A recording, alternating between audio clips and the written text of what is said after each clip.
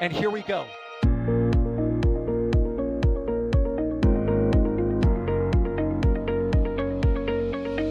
have liftoff. Propulsion continues to be normal. The chamber pressure looks good. Rolling up. Roger, roll, planet. Water towers, fly! Yes! Echo down to nominal. Flight downside speed off. Bring in SPD off. Off. It's orange! Oh my god! Oh my god! Décollage. 343 unfolds to go. Indeed. We rise together, back to the moon and beyond. If there's methane, it'll be igniting in the flare, correct? Yikes. Keep red. We don't need any more of these.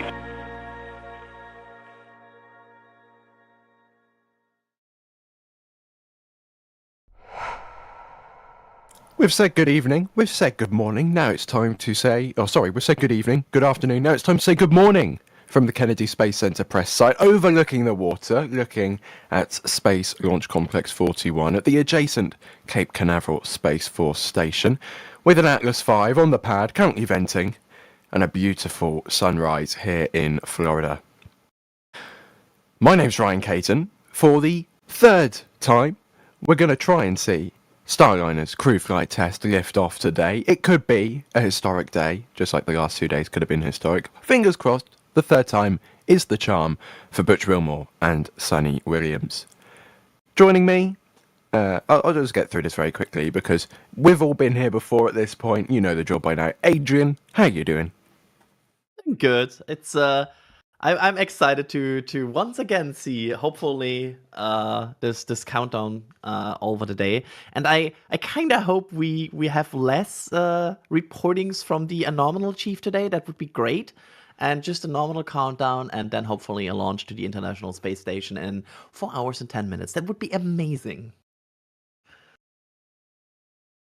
It would indeed. And as always, we have some voices in the field. Julia, good morning. How's it going? Good morning. It is a beautiful morning out here at the Kennedy Space Center press site, and I've been watching the sunrise, the lovely nature around me, and folks coming in for most of them what is a normal workday, and that happens even though there's a launch, a historic making a third attempt. There's people coming in to do their daily things at all of these other launch pads as well. And we also have a second voice, if I am not mistaken. Sawyer, are you there?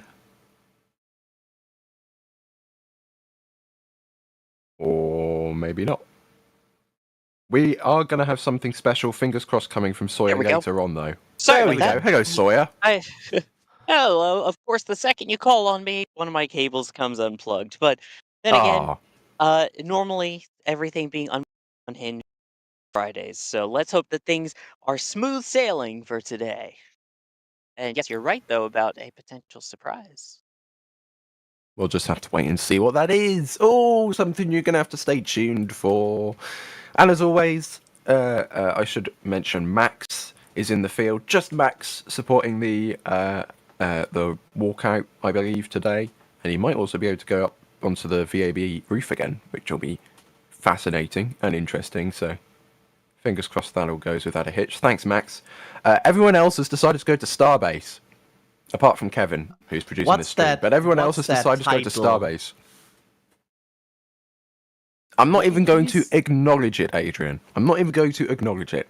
Because this is serious business, and I'll move right on. Oh, and Jay's doing something, apparently. I didn't know Jay was doing something. Sorry, Jay. But Jay's helping out in the background.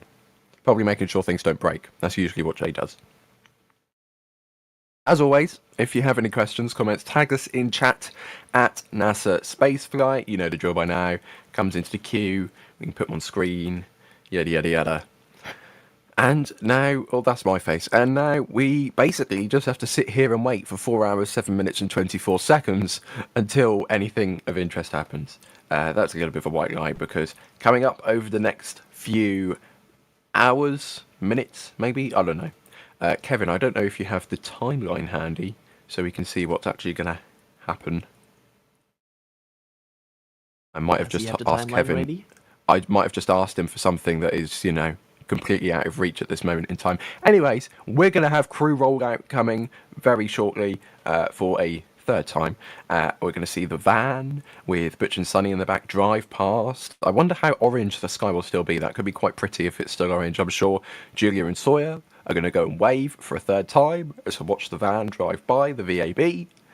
The crew will obviously then get into Starliner. They'll climb the tower or get a lift up the tower, then climb into Starliner, and then the crews will evacuate the pad, and then, fingers crossed, we'll get beyond the T-minus 3 minutes and 50 seconds or whatever the launch stopped, the clock stopped rolling at last time around. Yeah, I'm curious about that. Sawyer, do you mind, I know you're very, up to date on Starliner here. Do you mind giving us, a quick overview? What happened the last time? What's now the overall verdict? What scrubbed last launch? Sure. So the last launch was scrubbed by a computer card, which sounds kind of crazy, but stay with me here and I'll explain a little more. So, there are essentially three copies of all of the computers and all of the different things that help launch Atlas out of Slick 41. There's a whole bunch of racks. Each of those racks have different cards in them, and each of those cards control a different portion of the launch. There are three that are extremely important, especially for the final part of the count, and that is part of the redundant launch sequencers. So those, turns out, the two of the redundant launch sequencers instantly enter flight configuration. Third one took about 6 seconds to get up to speed.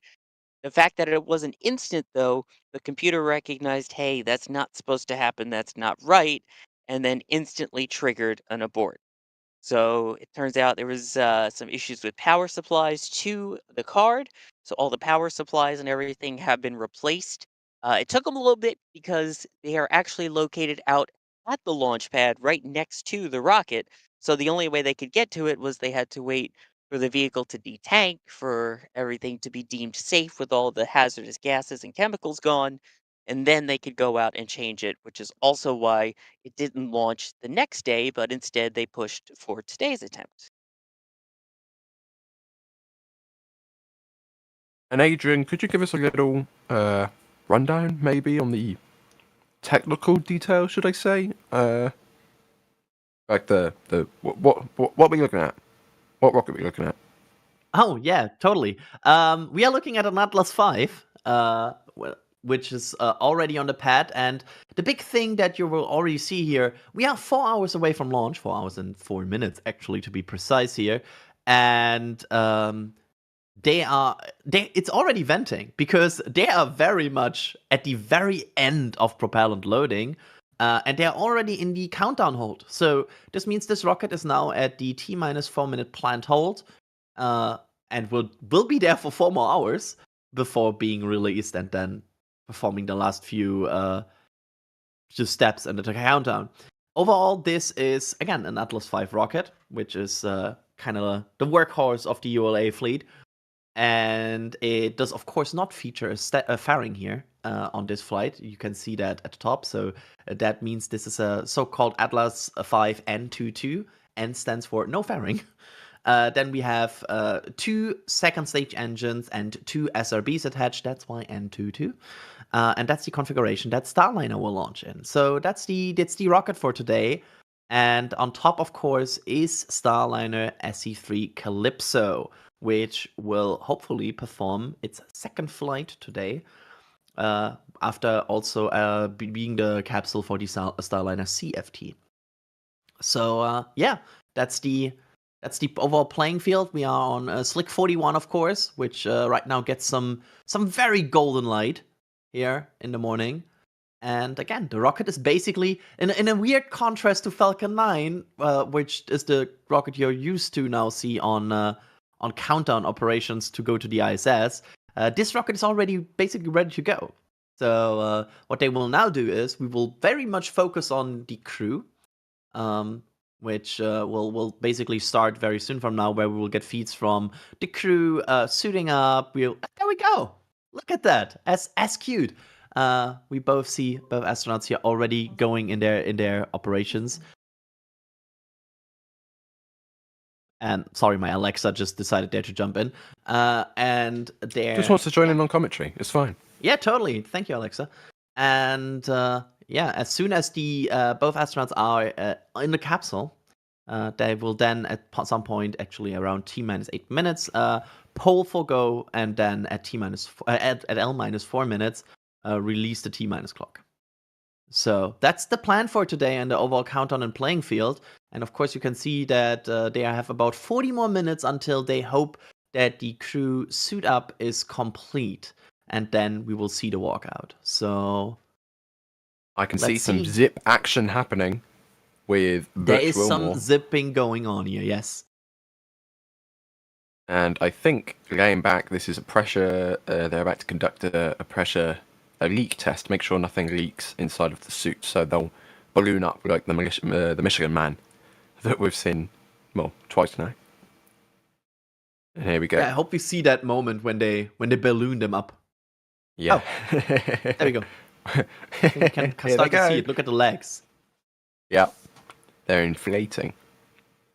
Yep. An interesting stat, which is interesting if it's correct, if Alex has updated it, Calypso's turnaround time is now 1,627 days, 1 hour, 53 minutes, and 21 seconds from its last flight to this flight. So it's a little bit of a longer turnaround with what we're used to seeing nowadays, but it's still test flight, so we'll let them have it. It's 1 second wrong because they adjusted this morning the launch time by 1 second. Oh, slacker, Alex, slacker! You're giving us false information. Sawyer, you have seen probably a few ISS launches here. Why would you adjust like 1 second in the window? Well, again, it's instantaneous, and this is orbital mechanics, so little things happen over time. There's always drag constantly pulling down on the International Space Station, hence why they have to keep boosting its orbit every now and then. It might have been a calculation correction based off of just the data that they currently have of the winds and everything with the rocket. As we talked about last time, they even send up a final course adjustment about a minute or so at most before launch, just to fine-tune the guidance on everything. So it could be any one of those little factors that could adjust it by a second. And speaking of instantaneous windows, Chris is asking, is this an instantaneous window? As Sawyer just said, yes it is. Unlike the cargo launches that have been done on Atlas V because of the trajectory that Starliner has to fly, because it's crew, which NASA requested, Atlas V doesn't have a window in which it can launch to the ISS. It has a specific time, it has to launch. If it doesn't launch that time, you have to stand down for the day, just like Falcon 9 that we're used to. Let's have a look through here. Which basically was like part of the situation that we instantly knew that it was a scrub on the second attempt, right? Because the moment that clock halted at, like, they could have they troubleshooted some issues before that while the L- clock was still catching up to the T- clock, and that's fine. Like, as long as if we are just in L- and not in T-, they can actually, they have some wiggle room. They can troubleshoot some issues. We saw them troubleshoot like a valve that is for the top off of the Centaur. They done that successfully. But the moment you're in T and you're delayed, it's kind of over. Also, please don't say the V word. Oh, sorry. That's the new S word, right? The V word. They hear you. They sense your fear. No fear, just ready for launch. Yeah. And Steve here has an intro. Sorry, Adrian. Go ahead. I was just rambling. Go ahead. Blue team arriving at Emerald Steve. Vehicles. Roger. Thanks, Net. Steve has an interesting question asking, how big is this rocket compared to Falcon 9? And Julia, I'll throw this one over to you because I'm also interested to see if there's any differences in how they sound / look as a launch photographer. how they sound/look. Well, each rocket is unique, to be honest. From where we are at the press site, can I tell the difference in height between the two of them? No, not with a Falcon 9 and an Atlas 5. But speaking from a photography point of view, there are differences between engines, and especially when you add in solid rocket boosters, then there's definitely a little bit more light in our frames, and we do compensate for that in our exposures. But yeah, I can tell you there's definitely a difference even between a Falcon 9 and a Falcon Heavy, because 1 to 3 also creates just a bit more light. So yeah. There we go. Fascinating. Let's have a look. Adrian, I believe we may have some updates coming in from ULA already. Absolutely. We have some updates here from ULA. Starting with the one go here on the ULA countdown, where they say the go has been relayed from ULA launch control to Boeing to begin commanding the activation of the propulsion system for the Starliner crew and service modules. Basically, this is kind of also part of like getting the capsule into a state where you want it to be during launch. So this is just part of the steps where ULA is like, okay, we now arrived at the step where tanks are holding. Now you can start to work on the propulsion system. And there's also that what I talked about before. The countdown is holding now. That's good. Like, don't be scared by the word hold here. The T- clock is holding at T- 4 minutes. The L- clock at the top left is Arm control, still LT. ticking down. Arm control. Verify cat environment acceptable for personnel entry. Verified. Has gas, LC. Go ahead. Verify cat and launch vehicle has gas readings are acceptable for personnel entry. Verified. In slick, LC, channel 1. And this is very fitting to the last update we just got. I'm not sure if we already have that, the 1255 update here, like the last update, which is go for pad entry. There he is. The launch team has been pulled go, which we are right now hearing like that they sent the blue team already there. The blue team is of course the team that will help prepare the capsule and the astronauts there and get them ready to getting ready to go into the capsule and close it.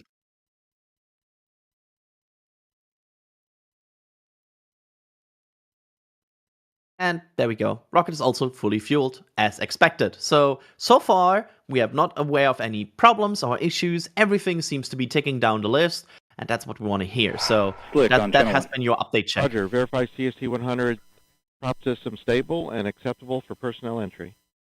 Verified. Roger.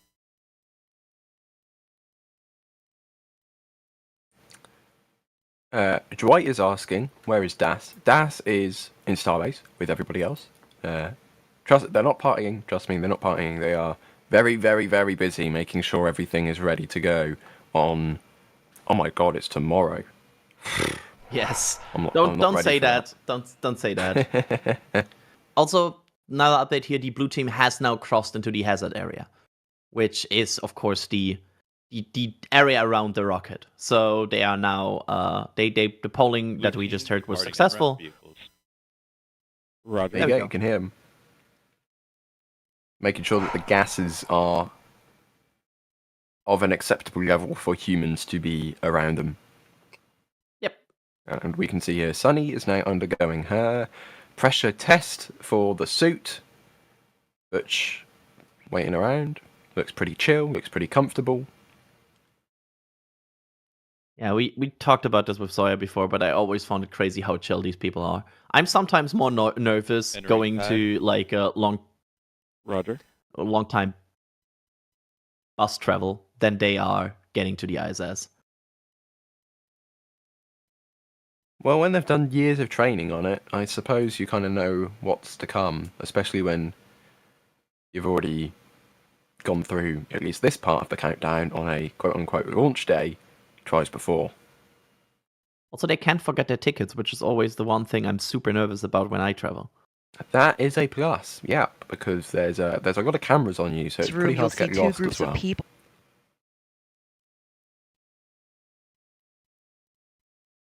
I'm So gonna hit some Sawyer, support. what's next here? Like, sorry, Ryan, go ahead.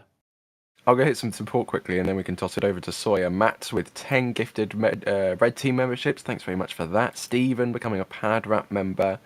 And let's look through here as well. Cody, thanks for the $5 Australian. Carito, and thanks for the $10 super that chat basic saying cat. thanks for all you do.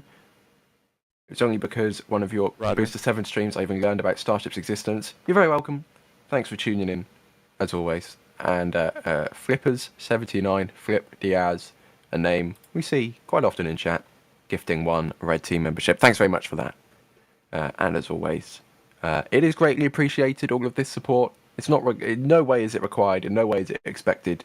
It's just an extra thing on top of the cake, you know? LC Slick on Channel 1. Go ahead. We're very grateful for it. CST 100 forward and return link is now on RF. Roger. So, Sawyer, before I rudely right. interrupted Adrian,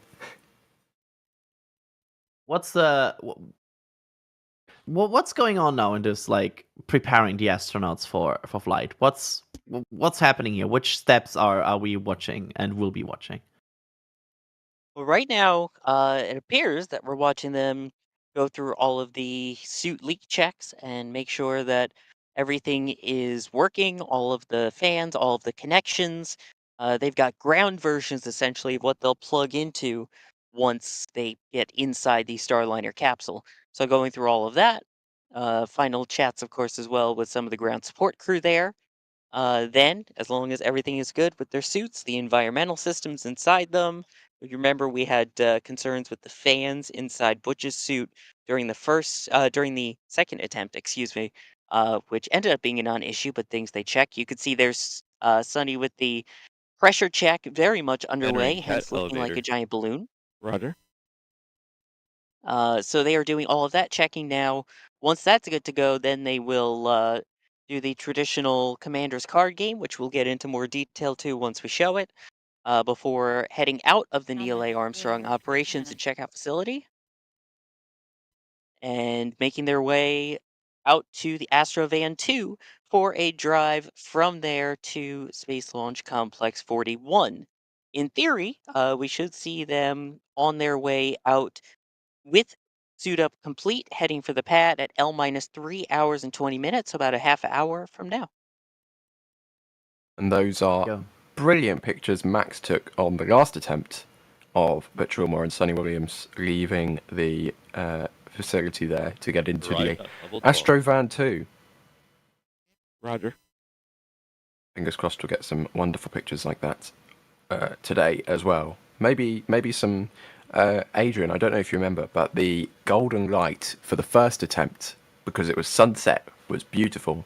So I'm hoping if the timings line up, we could get something similar, but with sunrise. I mean, It's our cameras are still a little bit orange. I think it could look pretty. It has the orange. potential to look pretty. You're right, it is orange, Sawyer. I feel like there's I see a Tori Bruno. And I think I'm Max. I think Max was just chatting with Tori there. Sorry, I have like Scroll the back and attention span of a confirm. Scroll back goldfish. and confirm.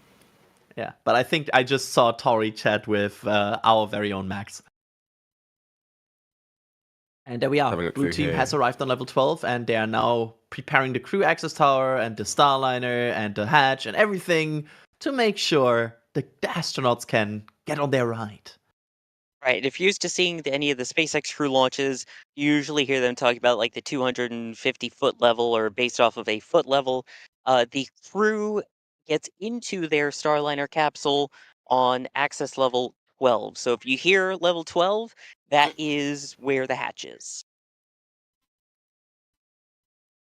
I'll say it again. Anyone questions, comments, all of that jazz? Tag us at NASA Spaceflight in chat. Brings it into the queue. Kylo did that and asked her. Loud and clear. This is Blue Team Lead, per step 100, white room toxic. Blue Team has arrived at CAT level 12, performing white room toxic, vapor, and O2 checks. Roger. There you go. The blue team's arrived at level 12. Kylo asking, do we have insight on how the economics of these scrubs play? Now, Sawyer, you were at the press conference for the last flight. Just before I think we might have to let you go shortly. Anyways, Well, you no. were there. As of right now, not yet. Okay. You'll- Let it you'll- shout if you need to anyway. run. Tori was asked a question about these things, or everyone was asked a question about these things, should I say? And basically, I think they said it's a private company, so we don't really know. Are you talking about in terms of the economic impact of each of these? Yeah, like how much does a scrub cost? They do not release that information publicly. But I guess kind of to put it into perspective, besides the fact you have teams that are working for 12 straight hours, 6-hour shifts each, you also have the propellant, which, yes, they can attempt to reclaim some of it, kind of like you see with SpaceX, but you can only get so much of that. They said one of the biggest money costs that they have is the gaseous nitrogen, which they're used to pressurize different parts of the vehicle. As we saw last attempt, they accidentally vented about 1,000 psi of it, but were able to recharge it. So it's all these little things that end up adding up. But as mentioned, being a private company, they did not publicly state how much it costs. I mean, the good thing is, I guess they probably can recover all of the RP1, right? Because the RP1 is I don't fairly think stable. the RP1 has left Atlas V. I think they loaded the Yeah. RP1 for the first launch attempt, Oh, and that's it's just stayed there. I think they rolled back to the vertical integration facility with the RP1 still on board, because unlike Falcon, Atlas doesn't. It's not chilled down. Go ahead. It's not White room condensed. toxic vapor and O2 checks are acceptable. Proceeding with white room configuration. Roger. And it sounds That's like they're getting the also- White Room ready. That's also why they said earlier they Go ahead. Yeah, confirm ready for hold call authority com check 2 minutes over. Proceed. Okay, stand by for voice loop reconfiguration. I like the That's yay. also yay. That's also the reason why they earlier said 3 cryogenic tanks, if you remember from that one update, because the RP1 is just there. Right, and it's also worth noting, following the Quintar tones, it's worth noting that there are 3 different propellants on board, or fuel combinations, I should say, because you have the RP1, the kerosene, you have the liquid oxygen, and then the Centaur upper stage uses hydrogen. I have you loud and clear on channel 1. I have you the same. And NASA once again merging comms lines, giving us a lovely echo. LCC flight, com check on air to ground 1. I have you loud and clear on channel 1. Copy. I have you loud and clear on CSC air to ground 1. This completes hold call authority com check. Roger.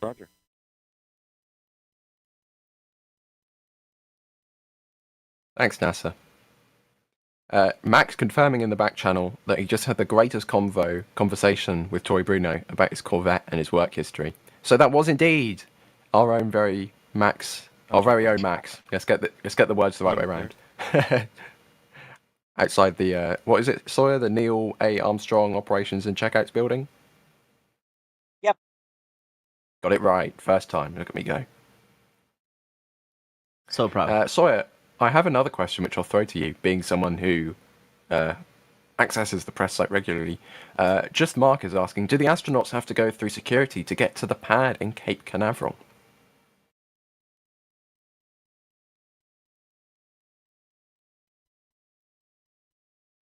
Sawyer?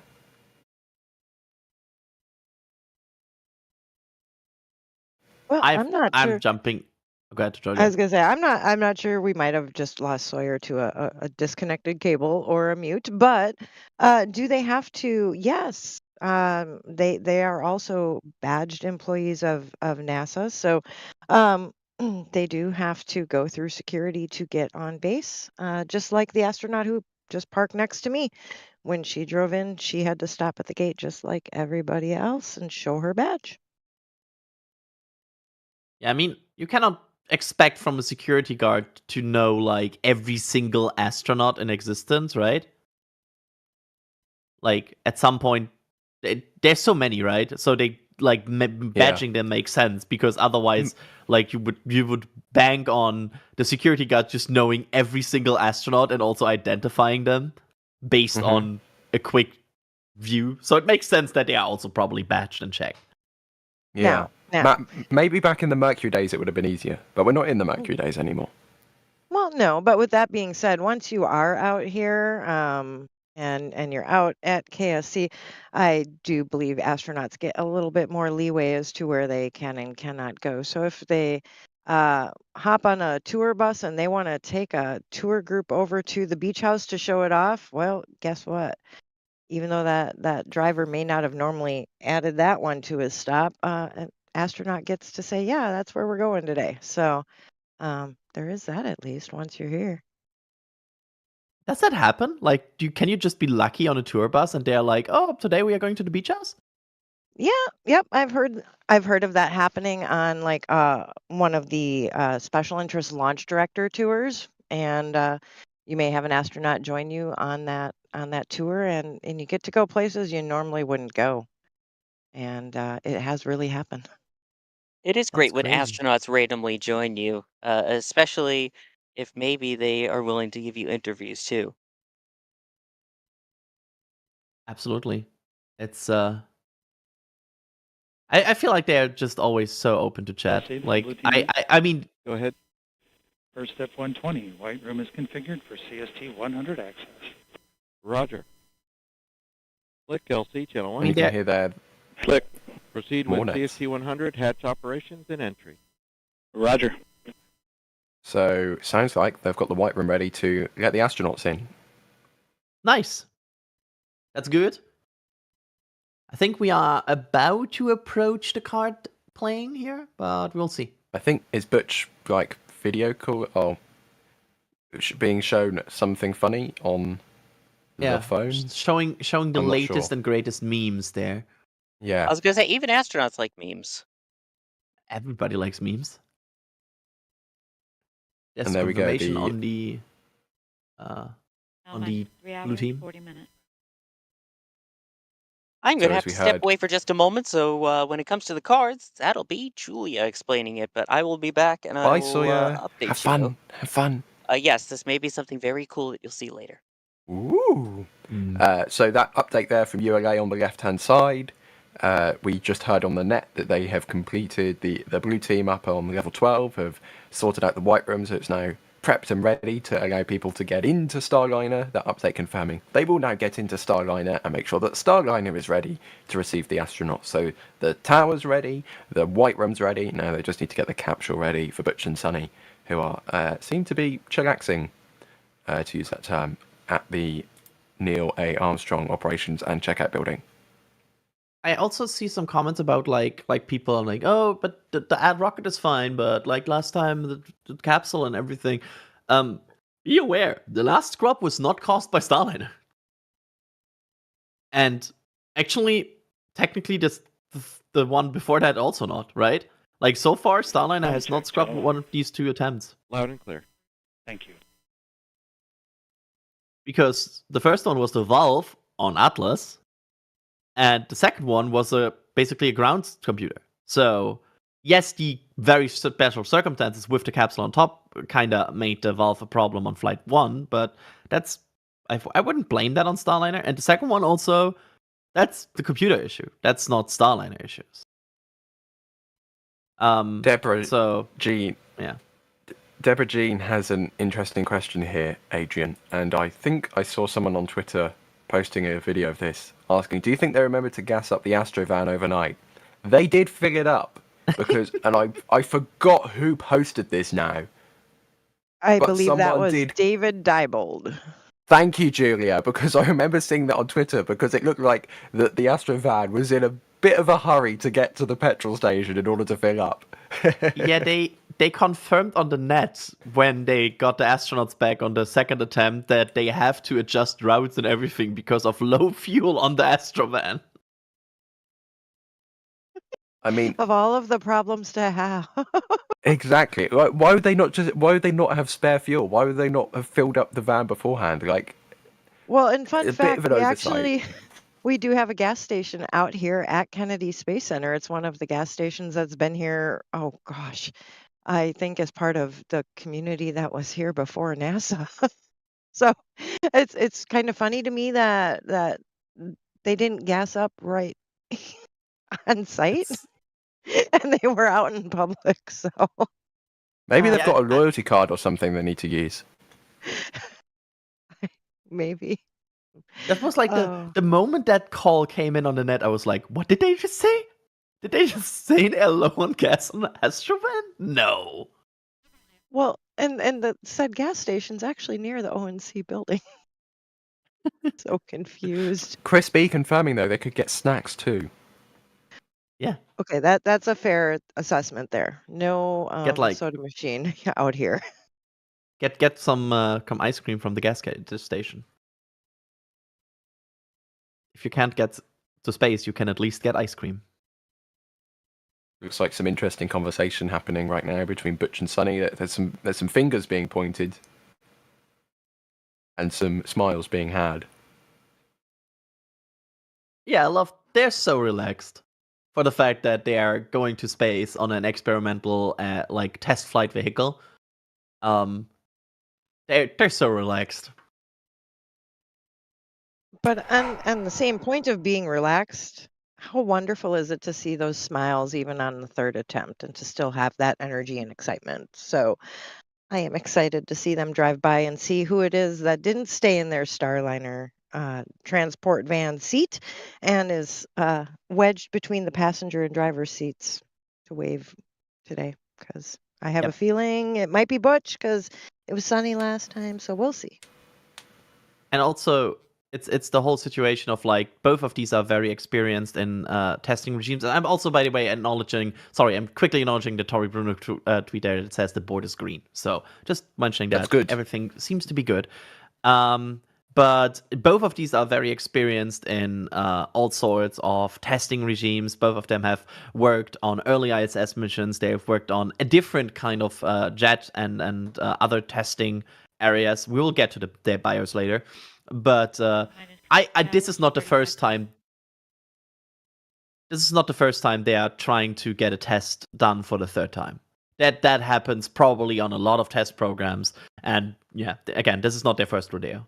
They are very prepared for this, and they're also involved in this process, right? They are providing feedback. They are providing input. They are very, very, very experienced and smart people involved in this program. So it totally makes sense to like. I feel like they are relaxed because they are so involved. They're involved in all of this testing. Their job is kind of to also, as well as fly and demonstrate the spacecraft, their job is also kind of to review the spacecraft, to give their opinion. Well, maybe not opinion, but like this worked well, this didn't work well, this worked well, this could have been improved, that kind of thing. That's kind of the point of these missions, which is why they take place in this fashion. Just like we saw with SpaceX, with DM2, Bob and Doug. Same exact thing, just on the Starliner and two different astronauts. Yep, absolutely. Also, Whoosh. somebody's pointing out these look like prime cinema seats. ULA members of the blue team have completed their test to verify the wide room integrity and setup equipment. That has resulted in the go for the Boeing members of the team to proceed with opening of the Starliner hatch. So Starliner is being opened right now. I thought the hatch was already open. But that's what it says there.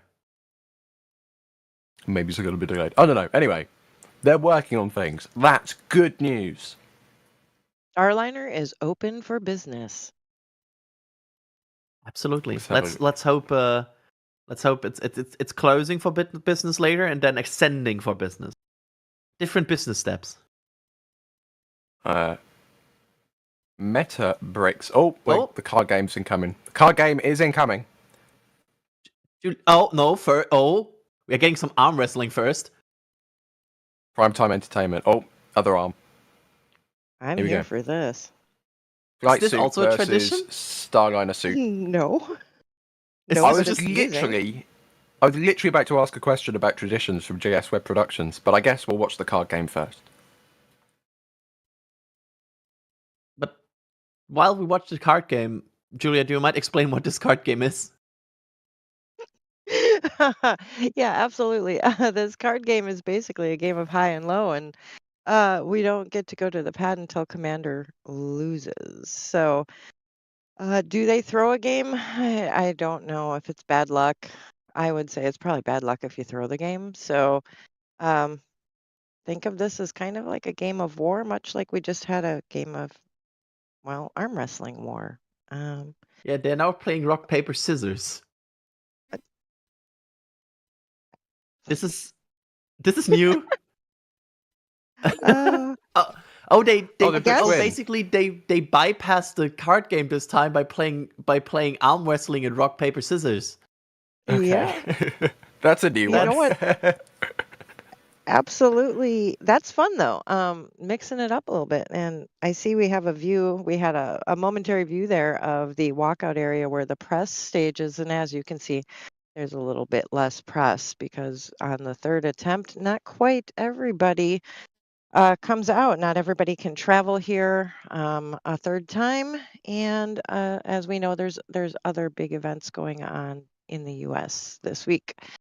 So media teams are kind of split up a little bit. You might even be able to spot Max in that their image. And just to quickly recap this tradition, what's the tradition again? You play as long as the commander loses, so he leaves all of his or her bad luck on the ground, right? Yeah, yep. Gotta leave the bad luck here. No bad luck goes to the pad with you. Got it. And there's a certain Tori Bruno still having wonderful conversation, awaiting the astronauts to walk out. Very quickly on JS Webb's question, Julia, do you have any personal traditions for launch day? Well, for crew launches, I tend to honor traditions of the shuttle program. So sometimes we bring launch day cookies, and that recipe is actually one that is from the crew kitchens during the shuttle era. And we do have brownies here at the press site as well. And brownies are a little bit later in the flight tradition.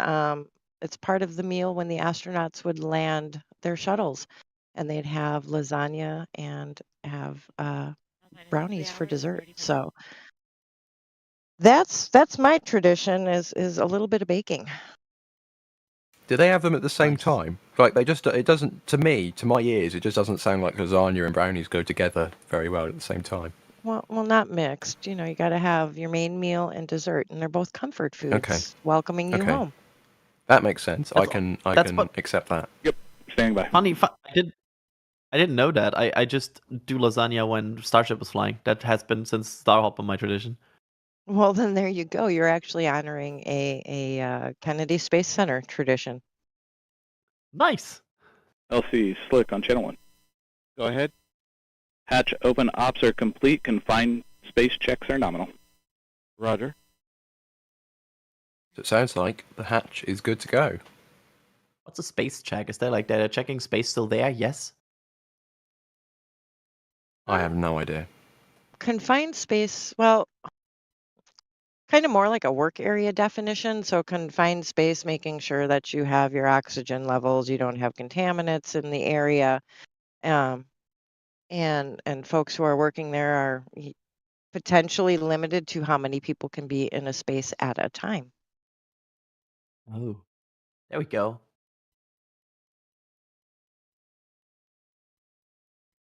It's Max Still spotting time again. waiting. Let's try to find Max. I can't see here. He might have gone over to the left-hand side. I think he's gone over to the left a bit so you can get a good view of the doors when they open, because from this view, the astronauts will be hidden behind the astrovan.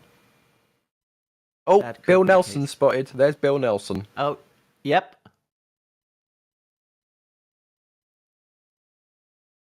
Trying to see if I recognise anybody else. It's quite difficult looking at the back of people's heads. And here they come. Here come the astronauts, Butch and Suni. We're getting flowers again. They changed the colors of the flowers. Oh, those are beautiful. Yep, last time they gave red flowers. Now they're giving white flowers. Yeah, absolutely correction here. But it's the administrator, senator, and shuttle astronaut, Bill Nelson. Thank you very much, Adrian. They are I feel like you're holding still the forgetting some door. titles, but yeah. Houston, tag. Tom check, on air to ground 1. Got it, Houston, loud and clear, radar ground 1. Copy, I have you loud and clear as well. Thank you. Wonderful moment there between everybody. And in the lift they go. And this attempt is a little bit different. As they're driving through Kennedy Space Center, there will be more people who are on site working today. So they'll have a few more people waving to them from the various engineering buildings, which is kind of fun. But everything so far looking, progressing, doing well. So Yeah. that's what I want to hear. NASA TV doing a fantastic job of showing that they are running out of space to put stickers off the patches.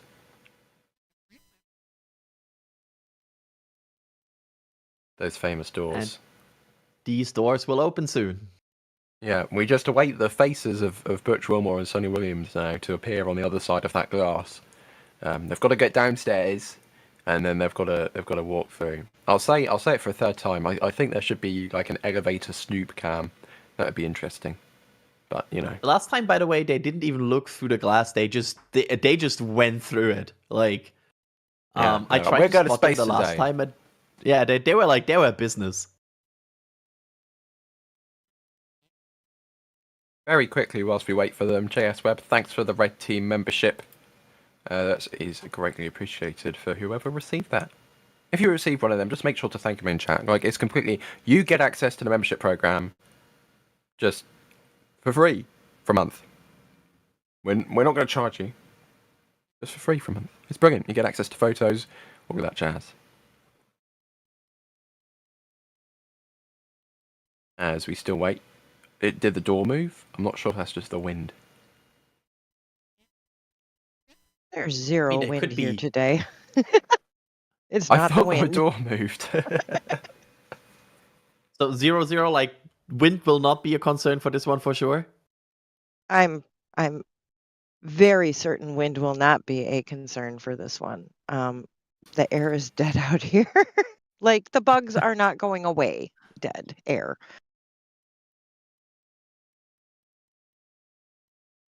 Quite sweaty, yes. Still waiting.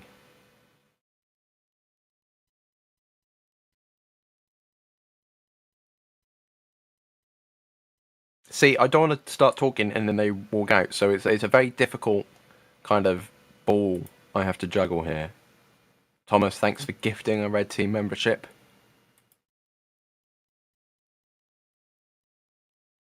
And There should be a warning light, like somewhere like astronauts approaching.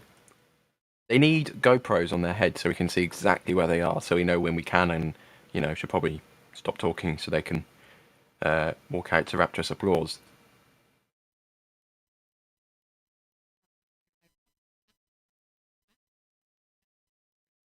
Trying to see if there's any quick hitters here. Let's have a look. Oh, and here we go.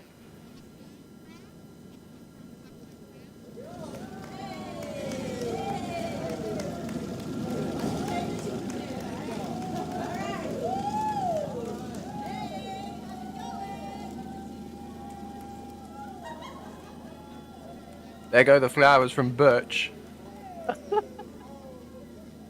They're excited. I think it's safe to say they're excited. They're hilarious. Some final conversations with friends and family and executives, Max. should I say?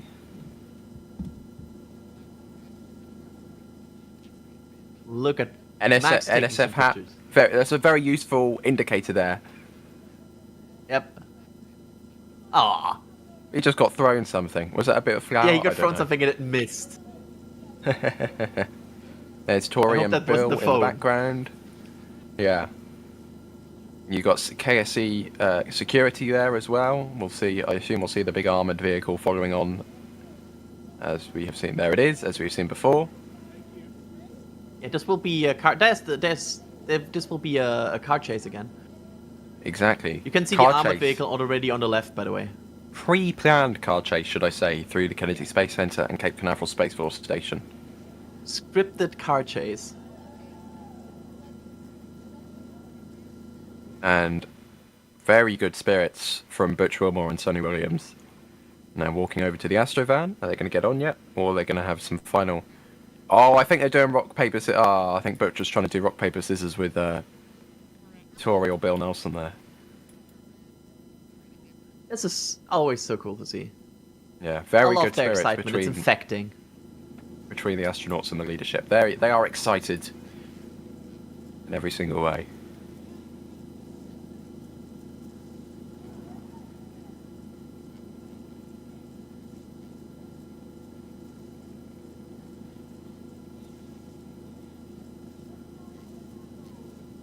Just enjoying like their moment here and be back in about 10 days or so. And I'm about to head over to the side of the road for third time's the charm wave. Please Butch do Wilmore's that. doing a Wave big wave. from the whole team, Sawyer.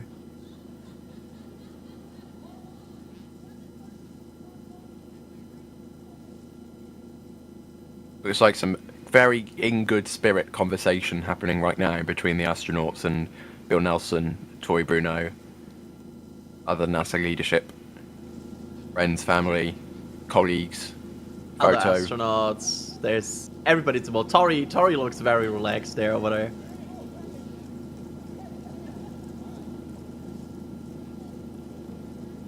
Final goodbye. Really, really good mood over there. Hugs. And it seems, One final wave. It seems And it's onto time the to go van to a they go. pad. Here we go.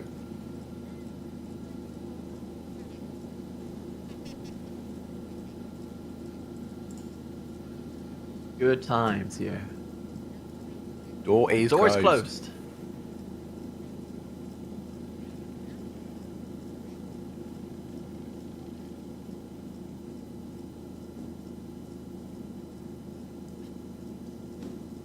Fingers crossed they get going very, very soon.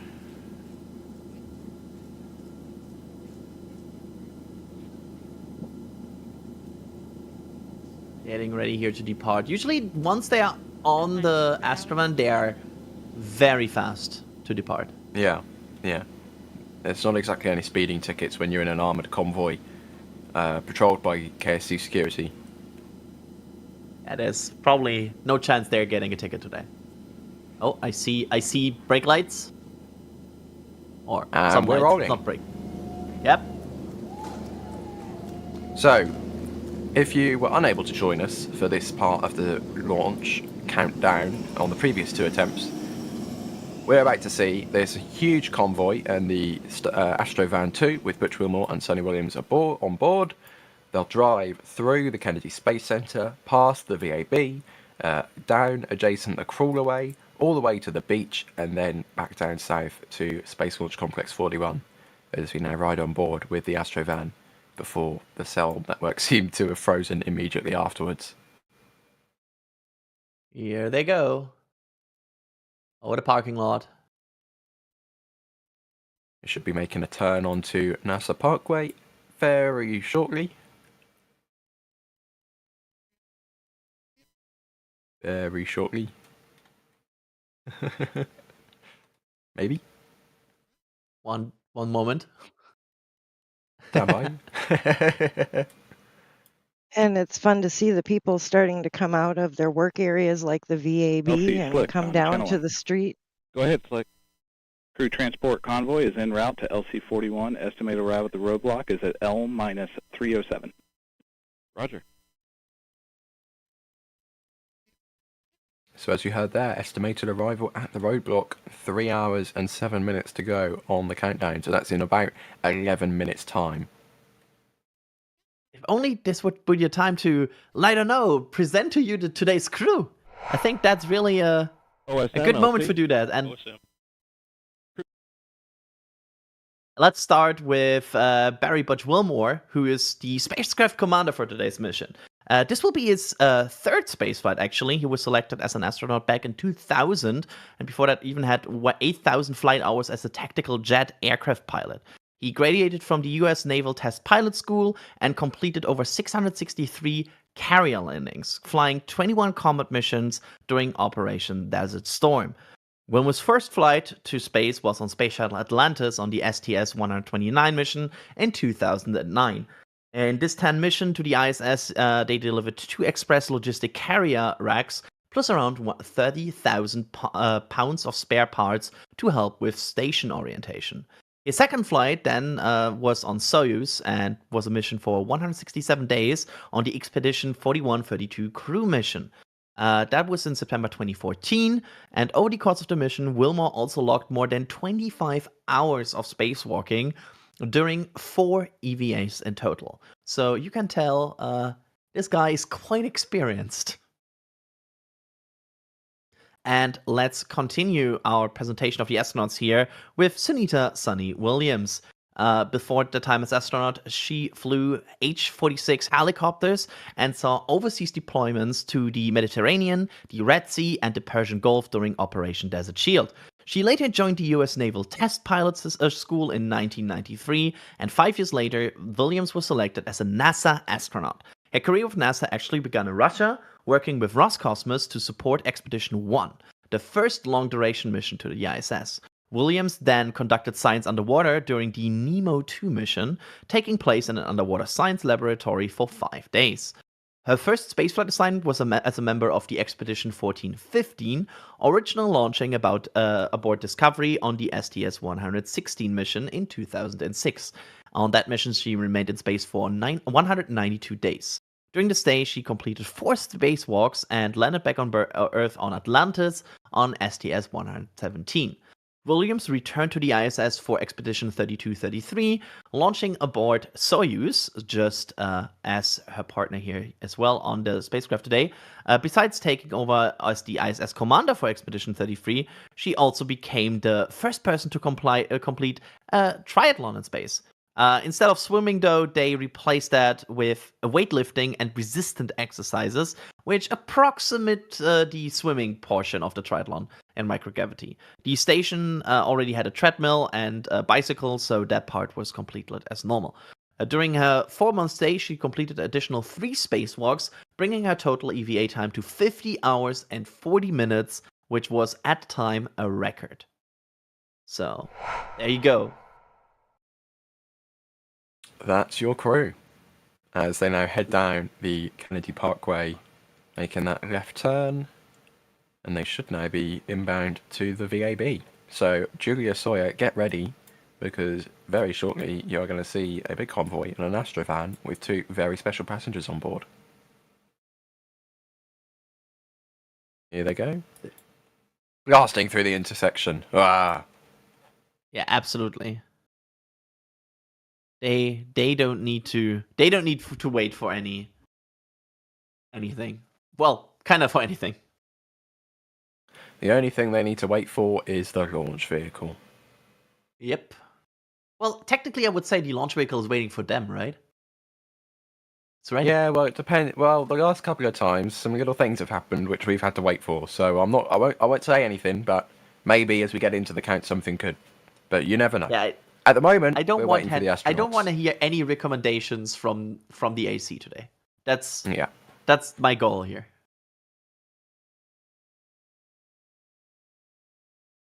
This is the slowest they will have to travel in a while. Yeah, they're about to be going much faster. This is a true fact.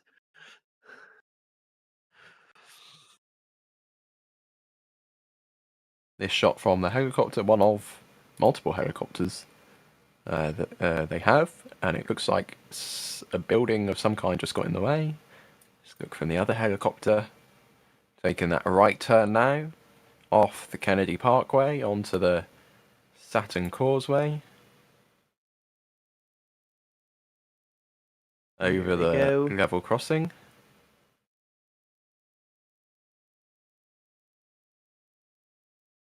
And they should be passing by. Apparently from the VAB roof. Maybe that's what got in the way then, the VAB. And here they go, people on the side of the road. I don't see a lot of waving. There's some waving. And I got some waving out of the front of the van as well. You need to wave. There's Yep, the helicopter. that's the VAB. Here comes the police car. Police car's kind of speeding ahead a bit. Where's the astrovan gone? Is it already through? What's out? There's a chopstick. Oh, you by can the see way, the on right. chopsticks on the right-hand side. Yep. That's a chopstick. Here they come. Past the VAB. There it is. Hello, chopstick. I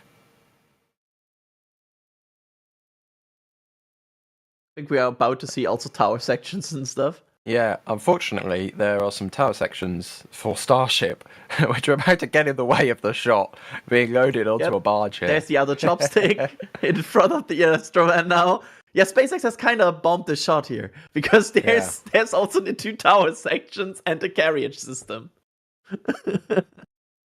Luckily, NASA's helicopter can still get us a great view, as they are now crawl away adjacent. And I think the name of this is Crawl Away. I'm not sure. Crawl Away Way? Saturn Causeway still? I don't know. They need road signs. We are tracking now the helicopter to make him show how it feels. To show him how it feels. Hello, helicopter. More waves from KSC employees, contractors, workers. You know the deal. And very shortly, It annoys me that they're driving in the middle of the road instead of a lane. Well, there's no one.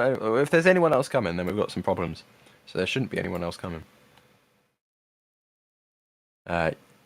Should be making a little bit of a right and then a left shortly, because there is a parking space for the crawler that used to be used back in the days of when there was more than one crawler about doing regular operations during the Saturn and Shuttle days.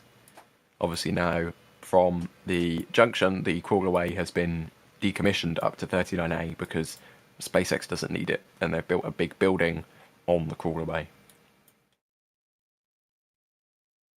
Hey, look, more Starship. By the way, greetings from Wave Central here. Did you Was get a there good wave, Sawyer? Can you confirm good wave check? Very good wave check, and not just wave of the hand, wave of the American flag as well. Wonderful. There were a bunch of people out here that had small American flags, so grabbed one as well and gave the crew and the flag a wave, because America. Looks like they're currently driving past the 39 gantry.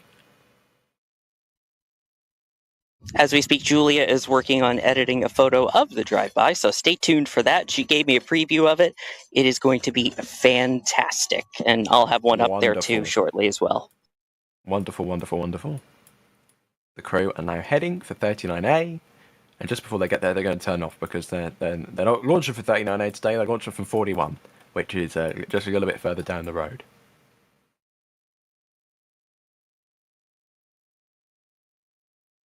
I hope we get this one shot again where we can see 39B, 39A, and 41. They had that shot the last time, and that was gorgeous. Yeah, I would like to see that shot again, also. If you zoom out even more, you can get even more pads in there. So we need like this. We need the new Glenn Falcon Heavy, SLS, Starship, and Vulcan Glory shot at some point. I think they're getting close to 39A now because they're driving on the wrong side of the road, and they, I think, do that to prepare to turn the corner. Here they go. Right turn coming up now. I think we're about to get the call over the on the Chevron. net. Slick on channel 1. Go ahead, Slick. We're ready for pad support personnel to perform OSC radio comm checks and to proceed to ground level. Roger. Proceed. Very good, Adrian. There was a thing on the net. Well done. Yeah, they will also announce that the crew's on the pad very, very soon. Like last time, I think they did it basically as soon as they entered the pad perimeter. Uh-huh. As you can see, so on the left, you see that fence there? That's the 39A boundary fence. So they are driving around the edge of 39A and then driving away, which this road gives them access to the beach road. They're going over the lagoon. Is that the correct terminology? Creek, maybe? Creek, I think, might be the more accurate name. I'm not sure. And Here they we go. get Onboard approaching shot with the pad PV. helicopter. It's hiding behind the clock now. Helicopter is just there at the top. Oh, lots of police and waves. Lots of waves happening. Go ahead. Yes, sir. Crew, transport convoys, cleared roadblock, 20 personnel, 20, entering FHA at this time. Roger. Now driving down the Cape Road. Or the Samuel C. Phillips Parkway. Depends who you ask, I guess. On the right-hand side, shortly, you'll see Launch Complex 48, which isn't really used for anything. It's a bit of a concrete pad.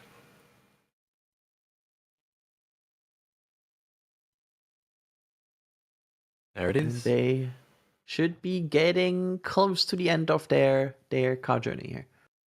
Yes, they're very, very close to the Slick 41 turn off here. Very shortly.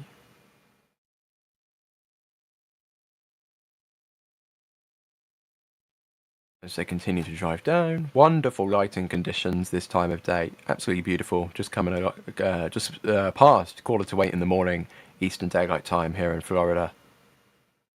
I like that driver right now. It's like perfectly on the right lane. Mm-hmm. Adrian approves. As we Yes. know, getting close to 3 hours, L-3 hours, 5 minutes to launch. Brakes are on the police car, which I think signifies a right turn coming up very shortly. There it is. I think there it is. That's 41, right? Well, I hope it is, because that's where they're going. Yeah, if this is not 41, we have a problem. Let's see, this is Blue Team Lead. Go ahead. Yes, sir, I'm sure you're aware, but if not, the level 12 visual cameras are out of configuration. Repeat that, please.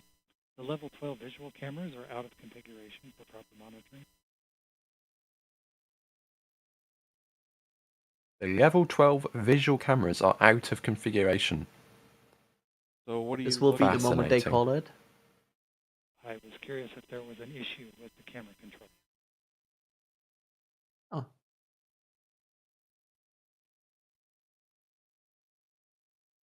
LCO, Sam. Go ahead. Yes, sir. Crew transport vehicle has entered the pad. Roger. And there is Crew their is clear rocket, to a proceed to level 12. Roger. Mighty Atlas 5. And you just heard it there. Crew is cleared to go up to level 12, just like the second attempt. They're going straight to the tower. They are not going out in front to do the lean back, the classic lean back to take a look at their rocket first. They're going straight up that crew access tower. I wonder if they will have like they said about visual cameras. Now I wonder if that's Yeah. just the white camera on the 12th level, or is that also the white room camera? We'll That's see. interesting. Well, also, is it like the cameras we see? Or is it like Roger. engineering cameras that look at the rocket? I don't know. Yeah, this is an interesting situation. And you can see the crew, Suni out first, Butch out second, leaving the Astro van. But potentially, the final time for the next week or so. Oh, Butch, they're going to have a look anyway. They're going to have a look. Yeah, quick check. Rocket there? Yes. Rocket good. Yeah. There we go. They can confirm rocket is indeed there and good. They look happy. And into the Crew lift they go. entering elevator. Roger. Door shut. Ooh, I Now see some lovely I'm music looking plays for forward. the next 12 levels. I'm looking forward to some of the shots we are about to get here because I'm seeing stuff in the back channel here, and there's a lot of cool stuff here.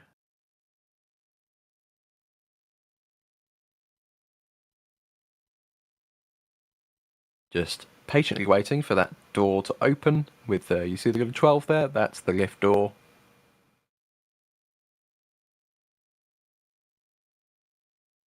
Seems like the team on level 12 are ready. There they are. And out come number 8, Suni, Butch, and number 7. Salute there. That camera Hugs. works. This camera works. So that's good. And Did you know that Kevin Michael Reed was here? was he? Oh, I didn't know that. He tends to stay quiet about that. And they've just taken Butch into a locked room. Enjoying the view there for a moment. Oh, look at that! And from the helicopter, Sonny Williams looks out over the balcony, over the edge of the tower, at her ride to space.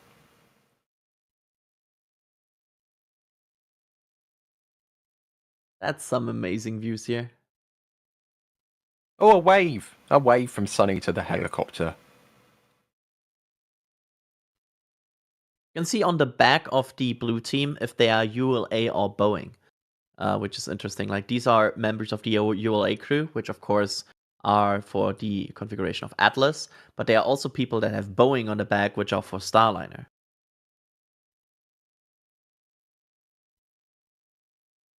Just to point this out.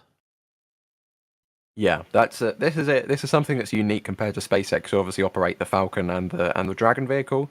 Boeing operates the Starliner because they won the contract, but then they pay ULA to launch their rocket. So ULA technically don't really have a contract with NASA, I don't think. They're just being paid by Boeing to launch their capsule.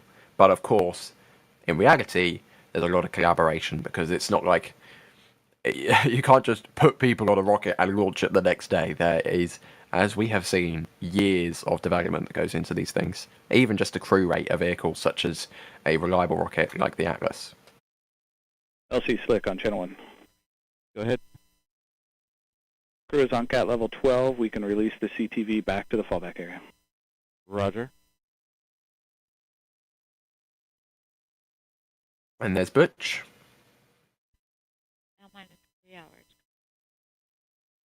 The net confirming 3 hours to go until the scheduled liftoff time, which for today is, where did it go? I literally just had it in front of me.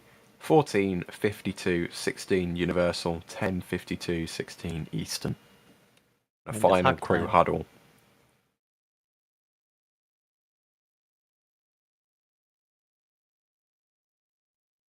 And OSM LC. OSM, go ahead, sir. Roger. Okay, I see the CTV backing up now.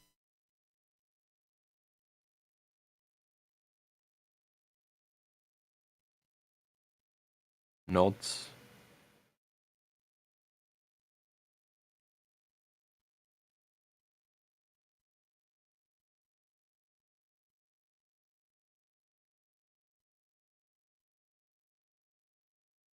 And after that, of course, the path to the right there will lead to Starliner.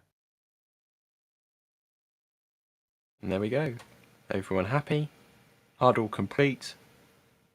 Gaps. And it's Starliner time. Here they go. Walking down the arm. Into the white room. LCSYS on 1. Go ahead. Step 170, L1 balloon cycle task is complete. Roger.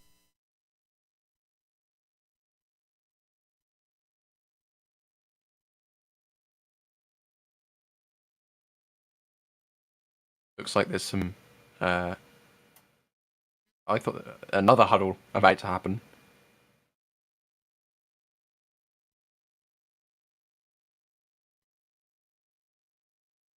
CTV has departed the pad.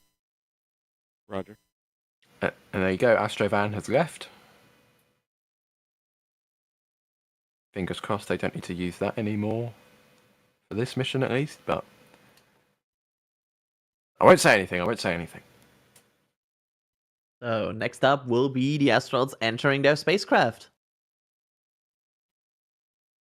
Gonna get their communication caps here. This does feel a little bit backwards to me. They have a hard shell OSM on their cap, OSM, but their yes, helmet sir. is soft. Roger, please advise the CTV they are clear to proceed to the south fallback. Roger.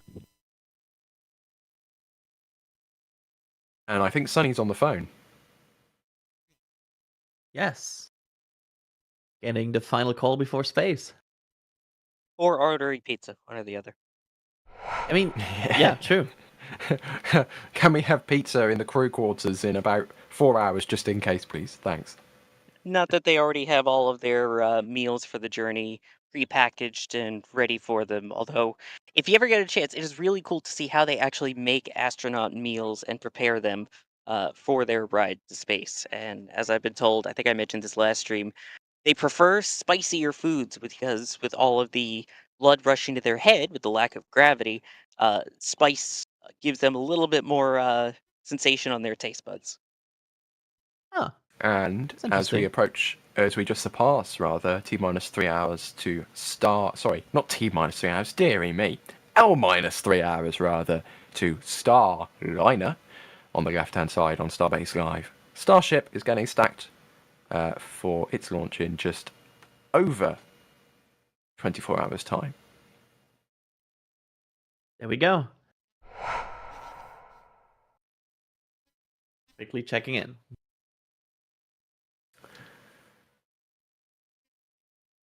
Sunny's still on That's the a phone. long This phone must be it. call. This is a long pizza order. Yeah. Yeah. Trip to the ISS in 24 hours or less, or your ride's free. Yeah, like if it's not delivered in the next 30 minutes, it's actually free, I think, right? So good luck. No, but in actuality, as you mentioned, this chance for them to kind of give one last farewell phone call. You know, say goodbye. We love you. We'll see you when we come back. All that kind of deal. This is something that's gone all the way back. Shuttle days. They had that phone at pad 39A, and it's nice to see them continuing the tradition here at 41. Sunny Somebody in taking a chat saying patch from number quickly, 8. Somebody in chat saying Sunny quickly mentioning that she will be late from work today. Looks like 7 Actually, has she's already right had on. patch They're a little taken. early, it looks like.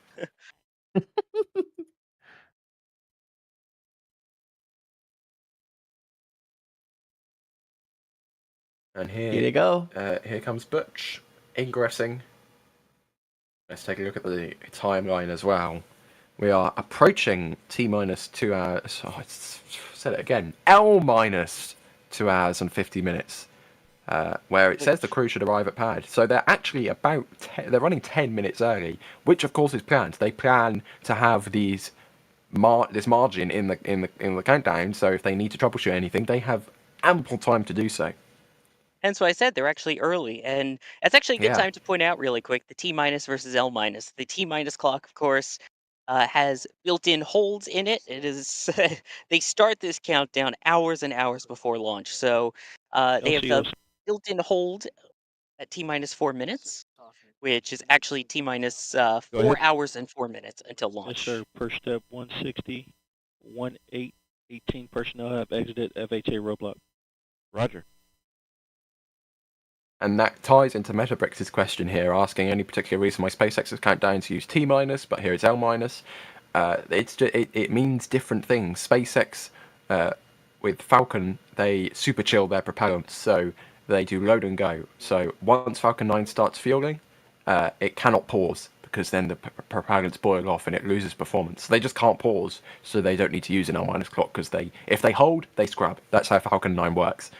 With Atlas, on the other hand, they can hold for a very long time. As Sawyer just said there, this Atlas vehicle has been in the exact same state since L minus 4 hours and 4 minutes, and it will remain in that state until L minus 4 minutes, which is where the clock will then resume and count down to T minus 0. So it's a little bit confusing.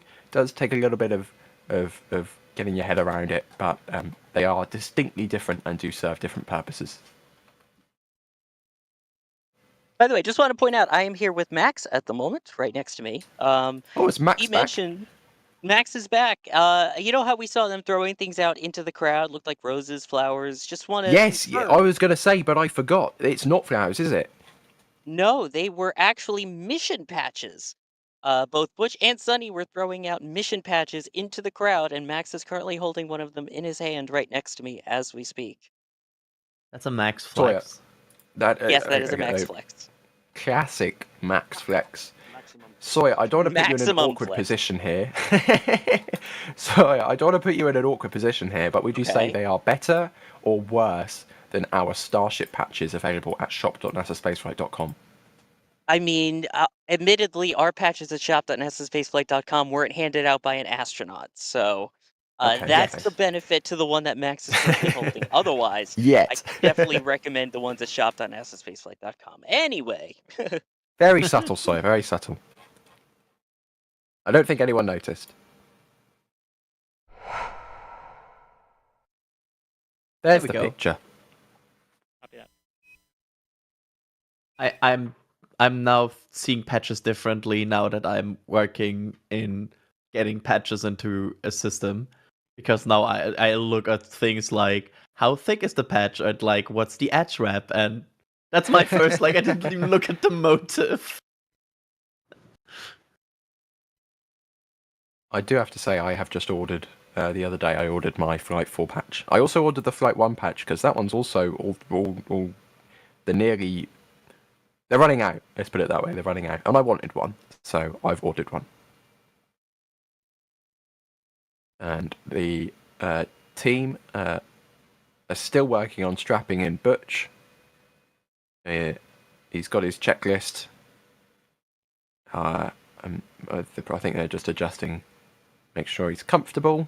Because obviously at this point, it's a little bit difficult to kind of grasp what orientation we are in. Butch is laying down right now, like he would lay down in bed. So that is the horizon line, kind of. It goes from the bottom left up to about the middle on the right. So we are kind of tilted to the right a little bit, but this angle is so we can get both faces in. It's a little bit confusing, but that's the angle. Butch is laying down right now. So up is up and to the left a little bit, if that makes sense. And whilst we're looking at this angle, Adrian, I'll toss this one over to you from Paul with a £5 super chat. Any opinions on the very awkward ingress/egress for the Commander seat compared to Dragon? Round 1, how you read me? They are so excited. CDR, got you loud and clear. How many? Copy, got you loud and clear, CDR. CDR, perform comm check on air ground 1 with MCC. Houston Starliner, a CDR. How do you read? Starliner, it's Houston. We have you loud and clear on air to ground 1. Butch, good morning. Good morning, team. CDR, report on air to ground 1 that we are ready to power Sloop Fan Bravo. Houston Starliner, we're ready to power Sutan Bravo. Roger that. Houston is also ready for Suit Fan Bravo, so you'll go on the Eclipse control panel, Suit Fan Bravo to on. All right, here we go.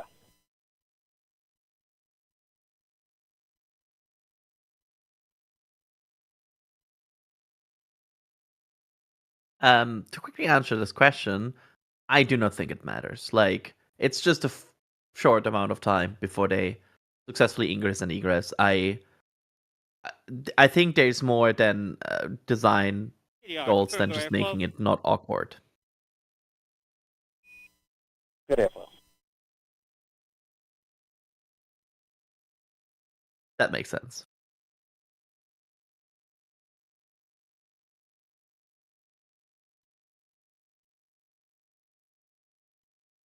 But yeah, looks like everything's progressing well. There's a lot of remove before flight tags here. Yeah.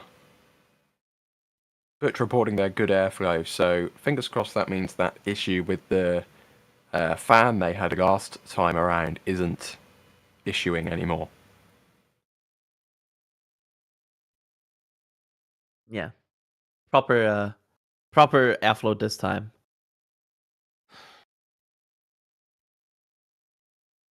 I believe we can check in now with some of the pictures that our crew took. Whoosh. Starting with This is from Max. this from Max.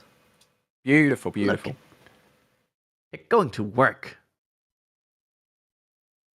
I want Max to stand outside of my house so he can take pictures of me when I go to work. Yeah, you're not going to work though. Yes. He does a very good job taking pictures.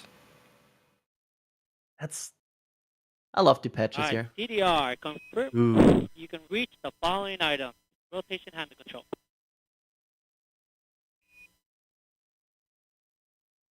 Love these pictures. Good to go. Amazing. Contingency suit.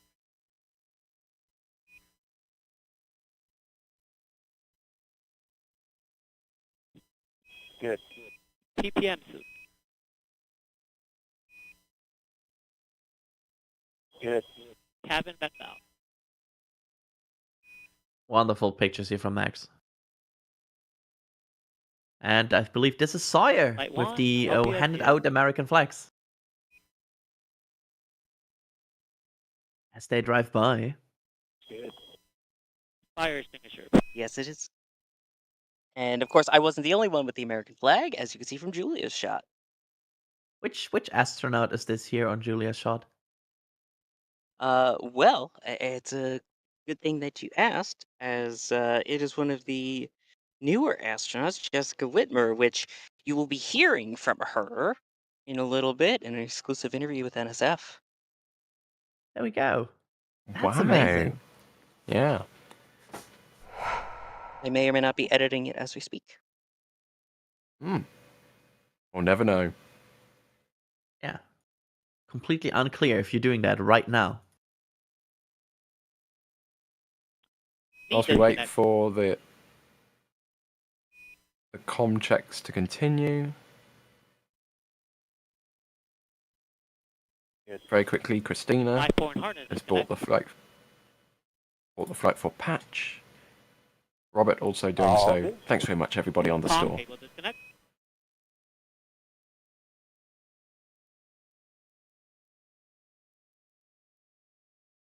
Looks like they're just working some cables. Yeah, they're proceeding through a checklist during this basically this seating, where they make sure everything is attached like it should, and then also everything is removed as they should. So you can see there's a giant checklist that they are working through here. And basically, as they confirm these items, they're confirming also they're checking on the list. Trek with the £2 asking, has any of the Astrovans ever broken down? I don't know. Adrian, do you know? Sawyer, anyone? I'm not aware of any time when any Astrovan has broken down. I like to think they are very well maintained vehicles. I also like to think that. Whatso's become a PADREP member. Thanks very much. And Joe has gifted 5 Red Team memberships. Thanks very much, everybody. Greatly appreciated as always.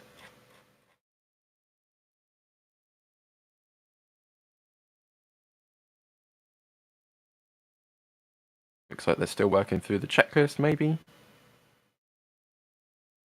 So the hatch is basically at the other side, what we see right now. On the top there, that's the hatch for the ISS, right?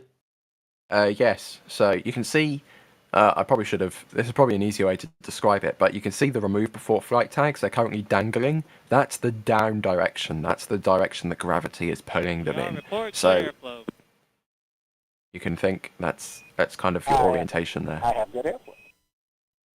And All right, the commander CDR, confirms. Go sleek check. Push and hold DSC. Push and hold. Here we go. Commander Butch Wilmore confirming good airflow with his visor down. So they're now going to exactly what they did in the Neil A. Armstrong operations to checkout building, where they ballooned them up. They're going to do exactly the same thing inside of Starliner to make sure that Starliner's end is working. You can see the suit inflating now.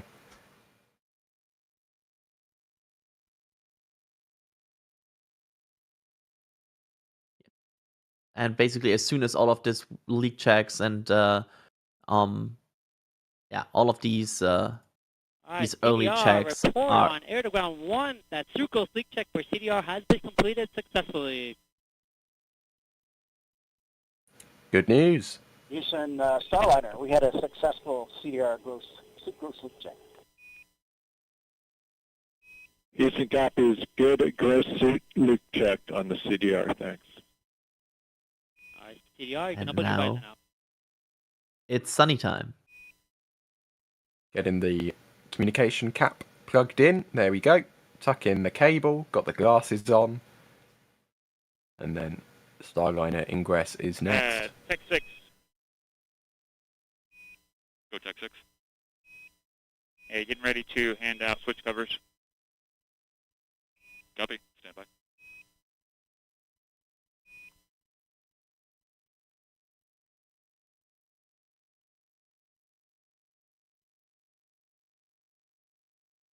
Here we go. Some checks of the suit before going into the capsule. Of course, it's easier to check out that suit. CDR, anything else you need help with before I move to seat 2? All good, thank you.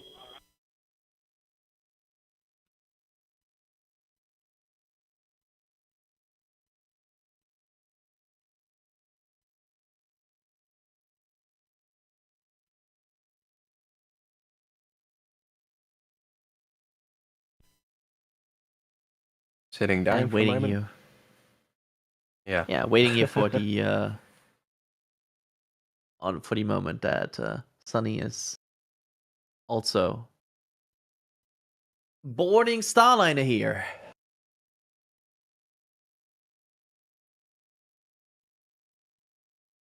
Sunny is in the exact same seating position that I am when I'm waiting in like a waiting room or something.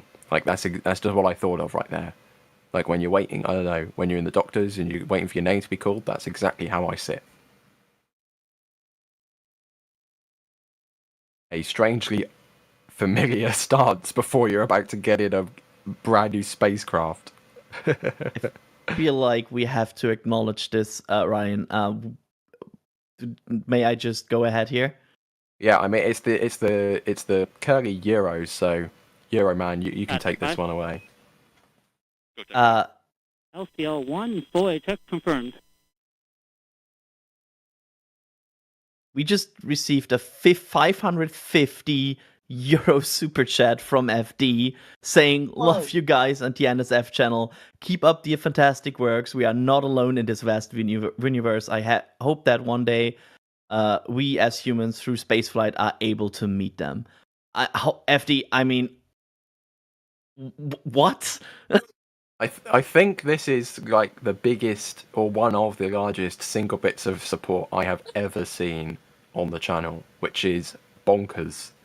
I've done many streams at this point. This is a monumentally ginormous amount of support. I'm sure if Jack was on right now, he always manages to find a way to say these things and actually make it sound like he means it. But I mean it.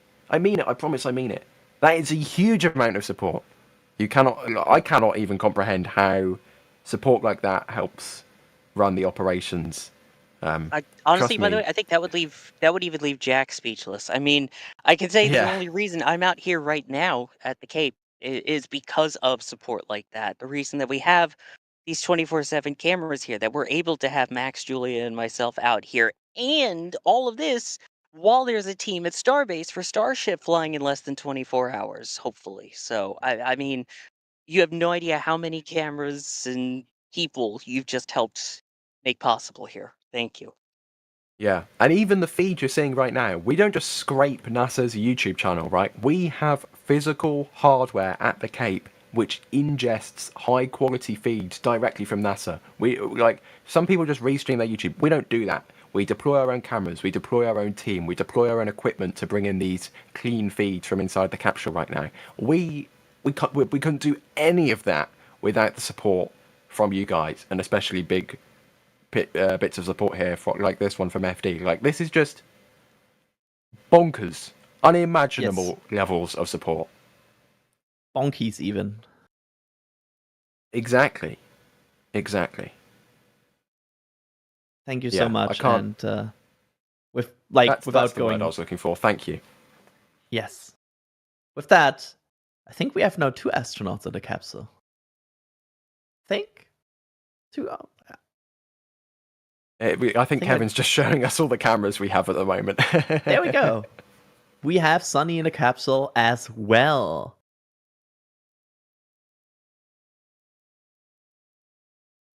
So, and very quickly, I also just want to appreciate that there's been a couple store purchases coming in. We have the Flight 4 patch and Flight 1 patch from Severe here. Thanks very much, just like I ordered. And Aaron as well, also on the store as well. So thank you very much for that, guys.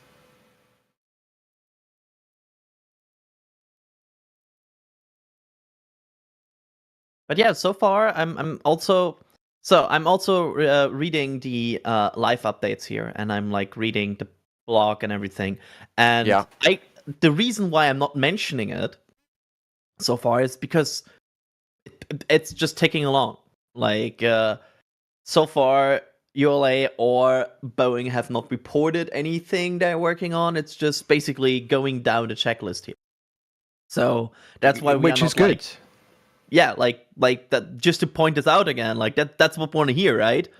Yeah, we're pointing out that we're not pointing it out because everything's going smoothly. Everything's going exactly how it should be, which is precisely what everybody wants to hear, especially on a day as gorgeous as today. I mean, that sunrise at the start of the stream today was beautiful. Yeah, I feel like I will not say what I was about to say because I feel like that would be the biggest commentator jinx I could ever curse on a single event. But yeah, overall so far. Of course, it's still a long countdown. It's still 2.5 hours to go to T0 here and L0. So still a lot of steps to go here, but so far, Adrian, if you jinx this, okay. I will hope that your coffee machine breaks down ahead of the Starship launch tomorrow morning. Oh, that's mean. So don't jinx it. You're like that's affecting us all, Sawyer. Right. That's why. No jinxing. This is going to go today. Yeah, this is like no jinxing. It's just pure optimism. We have pure optimism here.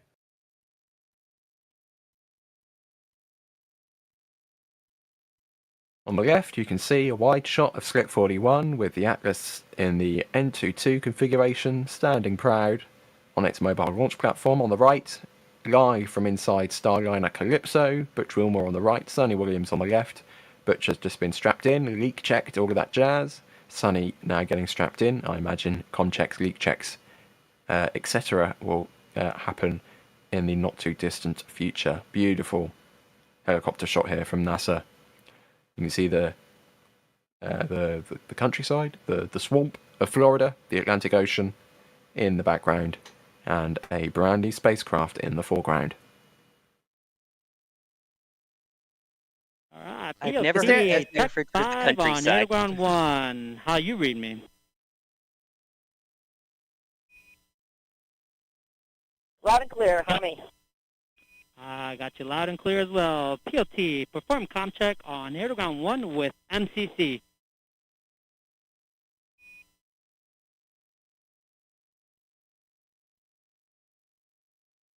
Going good so far.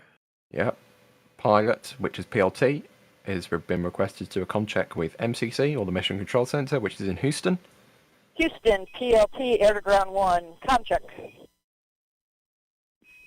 Starliner Houston has you loud and clear on Underground 1 for the PLT. Suni, good morning. Good morning, got you loud and clear as well, Josh.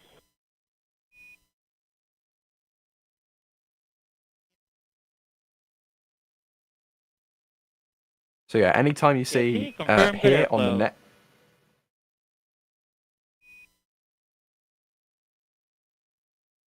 PLT has good airflow. There we go. Anytime you hear CDR, that means commander, which is Butch. Anytime you hear PLT, that means pilot, which is Suni.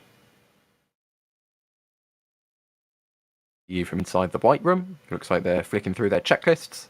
On the right hand side there, you can see into Starliner there in the middle of the shot. And I think the gloves are going on. The helmet is about to be zipped up, and then Suni will undergo her leak checks, just like they did at the Neil A. Armstrong operations in Chair Building.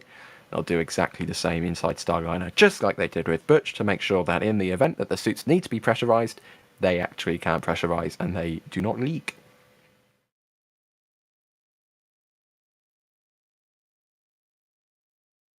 Looks like, I don't know if Butch is just getting a quick nap, or I don't know, but his eyes are closed. Maybe he's just relaxing, getting ready. There's not a lot for him to do at the moment, just waiting for Suni to get strapped in. Could be part of knows, like, the... Go ahead. I was gonna say, could be just calming themselves down, doing this enough times. He's a veteran astronaut, done this before, flown with shuttle, so it's one of those things where I guess it card might be installed, tradition. and old one has been put back in the PLT bag. He's just preparing for the ISF group watching of the Starship stream of the of PLT, NSF. confirm you can reach the following items. Crew reach aid.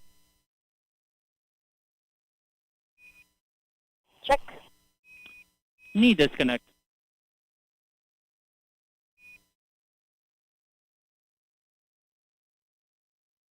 Oh, is that the stick? Like, is that a... 5-point harness disconnect. Check. Comm cable disconnect.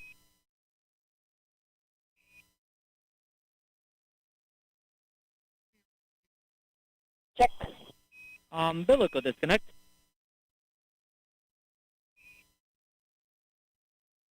Check. Divert valve, flow to phase. Check. DSC full counterclockwise.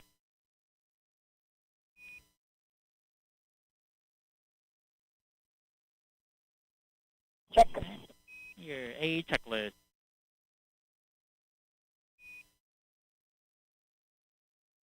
Check. Alright, PLT, report on Aeroground 1 that we are ready to perform sucrose leak check. Houston, PLT is ready to form the suit gross leak check. Houston copies. We're ready. Suit gross leak check on the PLT.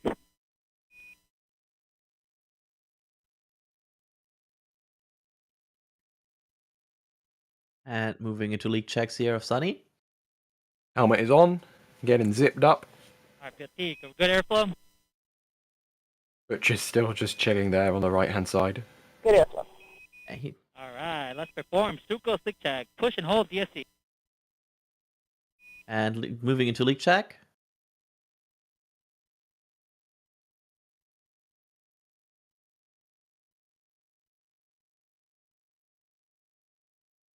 And I think, yeah, you can already see now, like, an arm again being a bit puffed. Yeah, as the leak check inflating. is...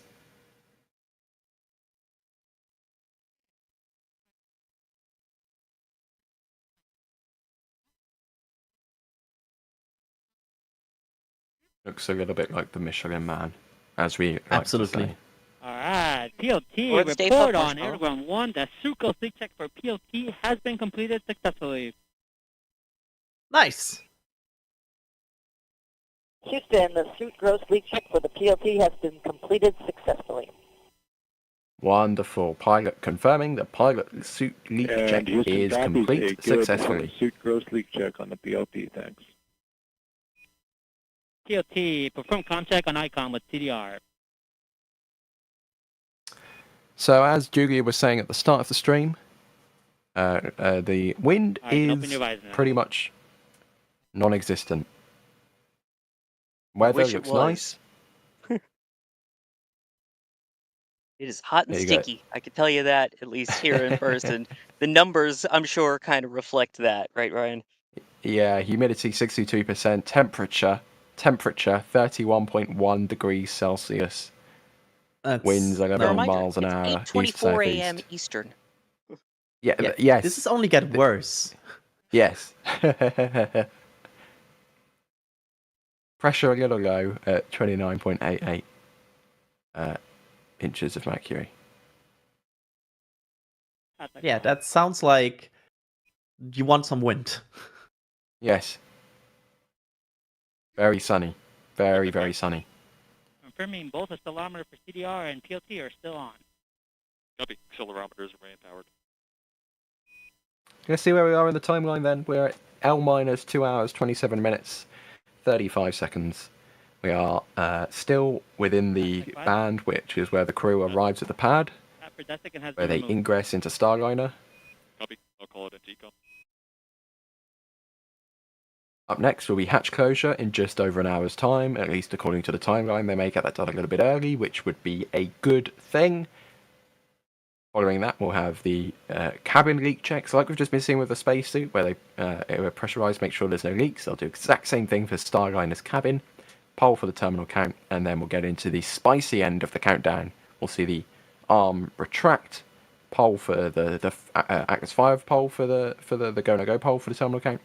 Get to T-minus 4 minutes, the ignition, liftoff, all of that stuff, which we are hoping we will see in just under 2 hours and 26 minutes and 41 seconds time. Earlier on in the week, as you may have seen already, if you've watched our streams about Starliner before, or earlier on in the month, last month even, should I say now, it's been a little while, Max and D had a chat with Crystal Jones, the manager, ground and mission ops with Starliner. So let's take a look. Like I said, safety and reliability are at the forefront of both programs.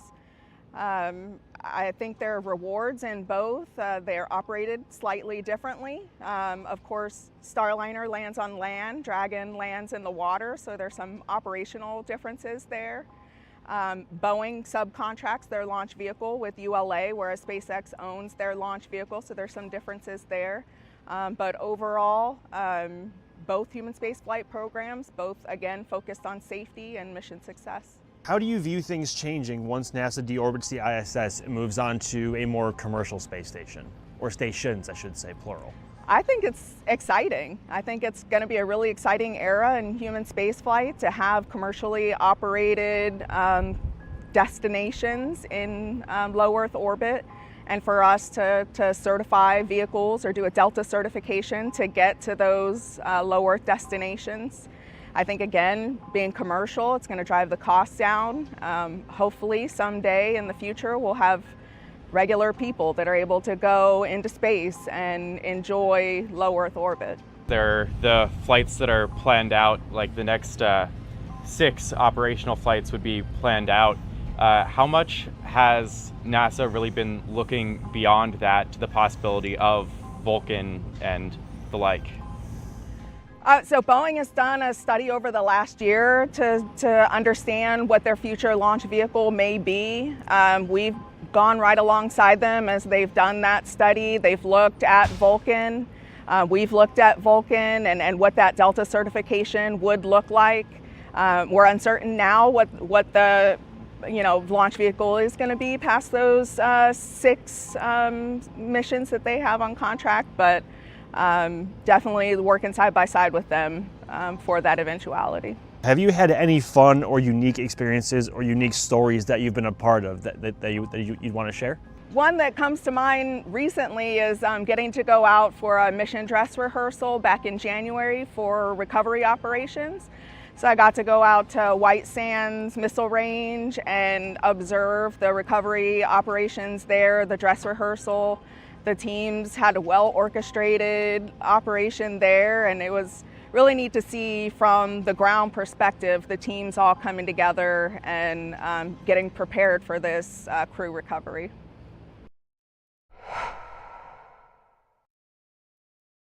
There you go. Whilst we were watching that video, we had another big super chat come in, $99.99 from Ironclad. No message, just a big bit of support there. And Adrian, as we were just saying not that long ago with the FD's big bit of support, I mean, thank you so much. The words thank you are not big enough, but thank you so much. The fact that we have 2 big teams right now working, like we have, of course, the crew here right now working on getting your coverage for Starliner. But while we do that, I can tell you, people in Boca Chica are awake. We have people covering the stack right now. We have people getting ready for tomorrow. And I I think we still have, like, just for people who don't know yet, we will be live tomorrow for Starship, of course, going live as early as 11 p.m. Central Time with marathon coverage 8 hours before the opening of the window. So if you want more NSF, there's a lot to come in the next 24 hours, because we also have Countdown to Launch later today, which I'm still searching one more person for. Starliner Houston, for the entire crew, comm check on air to ground 1. CDR, loud and clear. CLT, loud and clear. So both astronauts loud and here. clear also, Houston has both the Lima Charlie stand by for comm check of air to ground 2. I'll be coming to you over the T0 line. You'll hear me in reply on air to ground 2. Stand by. Both astronauts have a good sound check on channel 1, air to ground 1, and now just waiting for air to ground 2. I'm not really sure why they call it air to ground and not space to ground, because they're going to space, but you know. Well, there is a space to ground. That's why. There's different comms loops. CLT, loud and clear, air to ground 2.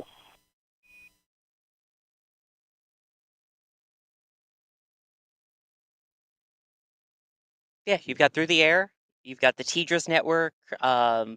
There's other near-Earth communications that they use as well. Plus, the communications network with the space station also is space to ground. So, whenever they get in contact with anything space station related, that'll typically be on space to ground. Fascinating. I thought they just called it air to ground because old Air Force something Starliner from Houston on 1. I'll give you a countdown, but in about 25 seconds, it's going to be L minus 2 hours, 20 minutes, and 30 seconds. L minus 2, 20, 30 in 10 seconds.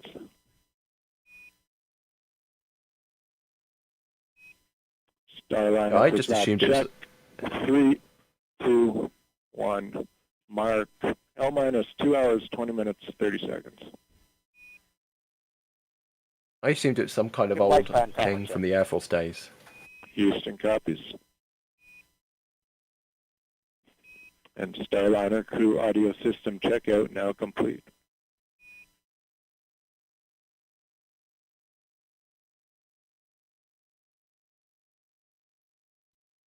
So, progressing well here. I know it's getting tedious to hear us saying that all the time, but that's really the biggest message here so far. Like, the message is there's no message. Right, you don't want an exciting countdown, if we're being brutally honest. Yeah. I'm always up for exciting rocket launches, except when it's crew. When it's crew, I want the most boring experience. That's what I want. Yeah, I agree. And although I want to keep this bit of support here from Ironclad up for as long as possible, I am just going to go through very quickly. Thank Julia. I'm not sure if this is our Julia, who's just bought the Starship patch 4, saying go Boeing Starliner, go Flight 4. Tiki Powers with the $10 super chat. Thank you very much. Saying, I just want to say thank you for all the streams. My 2-year-old loves his rocket ships like his father. You're very welcome. We love doing the streams too. Of course, if you guys weren't watching, like everybody just in chat right now, if you weren't watching, we were talking to ourselves and it looked a little bit weird. So thank you for all tuning in and actually giving us some people to talk to. Thanks Volker for purchasing the patch. Thanks Mace for becoming a Pad Rap member. John also with a store order here with the patch. Thank you very much for the kind words. And highlighting here, especially the crew behind the scenes. They have been working exceptionally hard over the last few days. Let me tell you, it has been, I won't say frantic, but because we're being organised, or we like to think we're being organised, but it has been incredibly busy behind the scenes over the last couple of days as people start showing up to Starbase and things start getting set up and organised and prepared for flight. Not that we're flying, but we need to have cameras that look at what the things are flying are. So hopefully that makes sense. Blue team lead LC on 1. Go ahead, sir. Yes, can you talk to me on channel 20? Yes, sir.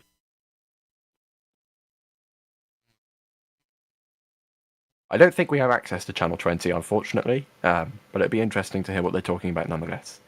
Yeah, I think we are Channel 1, right? Because they're always mentioning go on Channel 1, and then we hear them. There are many, many channels. And just as I was... Kevin is very impressed by the amount of channels right now.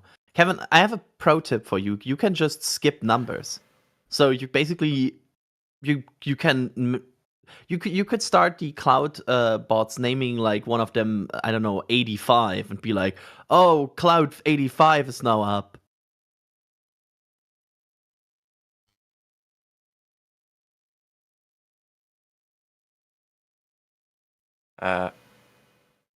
Very quickly, I'm going to see if there's any questions we can hit very quickly. Sean asking, do we know the weight of their spacesuits? Those spacesuits right there.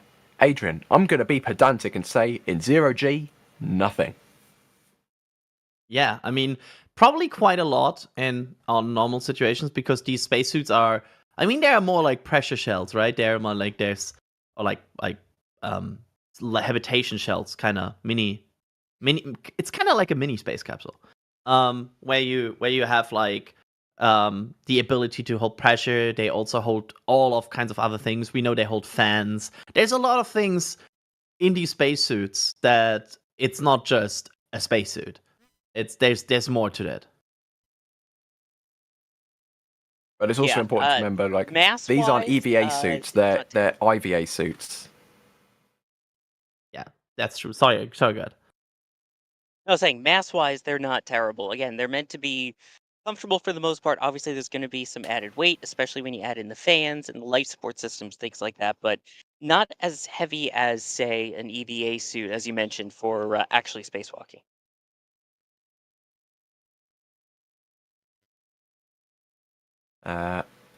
There's a big bit of support that's come in from, and I don't know why, but I can't put it on the screen, but H. Bladen with a $50, not even super chat, just bit of support. It doesn't have a message or anything, so I can't bring it up, but thank you very much. That's another big bit of support. I mean, we're 23 odd hours from Starship and everyone's supporting now. Like, it's kind of bonkers. Honestly, the support in this has so far has been insane. I fully wow. It's crazy, and thanks everybody for being with us here this morning. I know it's early for a lot of people, so thanks for the support. Thanks for being with us. Thanks for watching and chatting with us. Like, that's helping us so much to have interactions, to have something to throw around and talk about. That's the best thing you can do for us. Yeah, I mean, there are no words sometimes. It's really difficult to think of words to say thank you and not just sound like a broken record, and appreciative of everyone who's tuning in, even if they're not able to financially support, you know. As I said at the start of the stream, earlier in the stream, we don't ask that you do this. We don't request that you do it. Like, it's just extra stuff on top. We just want to hang out with you guys in chat, but you put in extra stuff, and we are obviously incredibly grateful for it, but never feel like you have to do these things. We're going to be very grateful for the people that do, but don't feel like you have to. Like, people gift memberships, so people get access to the membership program for free. Someone at NASA is tapping their mic right now. It's a little bit distracting. Yeah, that's not us. That's NASA. Yeah. But thank you, everybody. Genuinely, thank you so much.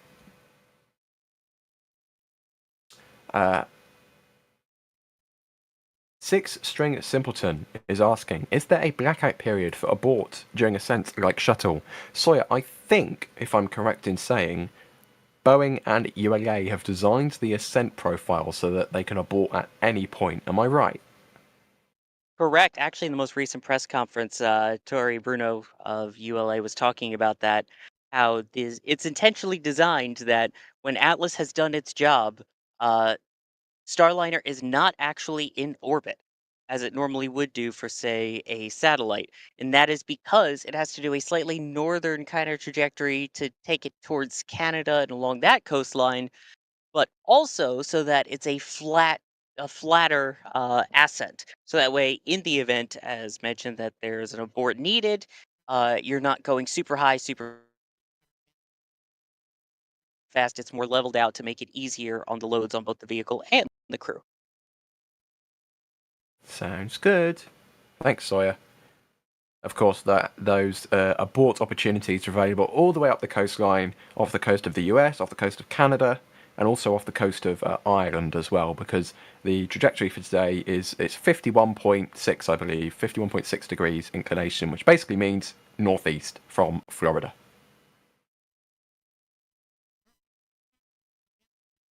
And we've got loads of support coming in now from many people, so thank you very much, Shadow Gunner, saying Godspeed, Butch and Suni. Thanks, NSF, for your amazing coverage and fun and informative commentary. You're very welcome. I like to think that my commentary is fun and informative. Mark with the Flight 2 and 4 patches on the store. Thanks very much. Shadow Gunner gifting a Red Team membership. Hello again. BVF saying with the $4.99, after so many Dragon launches, this feels unnecessarily complicated. Well, Adrian, Dragon's complicated, isn't it? And like, NASA contracted 2 capsules so they could have dissimilar redundancy. Yeah, I mean, absolutely. Redundancy for this kind of thing is good. It's always looking weird to have redundancy as long as the other thing works.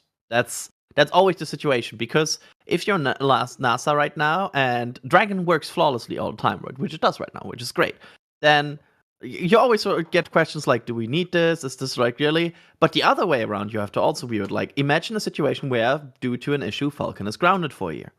That's, for a rocket, that can happen.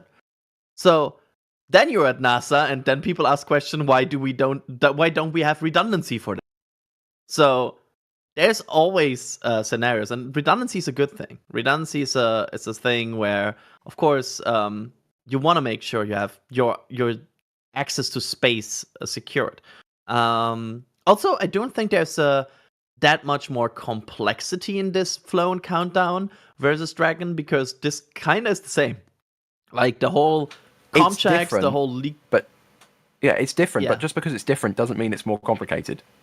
Yeah, like we get the same leak checks on like Dragon flights. We get also comm checks on Dragon flights. We also get the whole suit up and everything. Like the crew walkout even is at around the same time.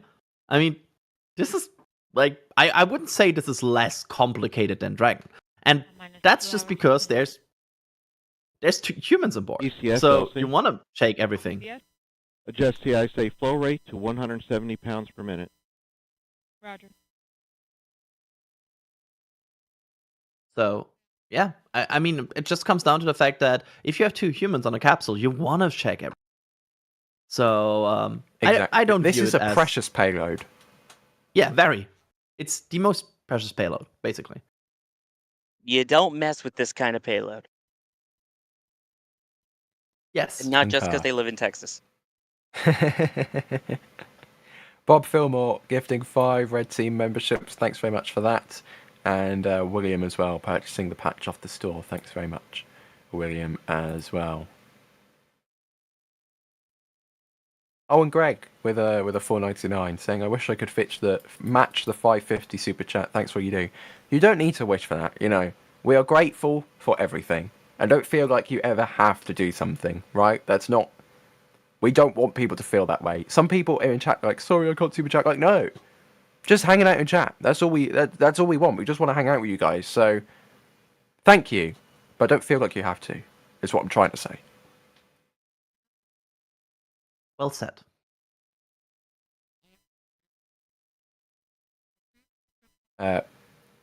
Gary is asking, what is Tori Bruno's actual position for ULA? Would he be able to join another commercial space company? Adrian, I know you're a fan of multiple commercial space companies. What are your thoughts? Well, Tori Bruno is the CEO of the United Launch Alliance, which means, so in theory, could he in the future join another space company? It's technically not impossible. Although he's the kind of head of ULA, right? So he would not do it while he's working for ULA. This is much his main job, and he's basically steering the ship that is ULA. So President, CEO, and epic cowboy hat wearer. yes. So no, he cannot just like also take, I don't know, an advisory at I don't know, relativity right now. That would be very interesting to say the least. He's very much the captain of the ship that is ULA.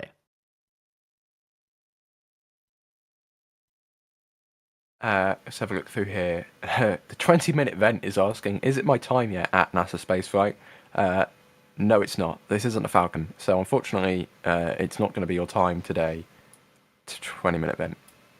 Well, technically, given that it's fully fueled, there's going to be constant venting throughout the vehicle. So it's always the 20-minute vent. Okay, I can kind of see that.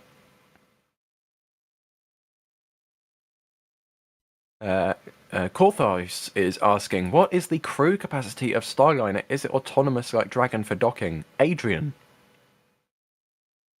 That's to my knowledge, it docks autonomous, right, Sawyer? Yes.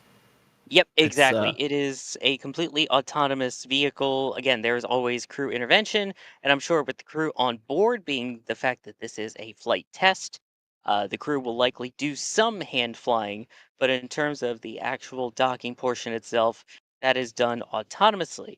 Now, in terms of the other part of the question of how many people can it hold, there's only 2 on today's flight, and it is expected that it will take 4 people up to the International Space Station at a time, just as we see with Crew Dragon. But also, just like Crew Dragon, it can seat more people than that. There's a potential for 5-seat missions to the ISS, and if I recall, it has a total capacity of 6.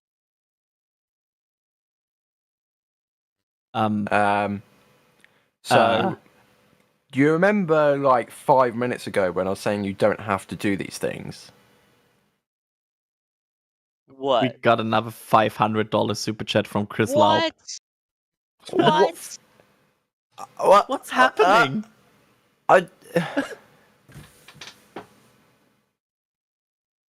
Saying I always don't learn know something what to new listening. say. Always learn something new listening to NSF. Keep up the good work. This is wow. Thank you so much. What do I say? Yeah, everything I say right now feels not enough. I'm speechless. What? And there, have we got there's another one? No. Yeah, there's another We have 100. Go ahead. Alyssa's, sorry if I'm pronouncing that incorrectly, $99.99. What are you guys doing? If you're trying to break us, it's working. Jeez. I mean, this is like early morning. Like we want to cover here a crew launch, and this is a crazy amount of support. Yeah. Crazy. When I see support this big, I get very paranoid. People have accidentally pressed 0 twice instead of once or something. Like they've accidentally lent on their keyboard. But thank you so much. Yes. Genuinely. Like, I don't know what to say. I don't know what to say. Thank you. I think that's the only thing that I can say here from Click on channel 1. From the Cape. Go ahead. Letting you know crew insertion is complete, and we are starting hatch closure preps and standing by for weather brief. Roger. Like they do a weather brief before hatch closure, by the way, at multiples throughout the rest of the countdown, although the last time we saw it, weather was 90% go, and the only reason I have an umbrella up at the moment is because of the sun. The sun is very bright, isn't it, Sawyer? The sun is a fiery laser. So yeah, Chris, Ellis's, thank you so much. I want a word that is more, means more, but I can't think of any words. I'm just like, thank you. Your support goes that support like that goes a very long way, I can assure you. So thank you so much. I don't want to sound like a broken record because we've said it so many times before, but I just want to be very grateful and make sure that these people know, like, oh my days. Yeah. And we just had another big one from Liz, the $50 super chat. From Liz, saying you rock. Thank you very much, Liz. Wow. You rock. This is crazy. Like, Yeah. I'm sorry for being speechless. Yeah, I wish I had good words. I think the best we can do to thank you all is to make sure we continue to cover this. Yeah, I think the best way we can say thank you is by continuing to provide our very insightful commentary that people like to listen to. So we'll try our best at doing that. But you guys aren't helping. Let me just say, you guys are not helping.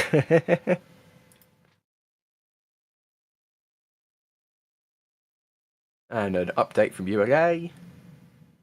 They're getting ready to close out the crew module of Starliner and seal up the hatch. Hatch closure, I think, is at it needs to be closed, or the scheduled time for it is L-1 hour 20 minutes. Let's have a look. There it is, 1 hour 20 minutes. I was right. They are indeed running quite ahead of schedule today, which we kind of saw last time, but we also saw last time that was a good thing, as it allowed them troubleshooting time, and they ended up closing the hatch right around the T-minus 1 hour 20-minute mark because of that. So, not necessarily a bad thing to be ahead of schedule on this one.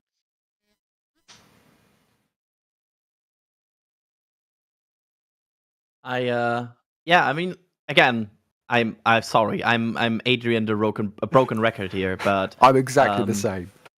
Yeah. So far everything looks good. No issues being worked on. Weather looks good. We are having a lot of positive indicators so far. Let's word it like that carefully, but it's moving into a very good direction here. Oh my days! Robert has just done a €55 super chat. You guys, this is the best community. Like, genuinely, you guys are the best community on YouTube because this is insane support. I do not know what to say apart from thank you so much. Words are not wording. Words are not wording. I mean, I don't know what to say. Thank you so much, guys. Genuinely, thank you so much. I will say, with your positivity there, Adrian, the whole vibe here, RC, while there weather aren't as briefing many on Channel 8 Weather Conference Net. Roger. They have a Channel 8 now. There aren't as many. That's the weather channel that they have. Well, there aren't as many people as we pass the T-minus 2 hour mark. There's definitely a more positive vibe here than even last launch attempt. So, just want to point that out, that the vibe here, fewer people, but the people that are here are a lot more optimistic. Matt's just gifted 50 memberships. I don't know what to say. Sorry, you're good with words. Do you have words? I was eating cheese puffs, for being brutally honest. How's that for words? Yeah, we are under 2 hours away from the launch of a brand new crew capsule with people on it, and we are here for all of these attempts with our own cameras, with our own views, with our own commentary, only because of support from people like you. And I mean, we couldn't do it without it. And my favorite part, especially about the gifted ones, is people that get the chance to see it for the very first time, to get all the behind the scenes action, see what it's all about. And with Starship tomorrow getting that members multi-view for the launch itself. So, I mean, it's just lots of cool perks to it. And just take a look on the left side of your screen. Ignore the ugly guy who's in the shot. This is what your support's able to provide. And that doesn't count some of the cameras that are off screen or that are still packed away. We're able to be out here with all of our cameras, a live setup, Starlink dishes, all of umbrellas, while they're doing work with Starship towers right next to me here, and a countdown clock for launch. All because of what you're doing right now. We're able to have this set up and bring it live to you from the field. So thank you. And Agassiz with another $20 saying Jake's treats. So there you go, Sawyer. You can get Jake some treats. I will make sure Jake gets those. Charles has gifted 10 Red Team memberships. Sam has been on the store. Jake, furry, but Kevin, what is that info card in the top right? Oh, his picture's gone. We'll have to re-add the picture.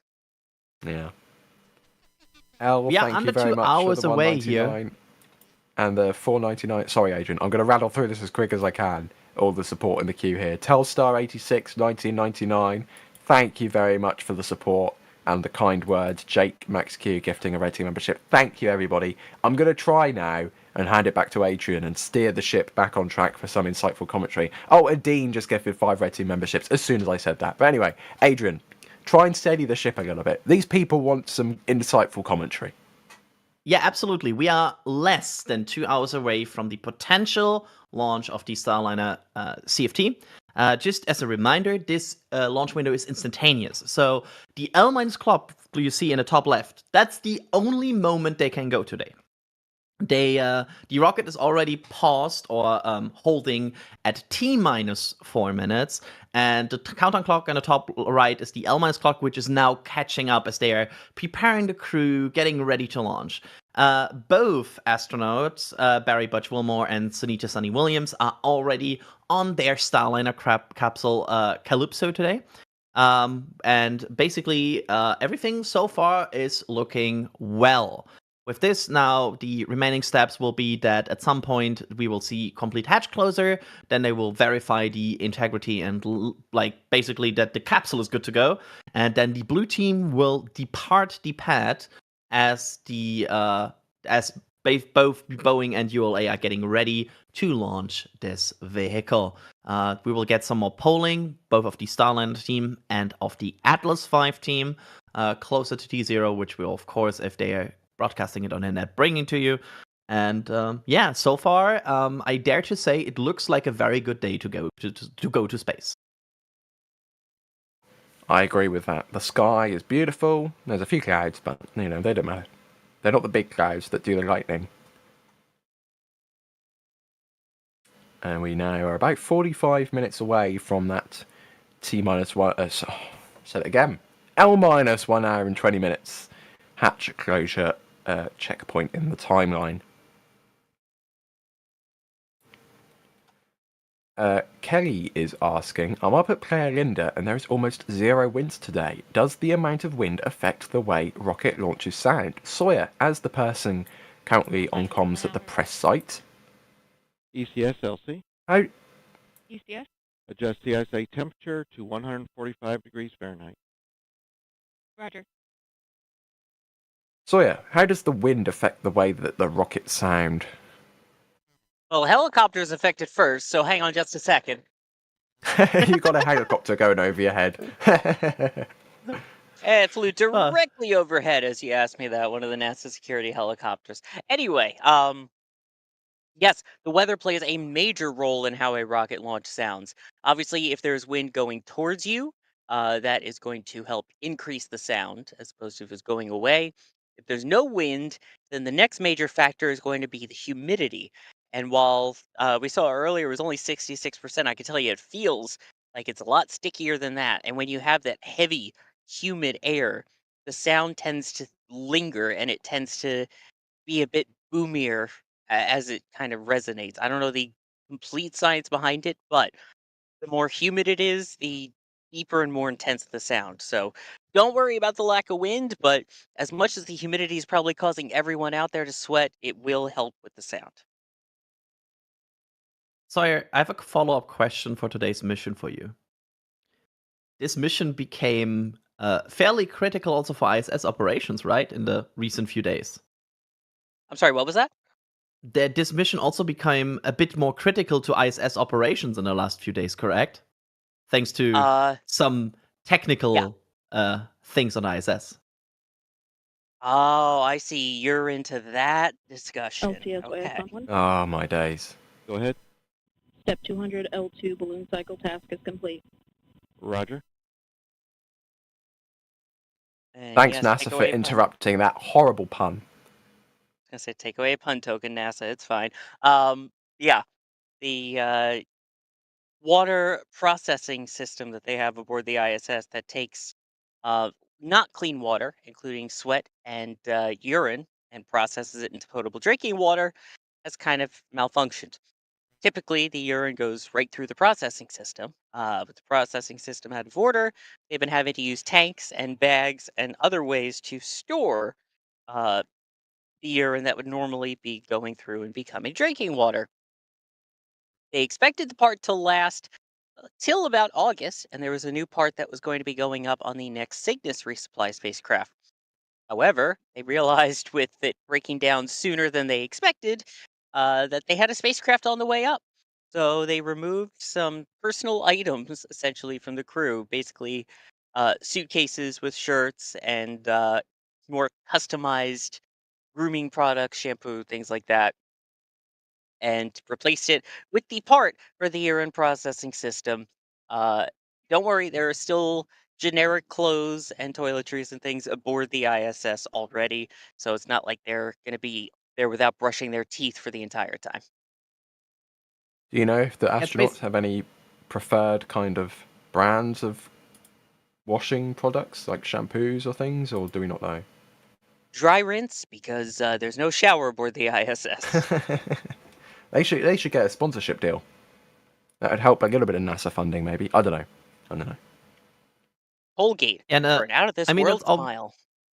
it's always the trade-off with like more cargo. Of course, the first thing that is always covered is critical, like life support kind of items, which are well covered. And the more cargo you get up, and the more flights you have to the ISS, the more you go down the list of like. Basically, you go from life support to science goals to also recreational items for the crew, right? So you go down this list of like what's possible to make life on the station better, and it's always good to see like I like when they also have room to include personal items all the time, because that means that probably all the very critical items are well covered, and they have some more space to make it a bit more like I don't know, less claustrophobic up there and more personal. What, like when Scott Kelly snuck up a gorilla suit onto the space station? That's not mission critical. I mean, not I would call it mission critical, but everybody can judge that for their own.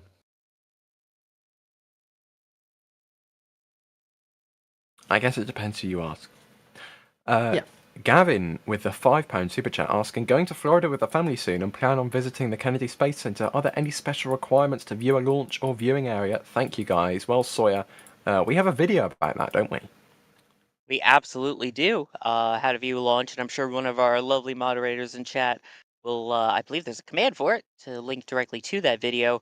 So are there special requirements? Depends on where you're viewing from. Obviously, Kennedy Space Center Visitor Complex is a little bit different.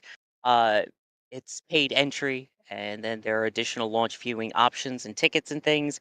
But otherwise, in general, check out the video that has all the details of the public viewing spots, which is best for which launch pads, which ones are going to cost you the most, which one has closest bathrooms, and delicious hot dogs nearby. Yeah, when I went over to watch Psyche, I watched from the visitor center by the Saturn V center. Excellent view. We did get a little bit baked in the sun, but it's Florida. What do you expect? You should have seen me after the last Starliner attempt, just saying. I kind of want to point out something here, because I see some people chatting about, oh, this is only 2. Why is that? This is only a test flight. If we didn't point this out enough already. Slick on channel 1. Go ahead. Okay. Ready for hatch closure and pre-launch leak checks. Roger. Proceed with hatch closure. Inward. Yes. There we go. But yeah, this is just a test flight. They're not a full crew rotation for like an expedition on the ISS. Their main goal here is to test Starliner. That's both of the astronauts' goal. And they go up there, they verify the systems, and then they go in a few days, and I think roughly 10, right, Sawyer? They go down again. 10 days, yes. And you may recall that this wouldn't be the first time that this has happened with a commercial crew vehicle on its demonstration flight. DM2 was Bob Behnken and Doug Hurley. As we've now seen, Dragon carries at least 4 people now up into space, but that first flight also only had 2. A certain winged crewed vehicle's first flight also only carried 2 people, didn't it, Sawyer? Only carried 2 people for the first 4 missions. Then they slowly worked their way up to 4, then 5, then 6. 7 ended up becoming about the average, and there were 2 missions, I believe, that had 8 people on board. It's there's one thing about testing these modern spacecraft, and which have a lot of learning lessons from the shuttle times and have a lot of safety rails implemented, right? That's the whole goal of making space flight safer of this commercial crew program. There's a whole different story about people that flew on the first shuttle. Yeah. Yeah, definitely check out the STS-1 episode of Shuttle Sunday for John Young and Bob Crippen. Literally getting on board a vehicle that had never been tested before. The only time in U.S. space history that we have tested a crew vehicle with crew on its first test. Yep. Here's an update from ULA coming up on 2 hours. It's a little bit old. The blue team continuing to progress through its timeline, tracking no issues. That's the key sentence there. We are tracking no issues in the countdown that would preclude a liftoff at 14:52:15 Universal, 10:52:15 Eastern Time. So there you go. Everything looking good according to ULA, which is exactly what we want to see. And over the last 10 minutes, we've got a bunch of support.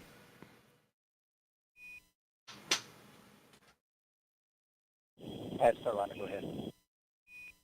Starliner, be advised, we've been given a go to proceed with final hatch closure. We are ready. So they've been given the go for hatch closure. In several weeks. Copy that. We're smiling out here too. See you in a couple weeks. Final messages.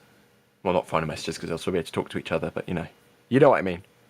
And they're getting ready for hatch closure. A couple weeks. Hopefully they'll see them in a couple of weeks, meaning we launch today. 1 hour and 45 minutes in the L clock. They're closing the hatch. They are currently 25 minutes rather ahead of schedule, which is excellent. We like being ahead of schedule on a crewed flight. And you can see that on the right-hand side as they close, they're making sure the seal is sitting properly on the hatch, so they don't just slam the door closed. They do it gently, so they make sure the seal is all okay. Check for foreign object debris. Make sure that there's no hairs or anything, a little bit the grains of sand or anything that's caught in the seal that could impact the pressurization. Looks like we're getting a look at the weather. Which, by the way, hair has been an issue in the past with a Crew Dragon capsule. They had the same thing when they were trying to close the hatch. Something as small as a human hair prevented a full correct leak check, which obviously they were able to then fix. But that's why you see them in all the PPE and everything out there, and they're so extra cautious about it.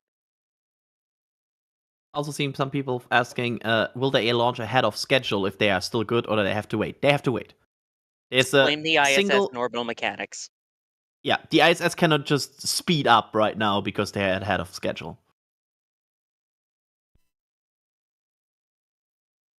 That would be very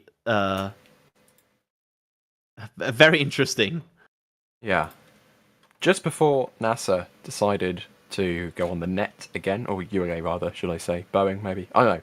I'm going to hit some support very quickly. Running Man becoming a Powered Up member, Grant Simmons becoming a Red Team member, John Petit gifting 10 Red Team memberships, Craggle becoming a Red Team member, Kevin with, that's not our Kevin, with a $2 super chat, more Jake treats from Gizmo and Gadget, Dennis, thanks NSF for all you do, with the store message, you're very welcome, Music Duck gifting 20, that's English, I was about to say 10, 20 Red Team memberships, thank you so much. MCGYVR gifting 5 Red Team memberships. His Doppelganger gifting 5 Red Team memberships. Ian becoming a Red Team member. Blair with a store message. Thank you very much for that. Getting the patch. Eternal Wolf £3 super chat for Jake. Keep up the great work. I'm sure Jake will keep up the great work. Steve becoming a Pad Rat member. Elmad with a $50 super chat. Another big super chat. That is, again, everyone, the support today has been bonkers. Absolutely bonkers. Thank you so much. And Elmad decided to do a $50 super chat to thank John Petit for gifting the membership. So you got a free gifted membership, and you're like, you know what, in order to thank this guy, I'm going to do a $50 super chat. I mean, thank you so much. That's kind of insane. Musical Wolves, a very common name in chat. Starlink yesterday, Starliner today, Starship tomorrow. It's Star Week. I agree, Musical Wolves. I agree. It is Star Week. I'll rename the Friday show to the Star Trench, apparently. Yeah.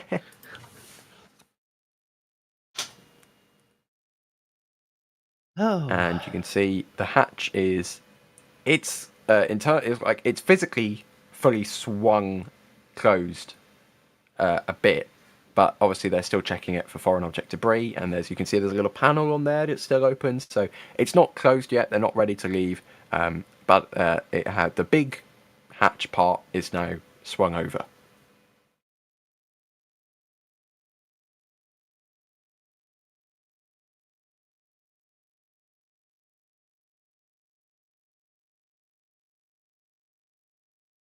It's always so like I love seeing the blue team work, because this is a group of highly trained experts and specialists. So it's always cool to see such a group of highly qualified people work on the thing. I think that's just always just cool to see how coordinated and how they just go step by step through it. It's amazing. Mm-hmm.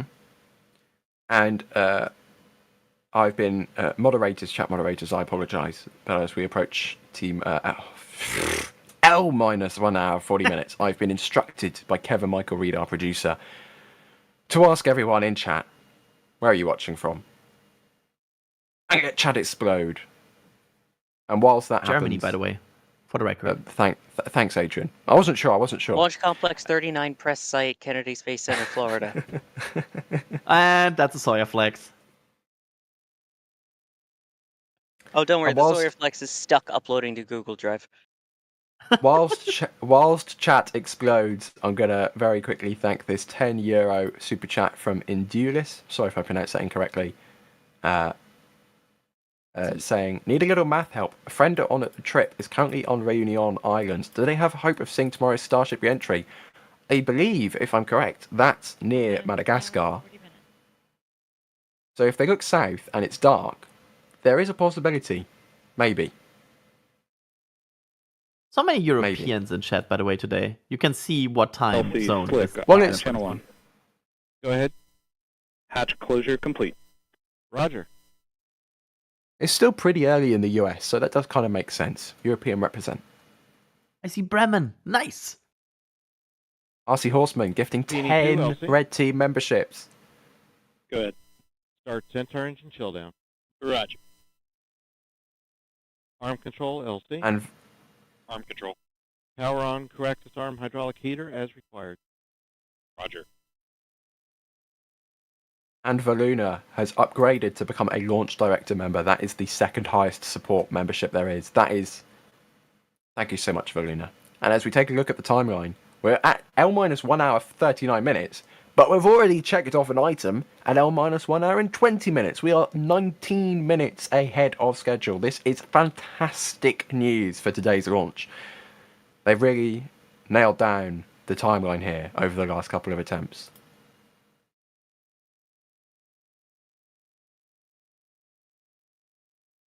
I mean, it's just gone past 9 o'clock in the morning Eastern, just gone past 2 o'clock in the afternoon here in the UK, just gone past 3 o'clock in the afternoon in Europe, where you are Germany. Yes, your name is Germany now, Adrian.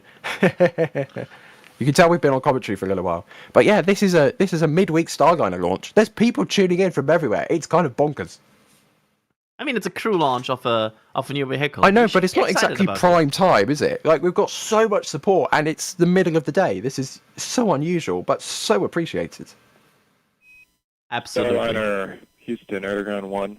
We're ready for pre-launch cabin leak checks. You can prepare for cabin pressurization per your checklist and configure the HIU Vox sensitivity knob to maximum.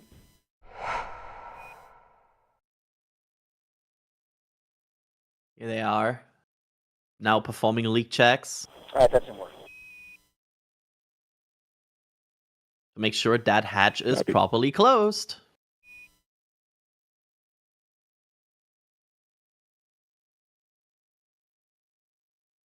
So, yeah, we are progressing here. Looking good so far.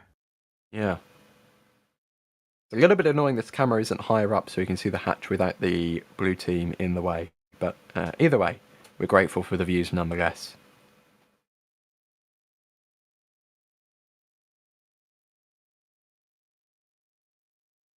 LCP Luca with... Go ahead. Centaur engine chill down initiated.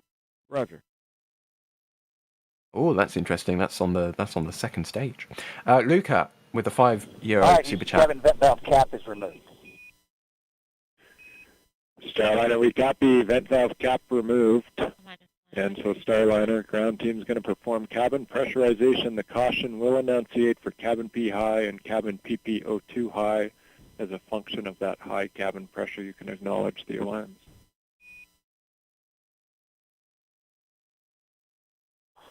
Luca is asking when 4K stream. Well, all of our gear is in 1080p, and you actually get the lowest latency in 1080p. Some people decide to stream in 4K. I don't really understand why, because your stream is like 30 seconds to a minute delayed, right? With 1080p, we're only a couple seconds behind real time right now. So if you look at our stream clock and then look at your actual clock, we're very close. So I think we'll be sticking with 1080 for a little while until we can do 4K ultra low latency.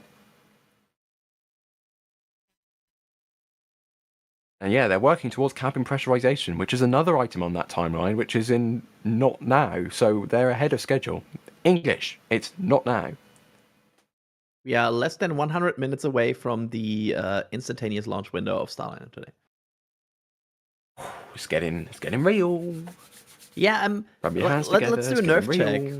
Where are we all? Like, I always when the hatch closes, that's where it starts to become very, very real. So I imagine the sound inside the capsule will change as the hatch closes. Maybe it's a little quieter. Maybe they'll hear the vehicle creaking and going like making noises. I don't know. I've never been in Starliner before, so I couldn't tell you. There are some noises, a little bit of creaking and things, at least from when I was in the simulator in Houston. That's like how are your nerves, Sawyer? How are doing so far? Less nervous than last time, that's for sure. Yeah, a lot more excitement this time. Not hearing them constantly working an issue feels better this time for me. That could be part of it. Yeah, I like that. I like no issues. I can tell you my heart rate is currently 95 beats per minute, which is within probably about average for me. I'm about 80 usually. So it's increasing. Let's have a look through here. Crypto Phoenix, $5 super chat. Thanks very much for the support. Greatly appreciated. Camper News Network gifting 5 Red Team memberships. Steve with the £10. I've probably watched more NSF than my Sky TV subscription over the past couple of months. Retirement has its perks. You're very welcome for the coverage, Steve. Thank you very much for the support. Peter gifting 10 Red Team memberships. More gifting a Red Team membership, and JJ gifting 5 Red Team memberships. That is 16 people now, just in those 3 messages, that now have access to our membership program for no cost whatsoever. The people who gifted them support NSF financially. They support the community because people who might not necessarily be able to afford memberships, let's be honest, most people can't, if not you'd all be members, they now get access to all of those exclusive behind-the-scenes photos from Starbase and the Cape and all of that jazz for free. No cost whatsoever for a month. I mean, I love the gifted membership feature. I think it's probably one of the best things YouTube has ever done. It's completely random, and it's based on watch time and how much you support the channel. So, yeah, thank you everybody who has been gifting memberships, not only on behalf of NSF, but also on behalf of our audience.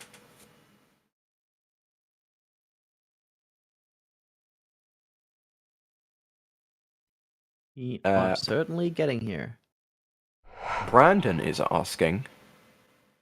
Oh, very quickly. Tori Bruno saying thank you to Elon pimping the NASA stream for Boeing's for the Starliner launch. Yeah, some shared respect here with each other. Always good to see. We don't want beef between anybody. It's good to see them just giving a quick handshake. Any rocket that flies people is a good rocket. That's Dragon, that's Starliner, that's Shuttle, all good. Except for Ares, which thankfully never carried people. And RC Horseman, a name we see very often in chat, with a $69.99 Canadian super chat saying, sitting in Boca, watching this feed, what a great time we're living in. Thanks NSF for the coverage. You're very welcome, RC Horseman. And as someone who is very often in chat, you will know how grateful and appreciative we are of that support. Thank you so much. It goes a very long way. I know I said it every time, and maybe it doesn't seem like it does, but trust me, it does. It just does. I'm struggling for words to describe, but it does. You're breaking the hosts again. Brandon, the question I was about to hit before we got the tweet, asking, where is Starliner going to re-enter when it comes back from the space station? Well, Adrian, I know it has several places it can land, because unlike Dragon, this is a lander.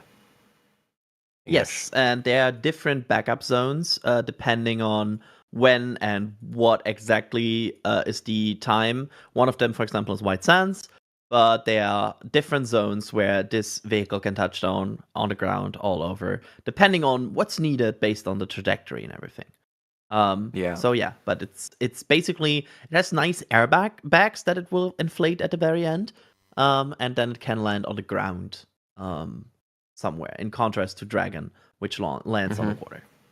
Yeah, so White Sands is the primary. There's also spots across basically anywhere in the desert there. So there's, I think there's a spot in Arizona, in Utah, and I think also Edwards Air Force Base in California is also a backup opportunity if they need it, but they'll be gunning for White Sands if they can.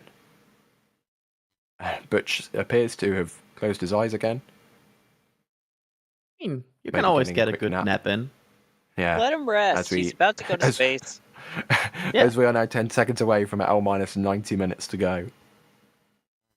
I mean, if it's nap time, it's nap time. Like, I get that. 30 minutes. Thanks, NASA.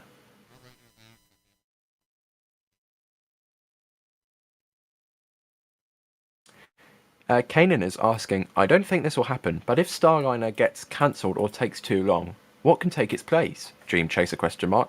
Well, Adrian, I think the quick answer to this is if Starliner, for whatever reason, gets cancelled, which I don't think it will, nothing will replace it, right? Yeah, it takes years and years to get a crew launcher up. So with the also at some point coming to an end lifetime of the ISS, I think there wouldn't be like a replacement task. Again, we don't think this will happen. Yeah. But I think there would not be a replacement funded. And you may be thinking, oh, Dream Chaser's already at the Kennedy Space Center. That's the cargo Dream Chaser. There's a big difference between a cargo vehicle and a crew vehicle. Yeah, look at SpaceX, how long it took them from developing a cargo vehicle with Cargo Dragon to an actually operational crew vehicle. That took a lot of time. Exactly. Burninator. Starliner Houston, the pad is proceeding with cabin pressurization now. So cabin pressurization is starting. Burninator, sorry if I'm saying that incorrectly, saying with the $5 super chat, as much as hate as Ship 26 gets for looking weird, still looks loads better than Starliner. I have to disagree with that message. I think Starliner definitely looks better than Ship 26. Adrian, your thoughts? Oh, for sure. Thank you. Sawyer, any comment? Starliner all the way. Thanks. I was going to say, you were silent then. I think you were shocked at how bad Ship 26 looks. You just remembered Ship 26 in your brain. It's like, oh, it looks horrible. Totally Peter not, with 'cause a I was 10... talking to someone when you asked me. No, definitely not. Peter with a $10 super chat saying good luck. Thank you very much. Methane Man, another one of them common names in chat, gifting 10 Red Team memberships. Martin, £2 super chat. Godspeed Starliner. Today is the day. I agree. And Johnny, sorry for if pronouncing that incorrectly. If I did, thank you for becoming a Pad Rat member. I'll look through here again. I'll mention it as we are now under 90 minutes to go. If you have a question, tag us in chat at NASA Spaceflight. It brings it into the queue. I'm queuing some questions up here so we can try and answer them on stream. Oh, big event.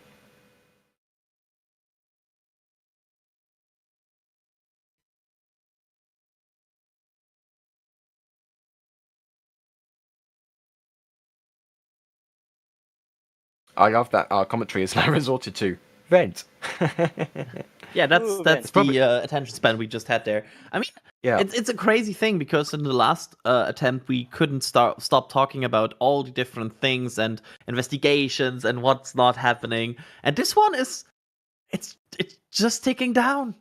It's nothing like there's no big items to talk about that look like we have to mention it. It's such a different contrast versus the last attempt.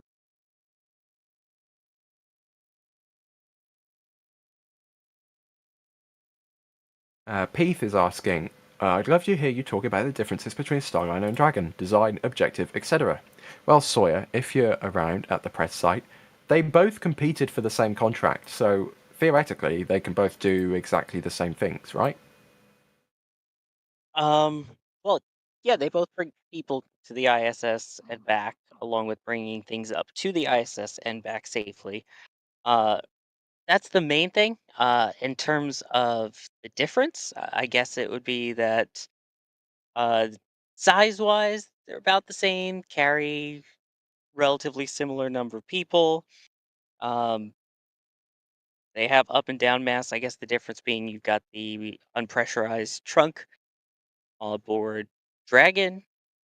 There's not that much difference in terms of what they do. Obviously, the design, how they're fueled, the propellants they use, things like that are slightly different. And whilst we wait for Starliner to the white room to be cleared and the hatch to retract, again, we're 4 minutes away from when the hatch should have been closed. They closed it like 15, 20 minutes ago. We're way ahead of schedule. There's no need to worry about this at all. But whilst we wait for that to happen, let's catch back up with Max and Dee about a month ago, who caught up with Victor Glover about the training to fly into space and the impacts it has on the astronauts' families. But I guess an interesting thing that we've already been able to see is last week we spent the full day doing training in Orion, integrated, just setting up PAO events and eating lunch and simulating that first day of our mission. And the biggest thing that I believe stands out to us all, well, a couple of things. This is new. We are not doing a thing for the space station. This is about the moon, and Artemis is just a different thing in quality and quantity.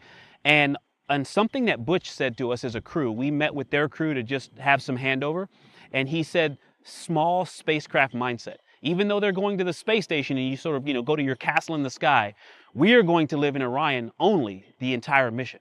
And that changes things. You don't have like deep supplies of the things that you may need. You take with you only what you need. And that is different than the way we think about the space station, where we have reserves of things. And it also changes the way that you have to work together as a crew. And so, yeah, there are lots of things that have opened our eyes. Also, that this is a developmental mission, exactly what Butch and Suni are doing. They are figuring out how to fly this vehicle, which is going to impact how we do things in the future. And we're very aware, we're keenly aware that this is our leg of the race, but we have to pass the stick on to the next crew, and we want to set them up for success. We do simulations, sometimes like tabletop, where we're just sitting around talking like you and I are, Max, and sometimes it's in a big machine that simulates, it looks just like the environment you're going to be in. But I will go back to where I started, though. The biggest way that you prepare is with the people that you're going to do the mission with. And as you're learning the technical system, you're also learning that team. And that applies, I'm going to put a plug in here as well, for the families. By talking this over with our families and spending time, we also help them prepare. NASA and our international partners prepare us astronauts. Us astronauts and our family support prepare our families to go on this journey as well, because they're on the journey while you're off the planet as well. And then I'll add another one that I know Butch and several of my other colleagues that do as well. We also cover all of these operations in prayer. Before I fly, I pray. I know Butch does. He's a praying man, and there are a lot of us praying for this mission and for him and the whole space station crew. And so that allows me to lay my head on my pillow at night and say, I've done everything I can to ensure success. And it still could go badly, though, and we think we're ready for that. Victor Glover there, pilot for Artemis 2, speaking to our very own Max Evans, and D-Wise earlier last month, maybe in April. I can't remember, but we spoke to him. We caught up with him. Amazing astronaut. Yes, I think everybody can agree Victor Glover is one of those astronauts which is just like one of the coolest people on Earth at this point in time. Yes. Norman with a super chat, thanks very much, asking how come Operational Dragon is a capsule and Starliner is a spacecraft. Well, I think they're both spacecraft, but some people may call them capsules when referring to just the top part that separates off, because obviously Dragon has its trunk and Starliner has a service module. So if you're just referring to the capsule, it just means the crew module where the crew are. So they are both spacecraft though. Amber with a $10 super chat. Thank you very much for the support. And Matt becoming a PADRAP member as well. Thank you very much. 80 minutes. 1 hour, 20 minutes. Let's go. I'm getting excited. All right, I'll admit nerves are kicking in a bit. Yeah. It's starting, right? Mm-hmm. Yeah, the more the countdown ticks down, it gets more real. I don't know how else to explain it. It gets more real with hatches closing, people on board. I mean, this part doesn't get old. Where I am right now, looking, I can see Starliner, I can see Atlas, and it's crazy to me that you look at it all day and it's a Starliner spacecraft. Houston, Now the side it hatch has is being configured. Audible noise may be heard. There we go. It looks totally different, even though it's the exact same spacecraft with people in it. Yep, this is not your everyday Starlink. It might have Almost- star in almost the every name. Or Very Starliner. different. Yeah. And so far they just reported that they are working on the side cabin hatch, which might produce a bit of noise and want the crew, but that's normal. That's good.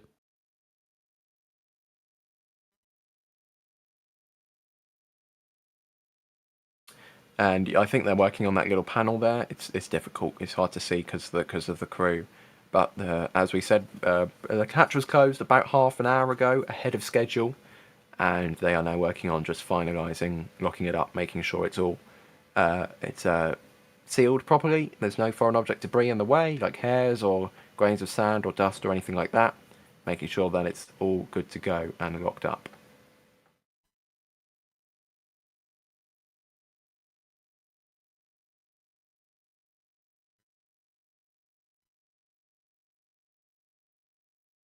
Luke has an excellent question here. Sawyer, I might toss this one to you. What is the difference between the suits worn during launch and suits worn during EVAs? That's a really good question, actually. One of them is meant to kind of be an emergency. If something goes wrong, you have pressurization, you have air until you can escape and get out of your emergency situation. As opposed to a EVA spacesuit, which is literally another spacecraft. It has its own life support system, its own eclipse, its own water supplies, everything like that. It is a spacecraft. It has a lot more layers as well, considering that you're outside. So for micrometeoroid impacts, also while you're out there with tools and potentially sharp metal objects, those extra layers also act as a sort of backup defense mechanism in the event that you accidentally cut your hand so that your spacesuit doesn't totally depressurize. So there's a lot of differences, and those are just the simplest ones to name. And Adrian, Booster 1058, rest in peace, asking what kind of launch escape system does Starliner have? Go ahead. So wait. Sure. Could I talk to you briefly on channel 20? Roger. We'll let those guys go over to channel 20. Yeah, they're going to channel 10. Well, it has a classic launch abort system. It will so there's a system that can propel the crew into safety, if needed, which will be armed during I don't think it's right now armed because there's people right next to it. But basically closer to launch they will arm it, and if needed, that system will fire in milliseconds and propel the crew kind of out of the danger area. Pulls a lot of G's, will probably not be pleasant if should it ever happen. We hope it never happens. But yeah, it's a safety system very similar to Dragon.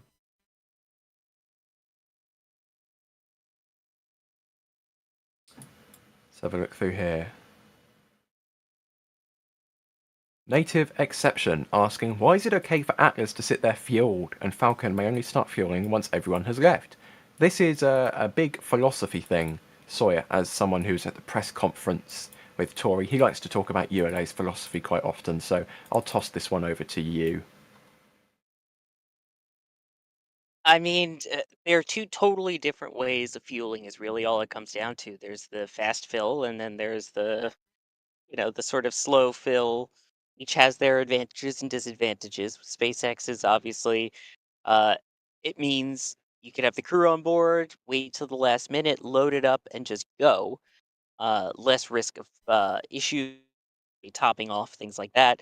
But in this instance, it is safe. You've got the kerosene at basically room temperature as opposed to a much cooler temperature that you would see for something like Falcon 9 when it's loaded up. You've got the cryogenics as well, yes, in the upper stages, but basically, like you said, it's different philosophies. There are different temperatures, different speeds, so they feel comfortable that fuel is not really being loaded. So fuel is kind of in a steady state at this point.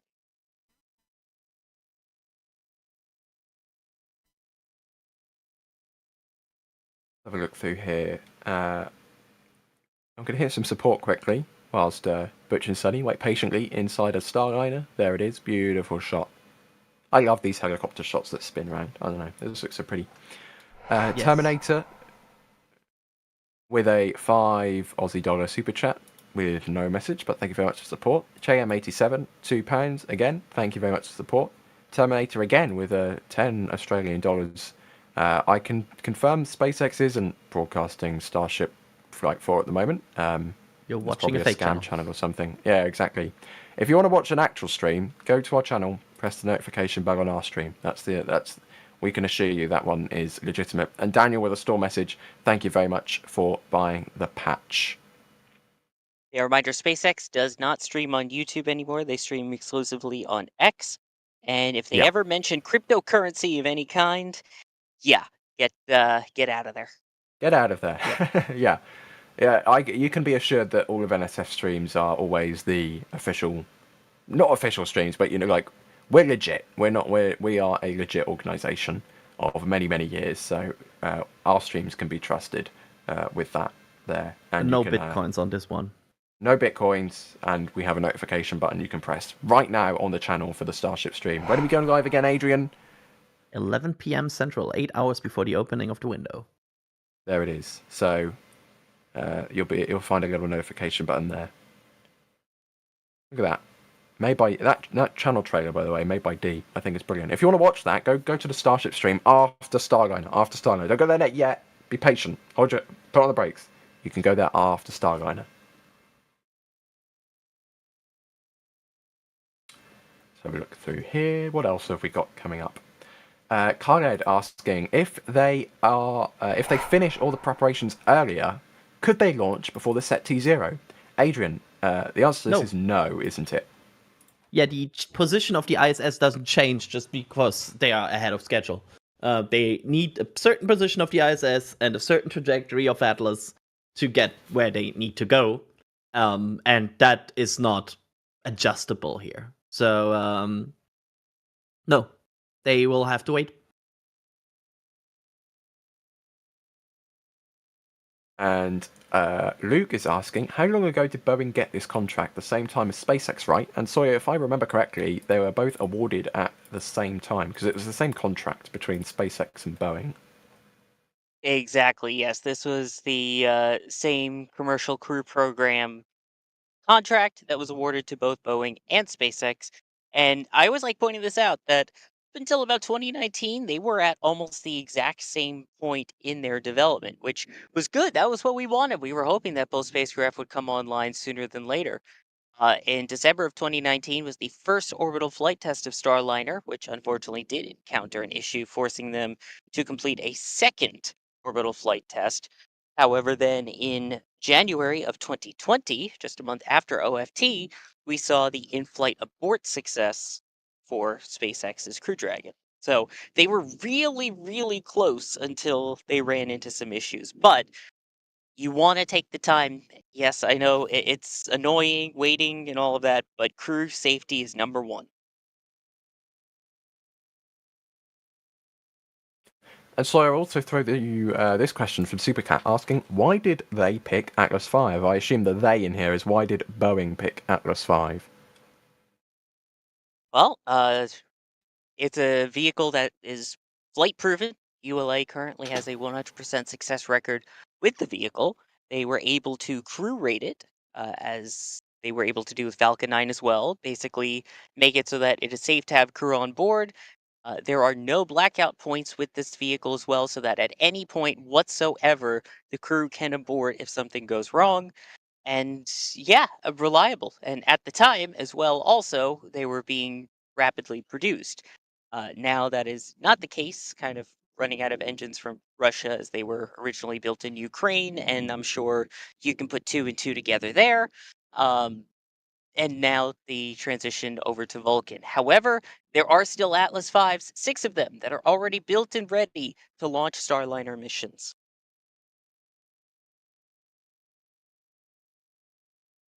Jayanth, sorry if I'm pronouncing that incorrectly, asking, what is the flight trajectory for Starliner? Now, Adrian, we were discussing this a little bit earlier, but there's no point. There's new people joining us all the time, so we can bring it up again. We're going to the ISS, which is 51.6 degrees inclined to the equator, which means from Florida we're going northeast. FTS open loop test. Verified. FTS LC. This is FTS. Start final open loop FTS test. Roger. Here we go. The flight termination system is moving into operations. But yeah, the target orbit is low of orbit with this good old 51.62 degree inclination, because that's what the ISS does. And the release orbit for Starliner will be 181.53 kilometer by 72.91 kilometer orbit. And Boeing's Space sorry, on Twitter. I'm just quickly finish this, and I think Sawyer mentioned this earlier today. The funny thing is, this capsule is not fully orbital when it's deployed, right, Sawyer? Correct. Because of, as I just mentioned, they have no blackout zones for an abort, meaning at any point, all the way up until they're at space, they can abort. There's no point where they can't. Shuttle obviously had a major one until the SRBs burnt out. As a result of that, though, to keep it on its abort trajectory, which goes up towards Canada, as well as to allow for a more horizontal flat trajectory to make abort easier if needed, that does mean that unlike most ULA missions, it will be Starliner placed Houston, in we got a good orbit. leak check. You can open the vent valve.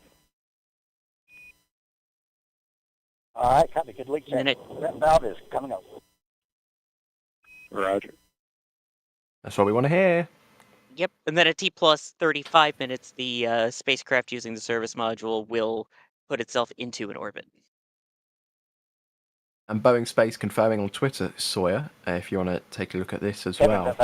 There are 3 objectives that they are aiming to hit with their manual control procedure test on this test flight. Exactly, yes. This is an entirely autonomous vehicle, as we pointed out. However, this is the first time that people have been on board it, and it does have the redundancy and the backup that, if needed, crew can fly it. So they're going to let the crew fly it. And in particular, as you can see there from Boeing Space, tweeted out just a few minutes ago, pointing out that it will allow it to prove that it can move to another orbit besides that of the space station, precisely change positions near the ISS, and fly without computer systems. Because again, worst comes to absolute worst, this spacecraft can manually dock, burns can manually be completed, they can do manual adjustments into wherever it is in its plane.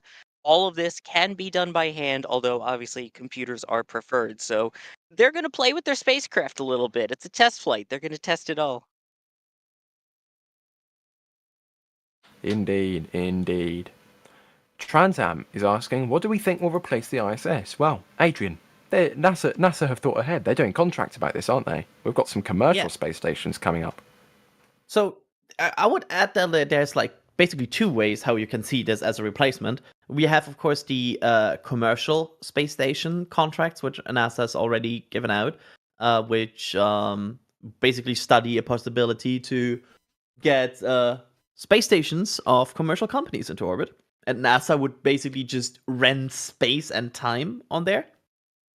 So kind of the same path they went for the commercial crew program, where they help funding development and then after that buy seats on the product instead of owning the product itself. That's kind of I think the blueprint here they're going for.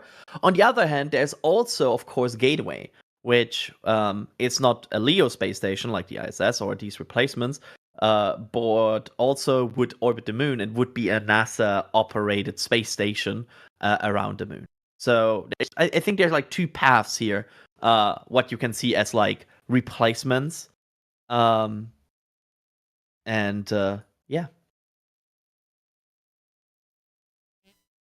Replacement adjacent? I don't know. A standby AC.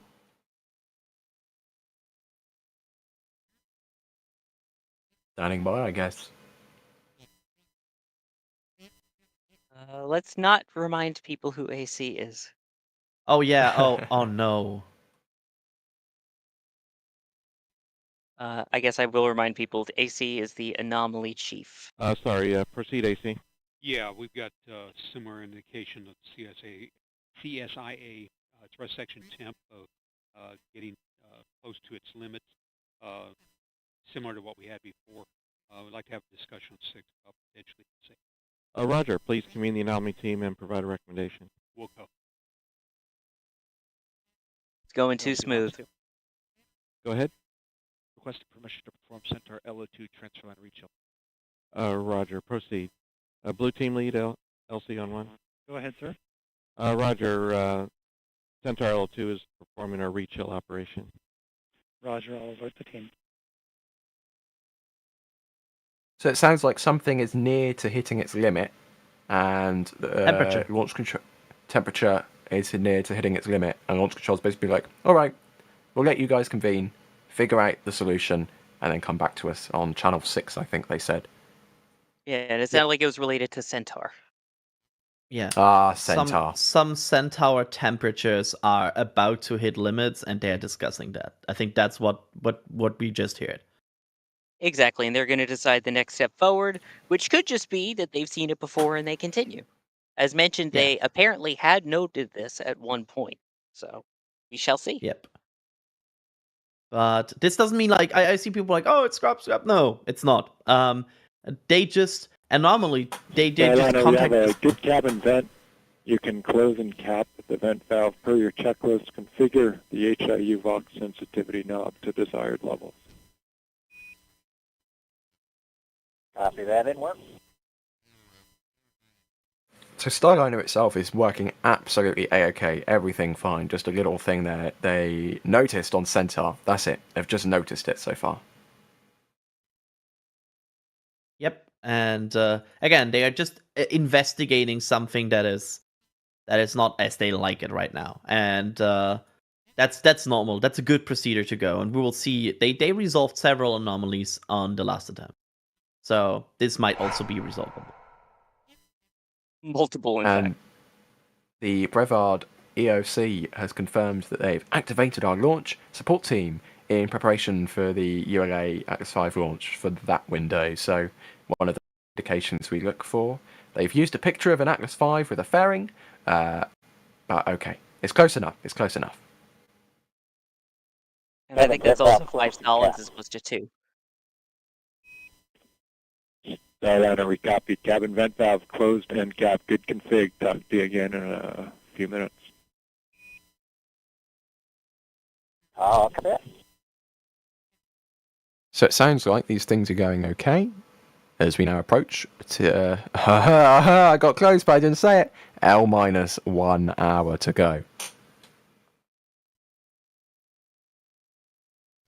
And as we approach 1 hour to go, why don't we take a look at the ascent timeline? What we hope to see in about an hour. I thought Kevin was ready, maybe he wasn't. We'll see. There we go. So we'll launch from a random green field, apparently, is what I made. And a minute later, we'll go through max Q, maximum aerodynamic pressure on the vehicle. We'll then pass through Mach 1, will be supersonic 4 seconds later. 1 hour and 1 minute. 2 minutes and 19 seconds, the SRBs will jettison. Go ahead. Eco will occur at 4:34. Stage separation 1 second later. And then the engine on the Centaur, the 2 engines on the Centaur will ignite at 4:44. 10 seconds later, the aeroskirt will jettison because we're outside of those atmospheric conditions where it's required for aerodynamics and things like that. Centaur 3 will shut down its engines at 11 minutes and 50 seconds. Starliner will separate 3 minutes later, and then it will perform its own circularization burn at 31 minutes. I'm ready to brief our recommendation for the CISA thrust section. Roger. LD, channel 1. LD on 1. Proceed, AC.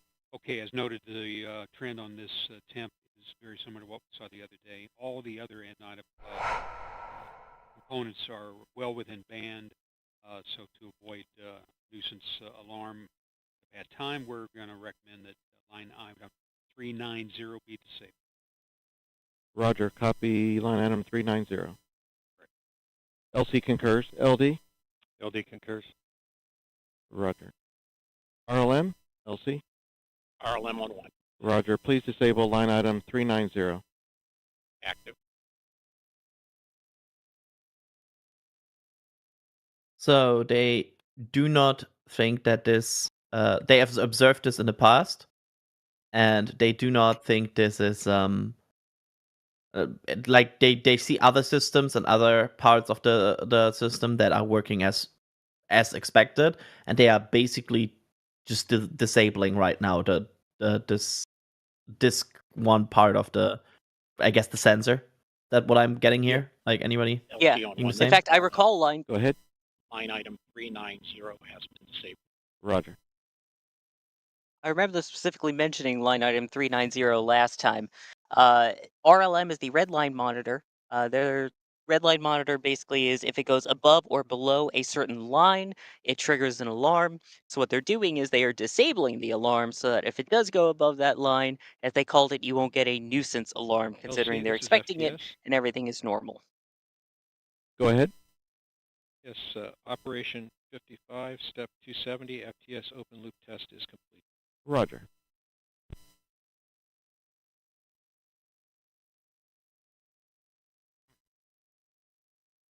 So they're tracking towards the launch still. Nothing preventing a launch so far has been said over the nets. So it's looking good.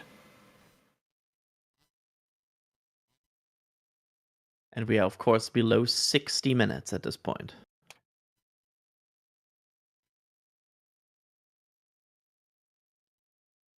So, crunch time.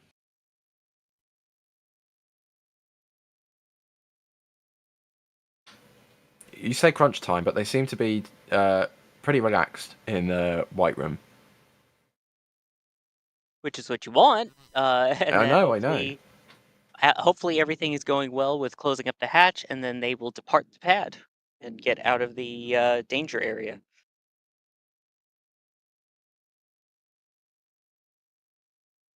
This is the ISS Mission Control Room, I think, at the Johnson Space Center in Houston. They That's nearly a lot of have as many monitors. Yeah, they nearly have as many monitors as Kevin does. Kevin confirming in the back channel he has to catch up, so apparently they have more.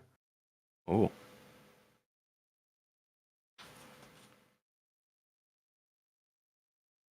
See if there's any more questions in here. Keep the conversation going. Road Own asking, can the Starliner land safely with 2 parachutes failed?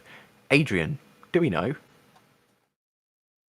I'm now thinking of, like, I know 1 is redundant, but I'm not sure if 2 is redundant, Sawyer. They should still be able to, yeah. I mean, it's going to be a little bit of a rougher landing, keeping in mind also that they do have those airbags that inflate, that when it lands, it will land on sort of an air cushion to help ease the G load a little bit. So, yeah, there's multiple parachutes there for a reason, so it may not be the most comfortable, but it will definitely be survivable. Yeah, it would be certainly on the unpleasant spectrum. LC Slick on channel 1. Go ahead, Slick. CST 100 pad operations are complete and ready to configure the White Room for launch. Annulus purge was disconnected at 1354 Zulu. Roger. Blue team lead, LC. Go ahead. Perform toxic vapor and O2 checks when raising the environmental seal and configure White Room for launch. Roger. Here we go, confirming that they are moving in changing the White Room for launch. We can already see them attaching these tethers soon, where they will make sure as they open the gap between the White Room and the Starliner capsule. So you'll see the sunlight kind of bleed in from around the outside. Moving into the launch section basically here. 54 minutes to go. Get excited, everybody. I don't want to know what my heart rate is. It's getting there, the heart rate. I just got the first warning from my watch being like, did you ever try meditation? I'm like, not now. Yeah, I'm not wearing a smartwatch today, so I'm just going off of boom, boom, boom on my chest, basically. Always good when you get the warning on a broadcast being like, you seem a bit stressed. We've got some questions in here about space stations, because we were talking about space stations earlier. Astro Surveyor, first of all, asking, will Starliner be doing an ISS reboost while docked to the station? Sawyer. No, it will not. That is typically reserved for the Progress vehicles on the Russian side and the Cygnus vehicle now on the US side. This is, again, a test flight. So the main focus on this one is on Starliner as opposed to boosting the ISS. So how is Starliner perform? What does it do once it's docked to the space station? Things like that. So that is priority number 1. Station boost is something maybe down the line, but not for a flight test.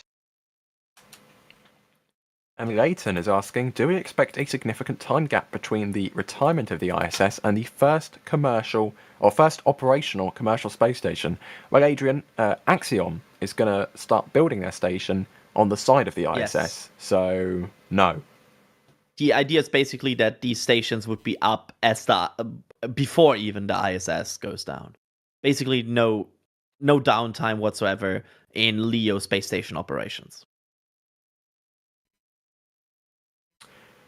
And we're looking right now, as we have been for the last couple of hours, at a live view inside of Starliner Calypso. Butch Wilmore, commander on the right, Sonny Williams, pilot on the left. So Adrian, do you want to take us through the profiles, should I say, of these two very special astronauts? Absolutely, I believe we have some fancy overview for that. Starting, of course, here with Barry Butch Wilmore, who is the commander for today's mission. He so far has spent 178 days in space, completed 4 EVAs, and was both on the shuttle on the STS-129 mission and on the Soyuz TMA-14M mission. He's a captain of the US Navy, has so far performed 663 carrier landings, 21 combat missions during Operation Desert Storm, and overall 25 hours of spacewalking so far during these 4 EVAs. So that's your quick summary of your commander for today's mission. And then, of course, we have also Sunita Sonny Williams, who is the pilot for today's mission. Sonny so far has spent even more time in space, I believe, with 321 days in space, 7 EVAs, and also flew on the shuttle and on Soyuz. Also a captain of the US Navy, and overall clocking in with about 50 hours of spacewalks so far. Also the first completion of a in-space triathlon, which I think is always a very cool and special mention. And quite impressive vita on both of these astronauts, I think. It's kind of like together they have about 500 days in space. That's wow. That's a lot of days. That's certainly a lot of days in space. That's more than all the people on this broadcast combined have. Oh my days, that is a lot. Yeah, that's a lot of days.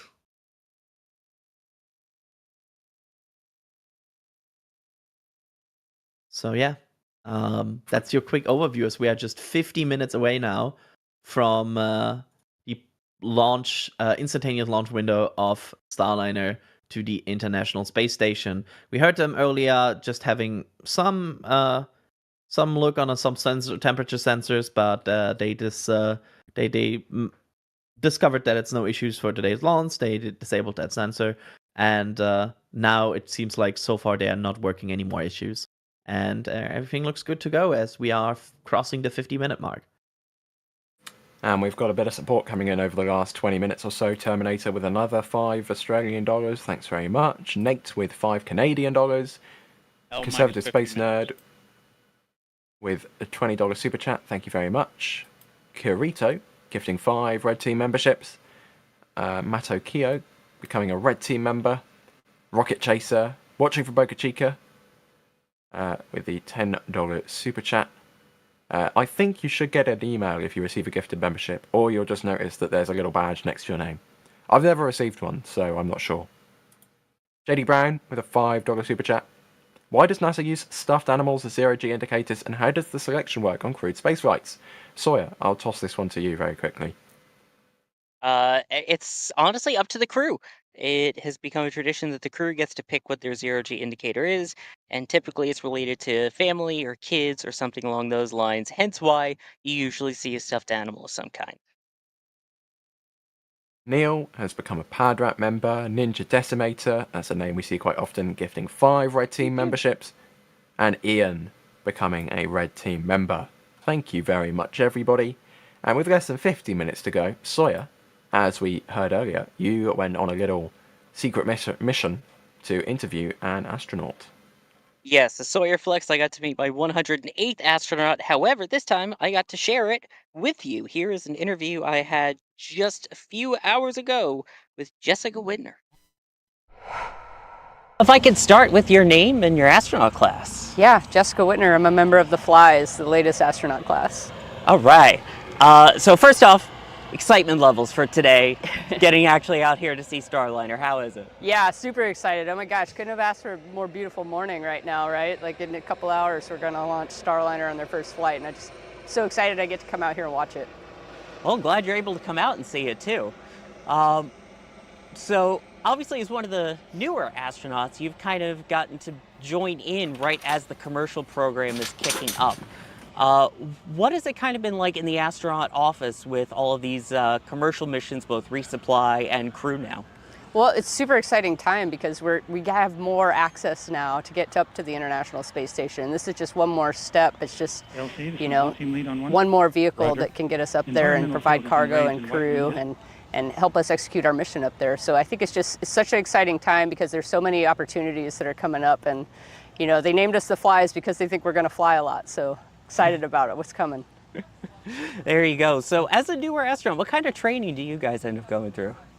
Yeah, so we train T-38. I'm a pilot background too, so I still get to keep flying, which is awesome. So we train T-38 with our crewmates. We train on all the International Space Station systems. We get some really basic training on some of the vehicles. We get more of that in our assigned flow. We of course get Russian language training so we can work with our counterparts up there. And then beyond that, it's kind of a mixed bag of sometimes robotics, sometimes communications, different training along those lines. And yeah, it's been really great. It's been a very busy 2 years. Has there kind of been any nuanced training of like, here's some training for Crew Dragon, here's some for Starliner, here's some for Soyuz, or how does that work? Really, that works more in the assigned flow. So we get some very generic training on the different space systems, the different launch systems, but then beyond that, once you are assigned to a mission, whether or not it's going to be Starliner or Dragon or Soyuz, then we get into the weeds, into the more specific training after that. So. Nice. Let's see, in terms of flying, so you said you're a pilot, so I'm guessing you love to fly. Yes, Navy pilot by trade, coming here to NASA, so excited. So obviously the connection then with Butch and Suni also with that Navy pride, huh? Yes, 100%, all the way. Nice. What in particular are you looking forward to for this mission? I think this mission is just, I can't wait to see it go off because, like you said, it's the first flight of Boeing Starliner, right? And so as a test pilot background, I flew F-18s in the fleet, real similar to Butch's background. And this first flight mentality, this first test flight, going up there and making sure everything works and running it through its paces, and then coming back, it's such an exciting thing to do. Not only as just a test pilot, as an astronaut, I'm sure Butch and Suni are both incredibly excited about this.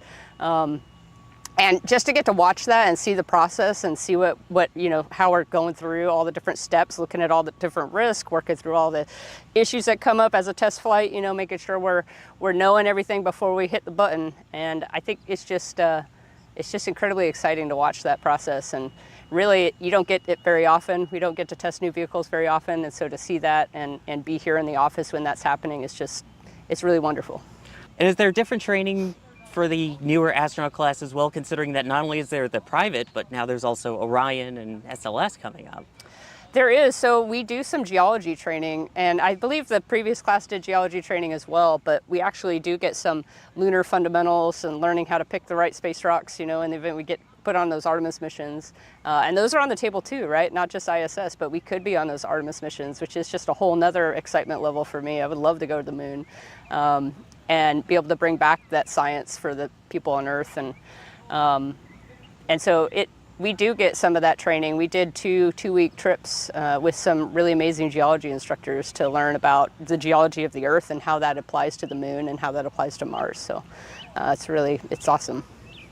Anything else you'd like to add? I don't think so. Good. Ready to go. Go Starliner. And there you go. And go Starliner indeed. 44 minutes to go. They're clearing the pad, the blue team are. So, very shortly, the only two people within the vicinity will be that man on the right, Butch Wilmore, and that woman on the left, Suni Williams. Getting ready to launch the crew flight test. It's getting exciting, Adrian. Getting exciting. Is Adrian there? I don't know if Adrian's there. Am I on my own? So there's this mute button on Discord. Oh.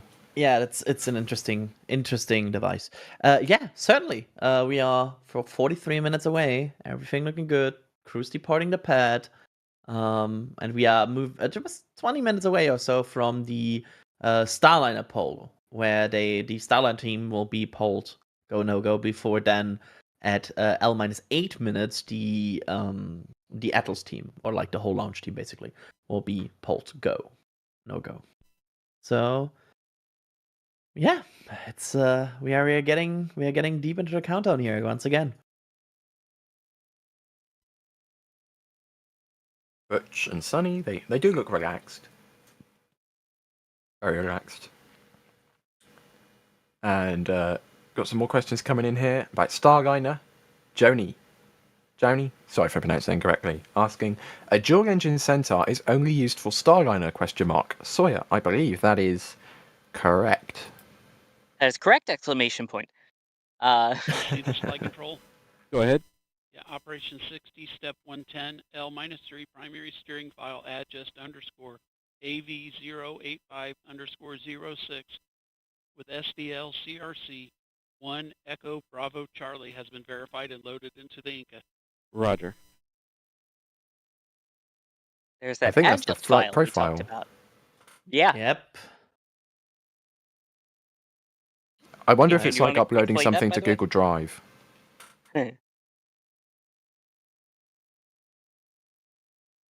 Adrian? Blue team lead, No, LC. Go ahead. Clear the blue team to the FHA roadblock. Roger. OSM, LC. Nice. OSM. Clear the flight hazard area. Turn area warning system lights for complex 41 to flashing red. And sound the area warning horn after the crew vehicles leave the area. Roger. Do you want to try and explain what the guidance thing is, but in between the nets? Oh yeah, the adjust file, you mean? Exactly. That's the automatic determination and dissemination of just upgraded steering terms. And as FELC. you can Disable CAT TVM system monitoring. Roger.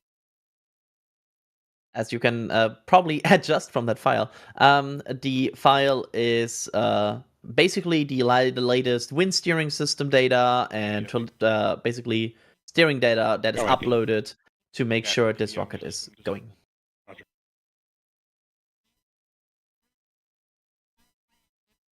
Making sure all their data is up to date, correct, they're pointing in the right direction. You know, all the things you need for a successful flight. It's in that file. Up to date.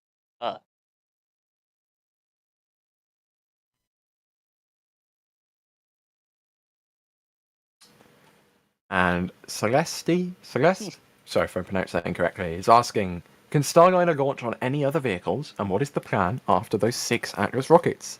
Sawyer, I'll throw this one over to you. As of now, it is currently only rated for Atlas. Beyond that, could it potentially then be rated for something like Vulcan? Absolutely, but as of right now, that has not yet happened. As we were talking about earlier, a lot of work goes into crew rating a rocket, so it's not like you can just, like we were talking about with Dream Chaser, you can't just throw it on a new rocket tomorrow and fly it. It doesn't work like that. Very quickly, I'm going to go through the support queue, because over the last 10 minutes, we've been getting a lot of members. Thank you to Hand Cannon for becoming a Red Team Starliner member. Houston on 1 for Comcheck. CDR loud and clear. Starliner Houston, we have you loud and clear on 1 as well. We'll call that our L-35 comm checks. Moving on, for your awareness, Blue Team has departed the pad. As a reminder, the environmental seal is up, so you'll have to deal with that if you get out from this point on. And I have your AEL checklist updates, but I'll just summarize them. There's no change from our last. Let me know if you need anything, but no change to the numbers. Okay, copy. No, we need none of them, no change. And we'll go triage side 12, which is a right turn to the south. Right turn is correct. And that completes our L-35 updates. Thanks. Thank you. And by for L. Leslie's become a pad member. Flight Test ALC, stand by 1. Stand by. And Stephen has done a $20 super chat, so thank you very much. And Lieber has also bought some items off the store. Thank you, everybody. Trying to squeeze that in in between the nets there. Go ahead, flight. This is LC on one. Yeah, ready for com check on CSD Erdogan 2? Roger. Here we go.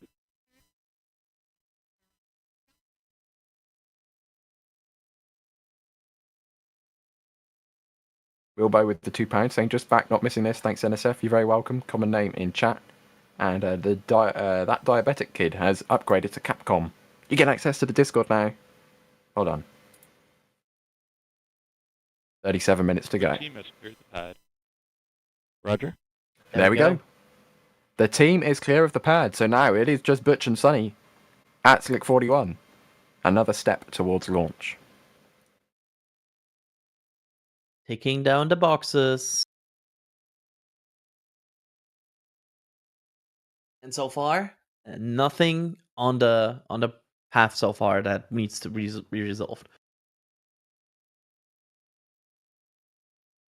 We've got a lot of people just joining us for this third attempt. So Sawyer, Aero Parker is asking, would you mind explaining again, like you did at the top of the stream, why the second attempt did not launch? Sure. So for the second attempt, as they got into the terminal count, which is at T-minus 4 minutes and counting, the redundant launch sequence computers, which there are 3 of them. There are 3 of basically all of the computers there as backups. The thing is, all 3 of them need to be up and running for launch. 2 of the 3 turned right online. The third one took about 6 seconds to come online. Did it eventually? Yes, but the automatic sequencer, the automatic computer said, wait a minute, that's way too slow. Something's probably not right. And so as a result, it stopped the countdown. That's one of those where, yes, it's redundant, but all 3 have to be running for them to launch. So turns out it was a power supply issue to that specific card on that rack of that particular computer. So that has been replaced. Power supplies are all checked and good to go. And so we are all set for today's attempt. It's getting exciting.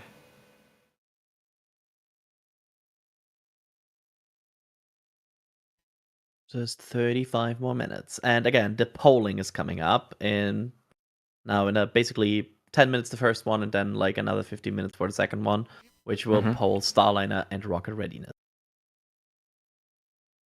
Here's the That countdown rocket ready was the timeline. big one. Yeah, that's the go no go we get ready for. Here you go. Minus 22 minutes is the poll for terminal count. 18, it will switch to internal power.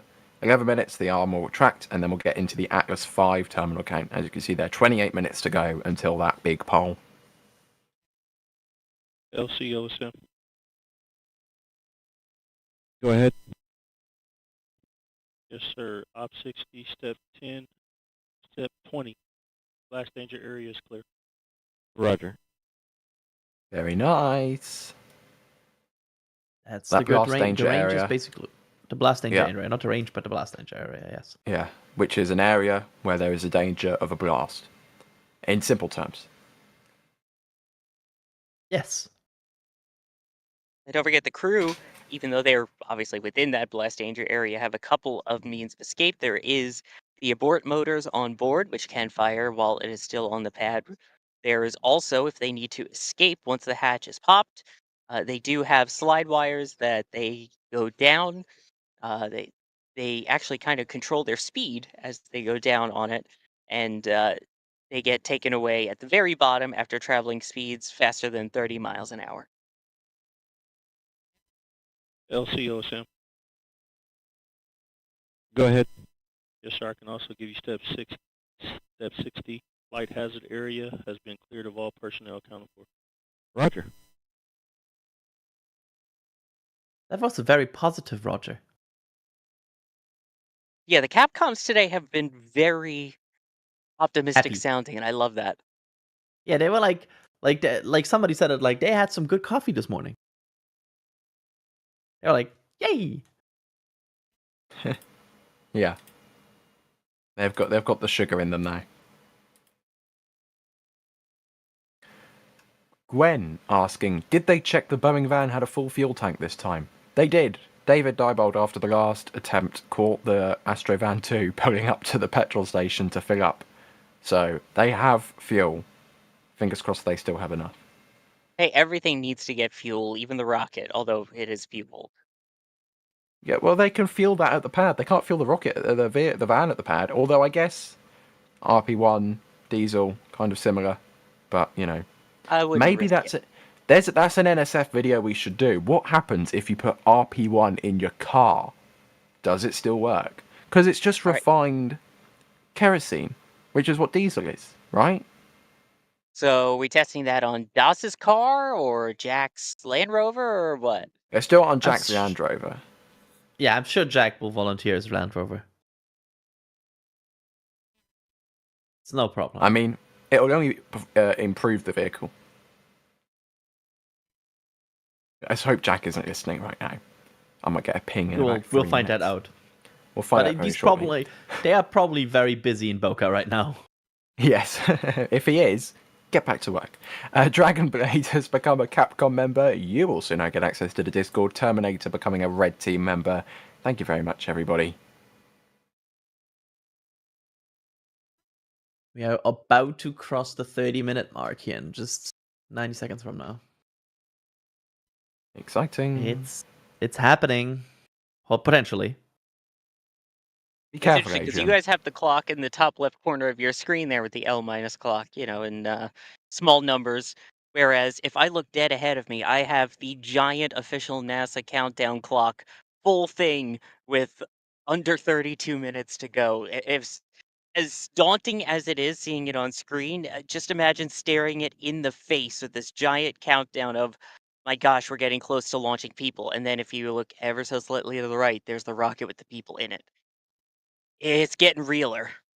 That's a word. Absolutely. It's like you basically have like this. You're constantly aware how long it is until launch. Yes. And I'm also constantly making sure that it continues to tick downward, which thankfully it is.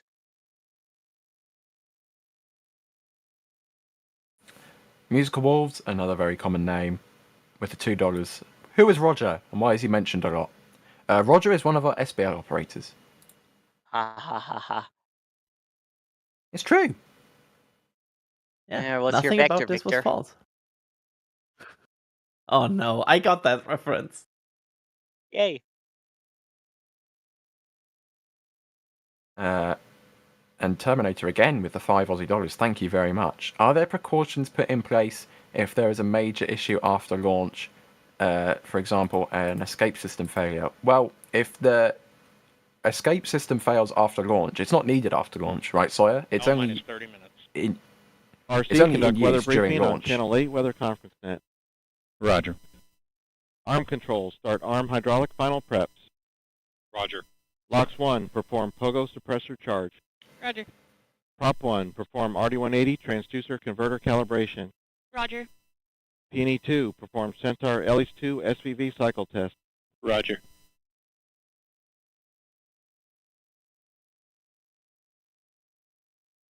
I'll try that one again. Sawyer, if the escape system fails after launch, it's not needed, is it? They shut it down once they're in orbit. Yeah, because keep in mind, some of the thrusters that are used for the escape system are also used for in-orbit maneuvering. But yeah, they have special things that basically safe parts of the flight termination system / abort modes as they go. Wonderful.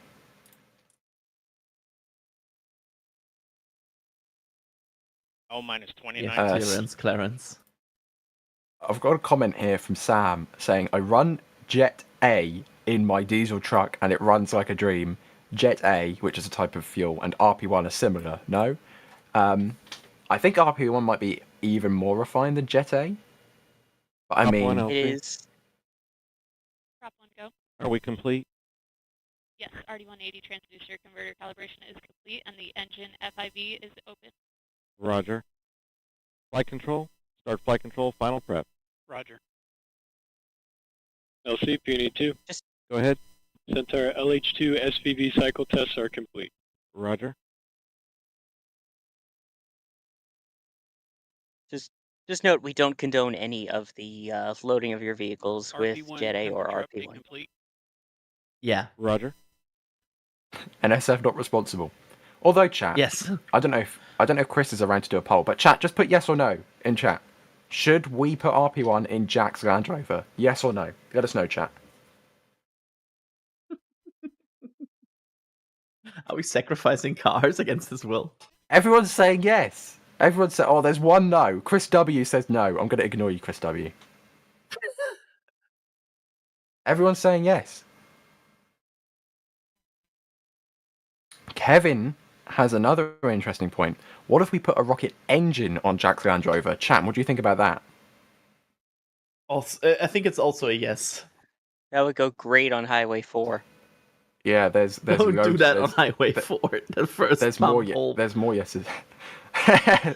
We've got the poll. Should we put RP1 in Jack's vehicle? Yes, no, yes, but only if you include liquid oxygen. Perfect. Okay, 27 minutes, 5 minutes away from that Starliner briefing. Go ahead. Arm hydraulic final preps are complete. Roger. L minus 27 minutes.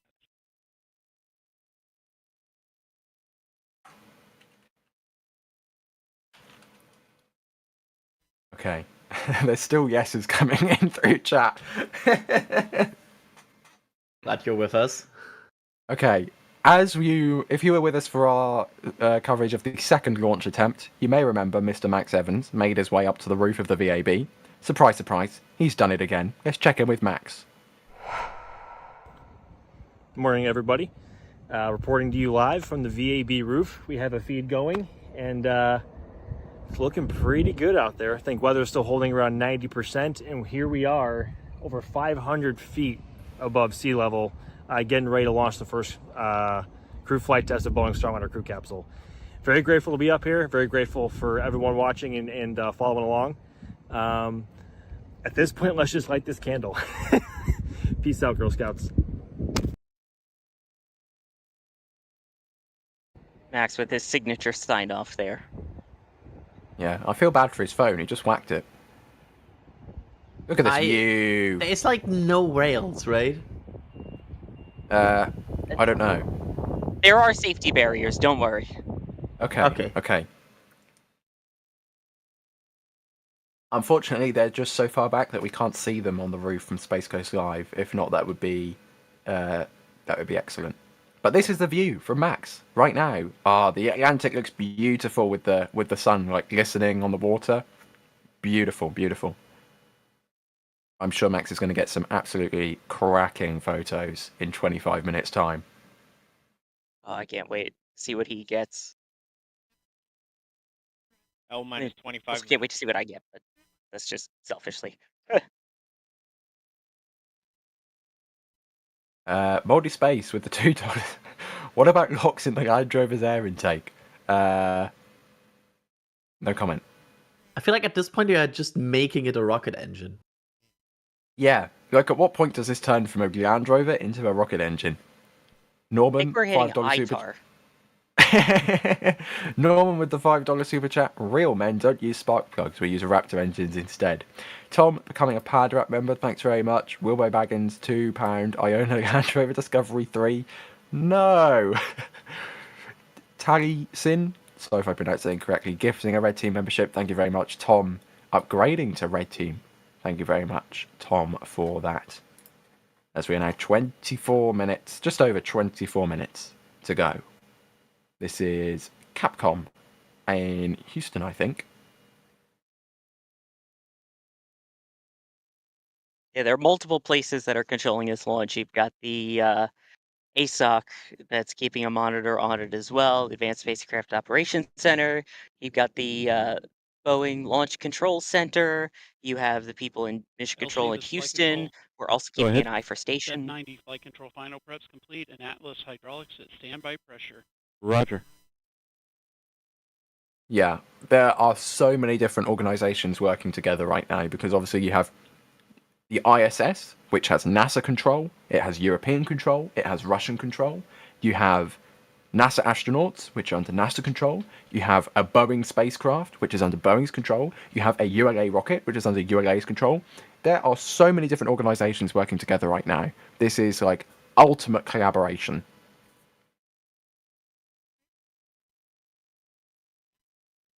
Atlas 5 still looking good. Beautiful blue skies behind it right now. 1 minute away from the Starliner pole, which we most likely SYS, don't switch all hear secondary because... decoms to RF link and verify lock. Roger. Initiate orbital parameter calculations on primary CCLS. Roger. The Starliner pole was on a different channel the last time, so we most likely don't hear the Starliner pole, we only hear the Atlas pole. Yeah, they have at least 20 different channels. Although Which we luckily, know from the fact that Kevin is trying to compete with them now in an amount of channels. I don't want to jinx anything, but unlike the second attempt, the audio nets haven't been echoing anymore, so fingers crossed they're sorted. They thankfully haven't had to merge them either. And 10 seconds until that poll. Again, as Adrian said, we probably won't hear it, but at least it'll be going in the background. I'm sure someone will come over the net and be like, Starliner poll, done. It's all looking good, boss. Let's go.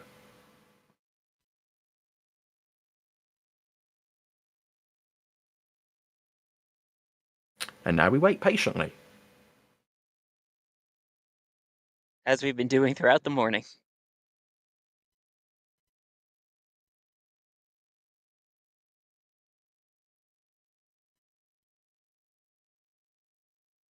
I'd be lying if I said it didn't feel like afternoon, not morning pressure here. charge is complete. Roger. LCSYS. Go ahead. All secondary.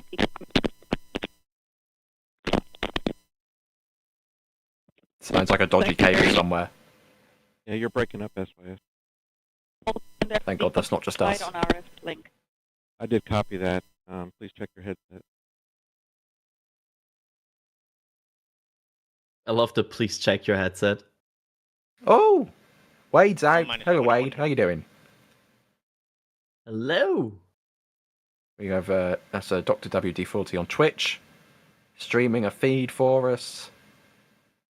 Side on view. Although I believe this is from Coco, so it might be like a back on view. We'll find out in 20 minutes' time.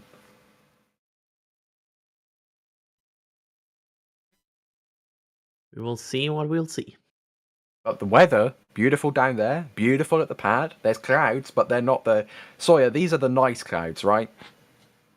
Right. I mean, there is a cumulus cloud rule, but that is only for clouds that could potentially, as the vehicle's flying through it, generate lightning, similar to what we've seen for Apollo 12 back in the day. But right now, they're not an issue. There was this big giant cloud that was kind of hanging over the launch pad, but the wind now blowing it out of the way towards the north as we reach the 20-minute mark.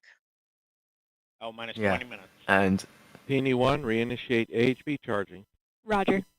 RLM, verify You see red line Boeing? monitor and event table are in Starliner, the you can correct configure configuration suit for flow, terminal deflate count. the lumbar support, configure your restraints. RC, For the verify pre-brief, keep solar your visors radiation, up, please. acceptable for Ground launch. hero will be commanding Verifying. off. Suit fan Bravo momentarily.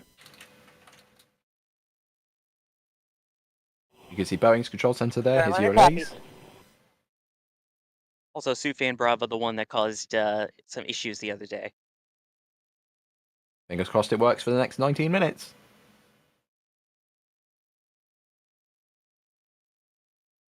Very interesting. You can see the side on view, there's no clouds. You see the front on view, there's loads of clouds. Like, it just depends which way you point your camera here, where the clouds are.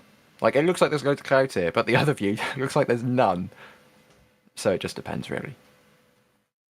All communications switch to channel 1. All personnel and visitors remain in present position until launch. Maintain operational silence in the LCC. That's the big... This is the LC Please with a don't terminal misbehave count anymore briefing. call. If a condition exceeds a launch constraint anytime after the terminal count status check, the observer shall announce hold on channel 1, identify their station, and briefly state the reason for the hold.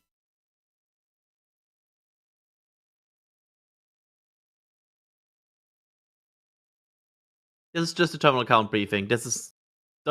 I know you heard bad words, but these bad words are normal at this time. They are preparing to say the bad word if they have to. They haven't said it yet properly. And also a reminder that when they talk about everyone switching to channel 1, that is the public channel. That is what we are listening to. So that means that in theory, any and all communications now, you should be able to hear them. L minus 18 minutes. Flight control, perform launch on time verification. Roger.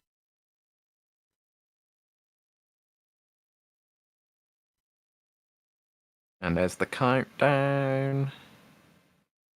Starliner should be going on to internal power now, according to that. Yep. Just over 6 minutes till the arm will retract, and then we'll get that good old pole. That's my favourite thing about ULA launches is they still do the audible pole. I do not understand why SpaceX. Well, I kind of understand, but I do not understand why SpaceX doesn't do those things. It's just so cool. It's the rocket launch thing. You know that film from Apollo 13, the movie? They're like, go, go, go, go. It's just so cool. Everyone can agree it's so cool. Roger. LC, Peony 1. Go ahead. AHB charging reestablished and at flight mass. Roger. L minus 17 minutes. OSM, place SRB ignition SNA switch in the enable position. SRB ignition enabled. Verify FCO, RCO, and OSM hold fire switches are in the proceed position. Ready to proceed.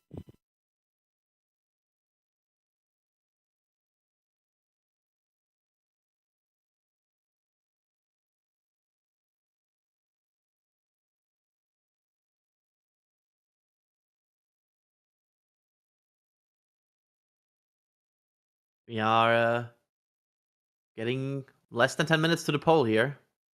You can see all of the people lined up ready to watch along the beaches.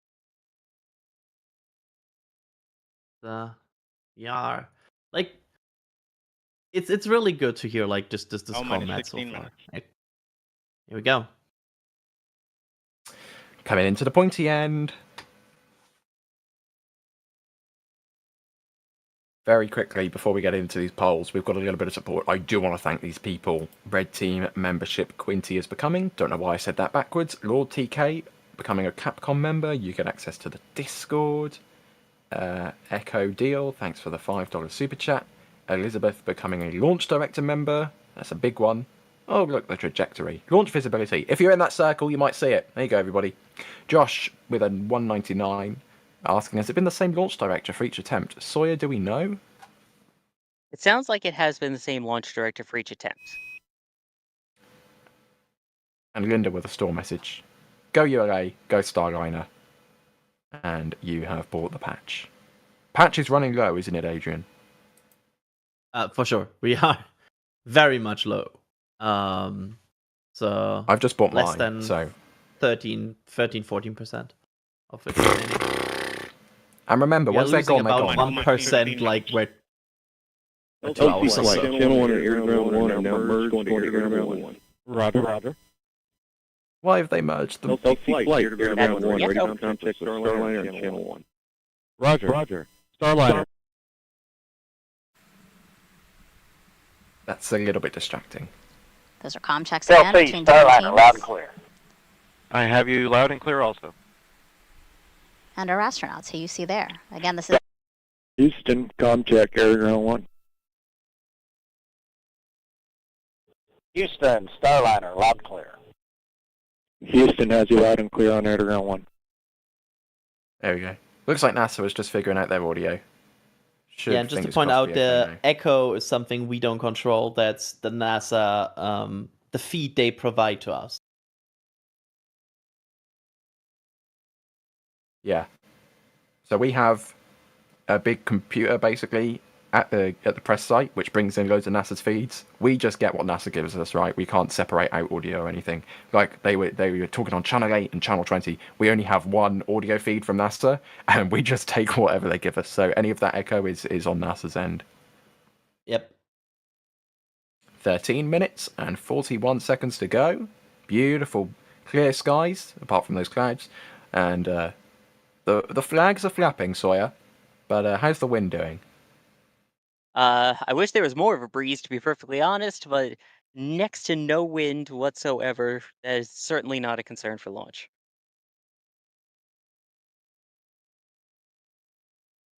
I'm getting a little bit. I'm going to check my heart rate again. It's starting to happen now. That's English.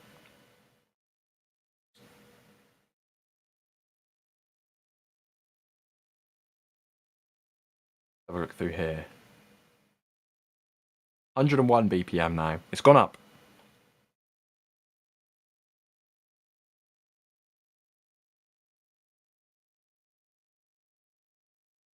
Yeah, we're just 4 minutes away from the poll here, from the final poll.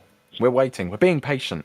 Echo deal with the $10 super chat. It's not my fault. It just sounds better with Starliner Houston, your suit fan Bravo is repowered. It looks good. Please close your visors. Column closed. Nice. IndyCar 499. Spacesuit functions must work longer than 19 minutes. Yeah, well, you know what I mean.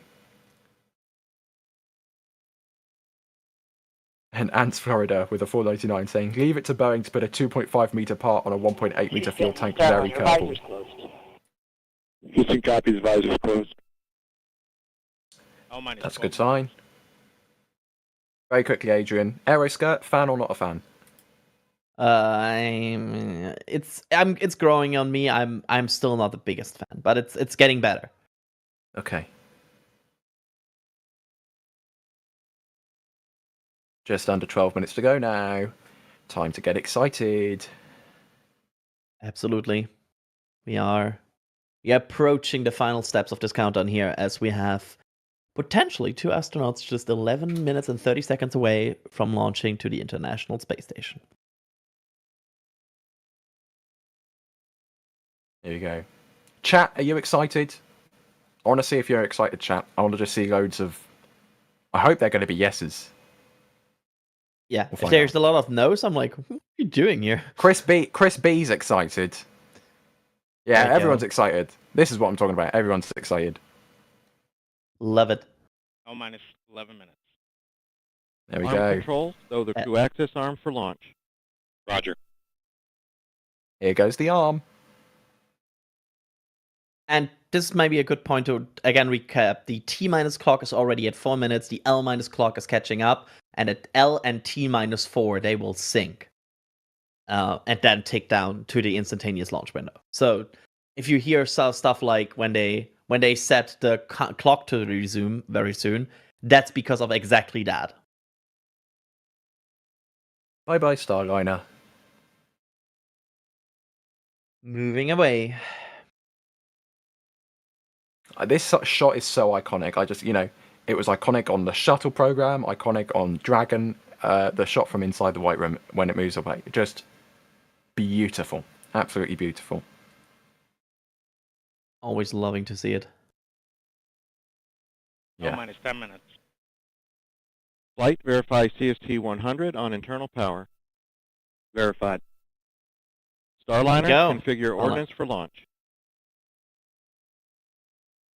Touch and work.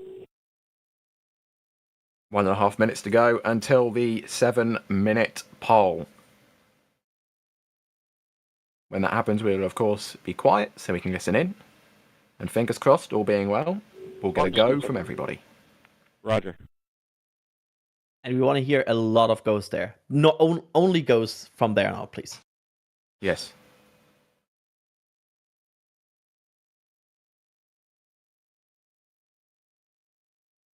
Arm seems to have stopped moving, so I assume it is in its fully retracted position. Starliner is on internal power. Blue skies. Looking good.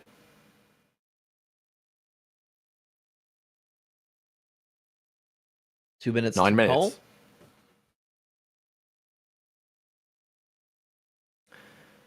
Adrenaline's pumping now. Yeah, certainly. The excitement is here. We are at the very, very business end of this countdown. So let's hope everything works from here on out. Yeah, and if you don't mind, I'm going to attend to my cameras here, and I will catch you guys after the launch. Hopefully, all will be go with that countdown, with the go-no-go poll in about 1:20 from now. Brilliant. See you there, Sawyer. Go I hope you Starliner! get some- I hope you get some wonderful photos for us, Sawyer. Julia is also up on the hut roof, I believe, with one of the tracking cameras. Max, as we've already said, is on the VAB roof with a tracking camera, and I'm sure all you three combined are going to get some wonderful photos. Wade is down at Coco with his tracking camera ready. Here's Max's view. This shot is going to be beautiful come liftoff. And we are 50 seconds away from the final go no go of the rocket.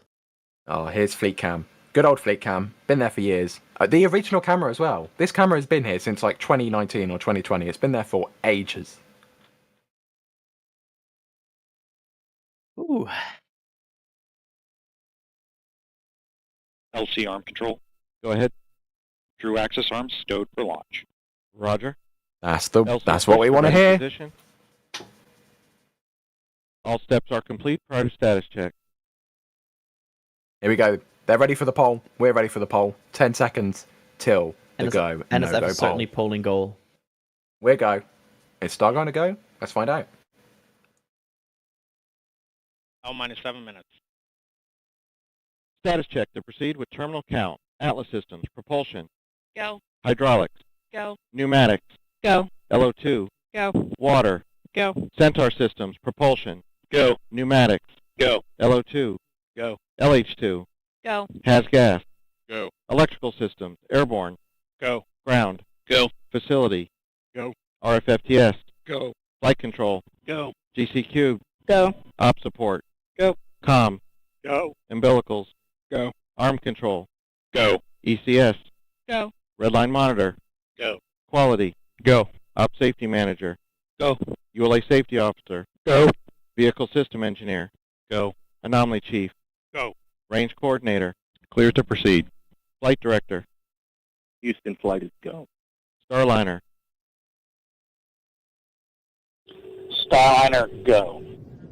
launch director, You have permission to launch. proceeding with the count. ALC, That's what we flight want to hear. Zero set for 14:52:15 Zulu. Verified. It's go, go, go across the board. Starliner, net is clear. We are go for launch in 5.5 ULC. minutes time.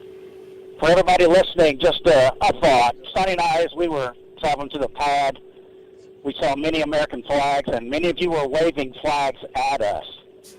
And then as we reached the pad, we look up, and of course there's that American flag on the side of the White Room, also one on the side of the rocket itself.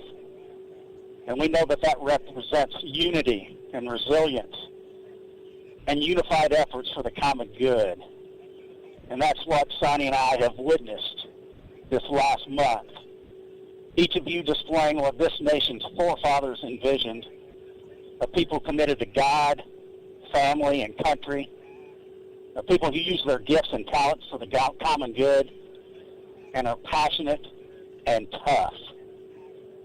And we all know that when the going gets tough, and it often does, the tough get going. And you have. And Sonny and I are honored to share this dream of spaceflight with each and every one of you. So with that, LC, let's get going. Now let's put some fire in this rocket, and let's push it to the heavens where all these tough Americans have prepared it to be. Let's go, Calypso. Take us to space and back. LC flight, Starliner configured for terminal count. On my mark, Roger. the time will be T-minus 4 minutes and count. 3, 2, 1, mark. And now please behave, ground computer. We're into the T count 355. now. Ground pyros enabled.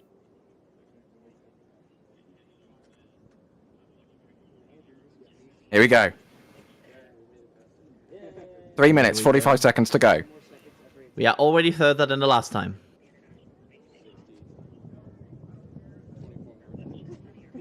You can hear people in the press site in the background. They're getting excited. I'm getting excited. Adrian, I'm sure you're getting excited. I'm very, very, very, very excited. And I just wish Butch and Sunny a great flight.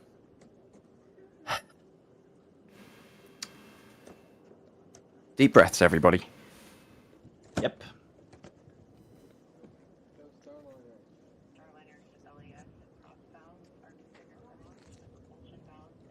Three minutes.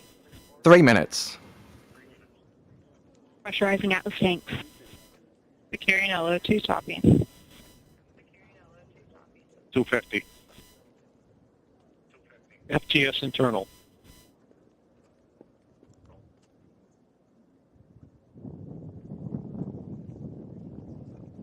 Beautiful, beautiful weather. 150 seconds to go.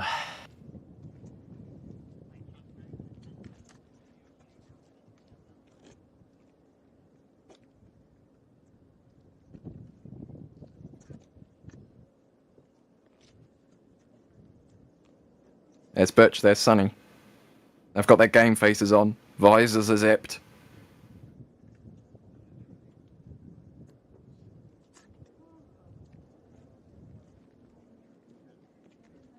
Two minutes to go. 159. Vehicle internal. 155. Launch sequencer start. 150. Securing Centaur LH2. Securing Centaur LO2. We will, fortunately. 140. Launch enabled. 137. FTS armed. 90 seconds. Woo! 120. OCU's armed. SCS count started. EDS ascent. Starliner, last arm to auto. Last arm auto. Roger.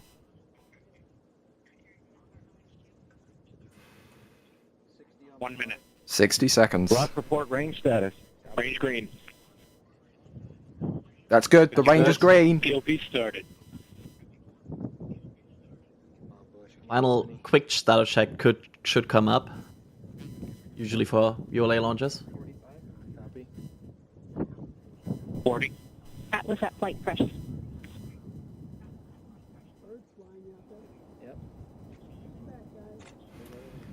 Coming up on half a minute to go. 30. Centaur at flight press. 25. Status check. Go Atlas. Go Centaur. That's the Go words. Starliner. Godspeed, Butch and Suni. Starliner, come on. 10 seconds to go.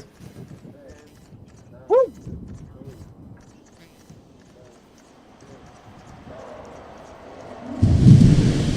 Ignition! Release. And liftoff! We're off and away with Boeing's Crew Flight Test. Godspeed, Butch and Suni.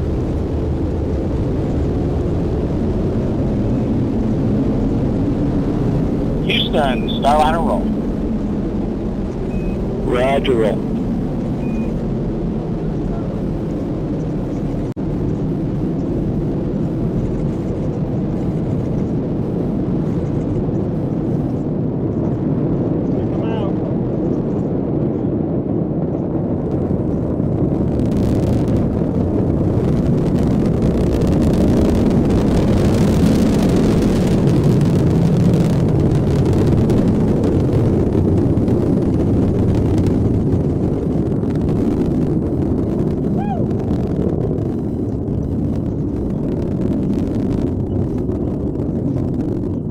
We're 60 seconds into flight. Butch and Suni heading to the ISS, ascending on a pillar of SRB plume. So far, everything looking good in the flight. On board with Atlas. You got a good throttle up. Good throttle.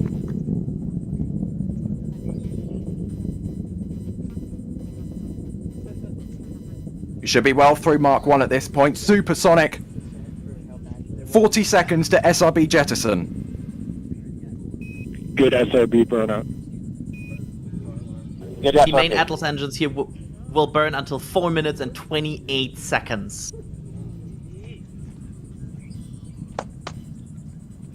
Beautiful plume from the RD-180s here. Amazing. Good handle. Good handle. 15 seconds to SRB jettison. There you can see one of the SRBs.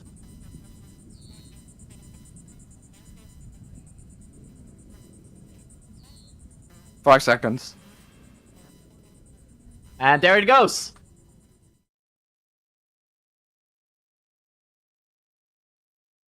Here we go. Okay, next thing coming up, as Adrian just said, Atlas booster engine cutoff, 4 minutes 28 seconds. So just under 2 minutes to go until that event now. There's goes some ice off the side, and you can see the plume of the RD-180s on the core booster there of the Atlas good 5. trajectory. CLC. The trajectory calls here.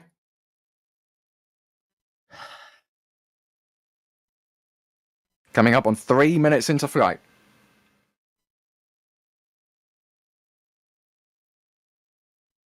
Butch and Suni were off the coast of Florida at this point. You can see the Atlantic Ocean beneath them.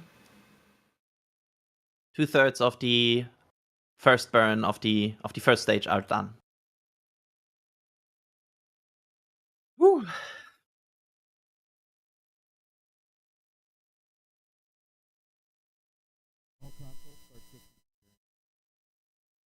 Three and a half minutes in. You can see the plume now really wide as the atmosphere is no longer pushing against it.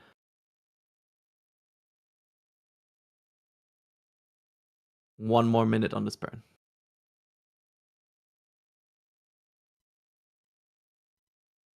Okay, Amazing so coming view up. so far. Yeah, just a stunning day here in Florida.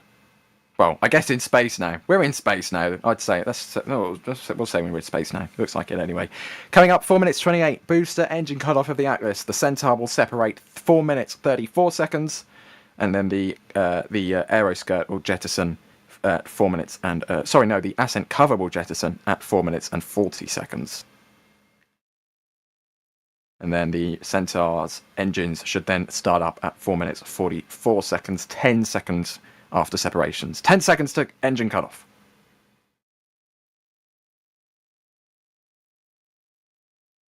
And we should be very close to... Oh.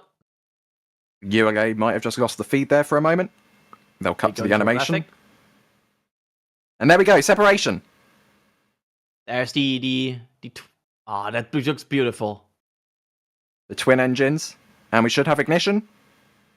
And don't be prepared that this looks like they're not working, but they're probably running. Decals open, you have sublimator rack. Decal sub act. You can... Great Atlas. You can see the engines gimbling, which is a good sign. And there goes the skirt. There goes the aeroskirt. Staging was good. You have good control. There we go. Staging. All good. Looks like they're inducing a bit of a roll here to get the vehicle aligned. Next event on the schedule, 11 minutes 55 seconds, will be the first the engine cutoff on the Centaur. So we have about 6 minutes until that point. Yep, this is a long burn.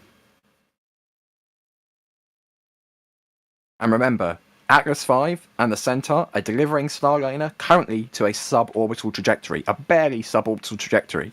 So Starliner, about 30 minutes good after. Booster performance, you're up to plus 31. Plus 31. That's what we want to hear. Starliner will then circularize itself about 30 minutes into flight.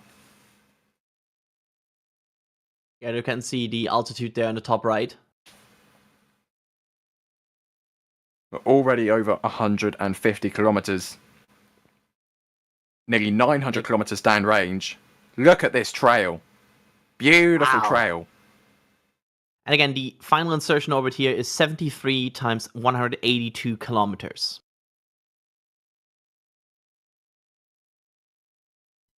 There you can see now the perigee. The apogee and the perigee.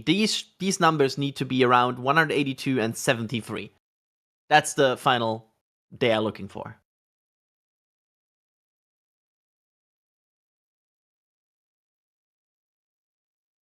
You can see that perigee rising.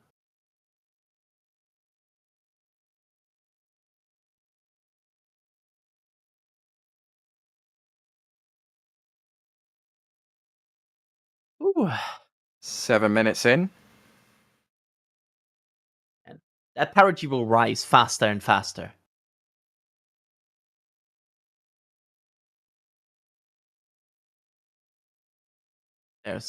There might be some data blackouts, some there because they are potentially missing some tracking stations along the line, or there's like Good no Centaur. proper tracking, so that's expected. And you can see the northeast seaboard of the United States there in the background. There's Virginia.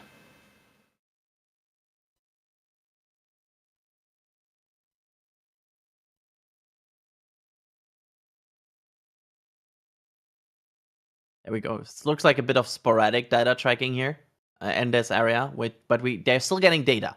They're still getting data. Everything is going, and the rocket doesn't need like a constant uplink to work. St. John's open. St. John's. I think that might have been the St. John's abort corridor if they need it. St. John's off the coast of Canada. There you go. You can see New York City in the background.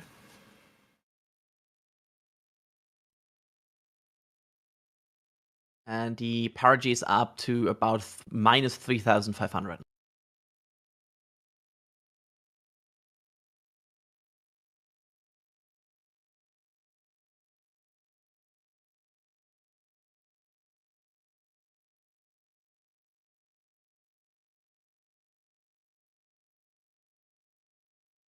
Progressing well here. This burn again is expected to last until Starliner, 11 Miko minutes. converged 11:52, 11:52. Good perf, you're at 34 to 36 seconds. 11:52, 34 seconds. Yep. Yeah, they just changed the Miko time to 11:52 instead of 55 because just ongoing trajectory changes. So they are So now Atlas at is actually doing a better job than it needed to do. Yeah. I think you also heard that on booster performance, right? They confirmed booster performance was above. I think I can see Kevin's studio in the background there, as well as Cape Cod. You can see like the power being drained all the way to there to feed like 20 monitors. No action, Starliner on the LCL. That's just the system coming up into controlling mode. Outstanding. No action. Minus 2,500. 2 minutes to Miko.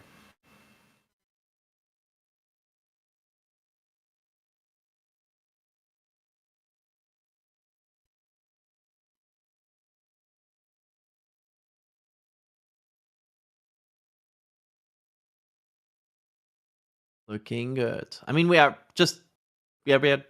looking at as the data as you all do here, so that's why we are sometimes maybe a bit light.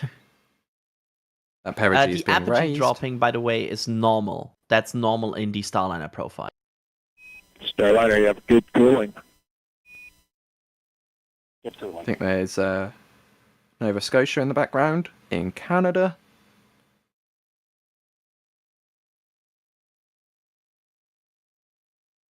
And coming up on Newfoundland and Labrador after that. Good performance, good trajectory. So far, ULA confirms everything is good with this launch. Wonderful, wonderful, wonderful. About 50 seconds left in this burn before the 2 engines on the Centaur will shut down, and then Starliner will separate about 3 minutes after the end of the burn. And minus 1,000 at perigee yet. And we are looking for numbers close to where? 30 seconds to Miko. 30 seconds.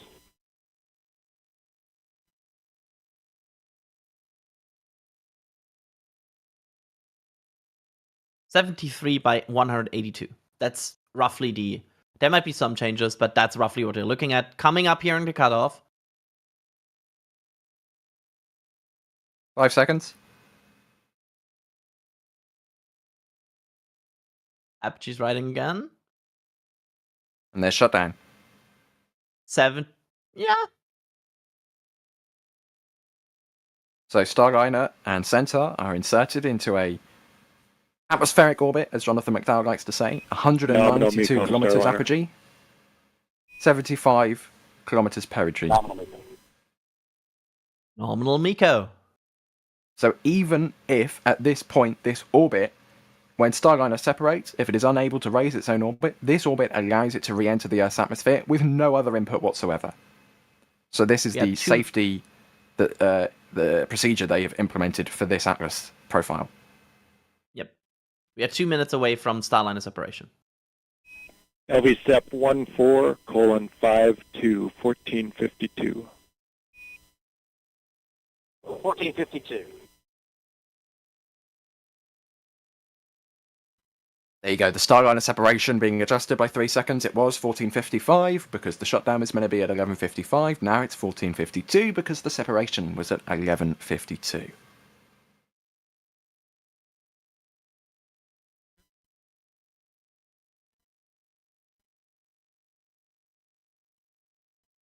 And again, Oh! they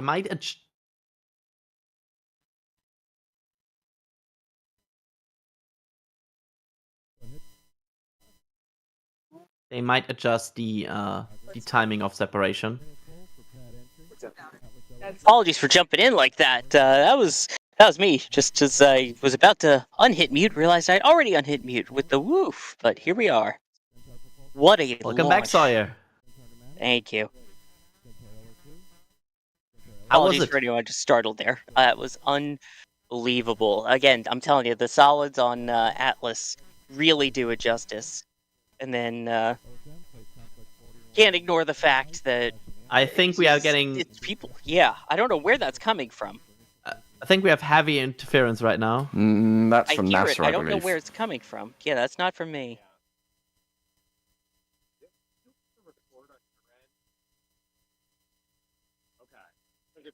Yeah, So, yeah. that's the feed. That's not me. God. No action Anyway. on the cabin temp Starliner. No action. Unbelievable. And the fact that there's people on it makes it all that much more exciting when it actually does really go. And that vibration from it, the sounds of the RD-180s, absolutely beautiful.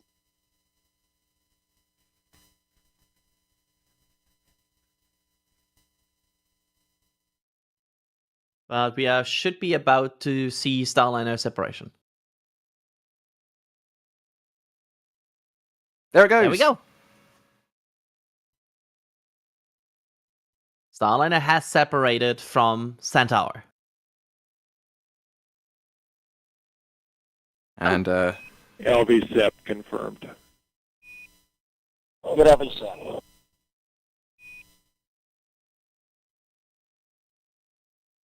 it's very reminiscent interface. I don't know where I've seen this before.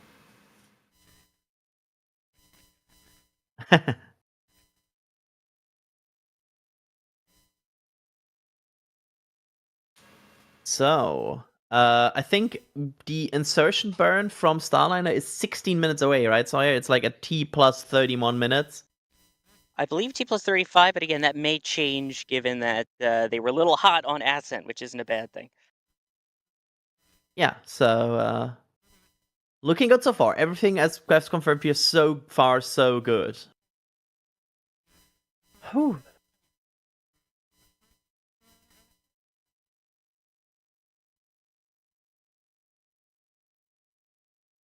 So now we wait. Yeah, they have a time. They have a time there that is called TIG at 31 minutes. I think this might be it. We'll see. It's a bit unfortunate that there are no onboard views available for us at the moment, but we'll make do with what we've got.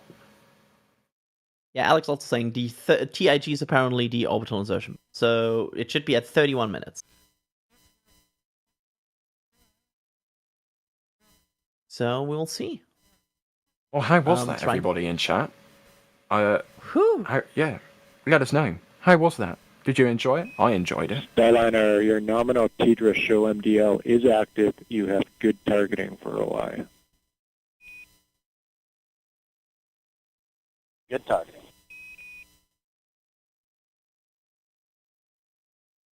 Everyone seems to like that in chat. Yeah.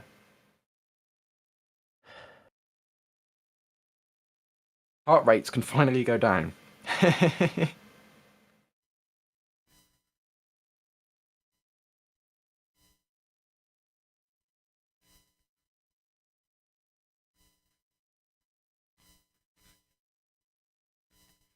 So if this is all successful, Starliner would be docking to the ISS front docking port And Houston, tomorrow Starliner. at 12:15 p.m. EDT. Go ahead. Yeah, if you could relay a message to our brethren at ULA. We're all listening. Go ahead. Yeah, they've been a member of the family for a long time, but now it's official, and we want to welcome them to human spaceflight. We all copy all and really appreciate the words.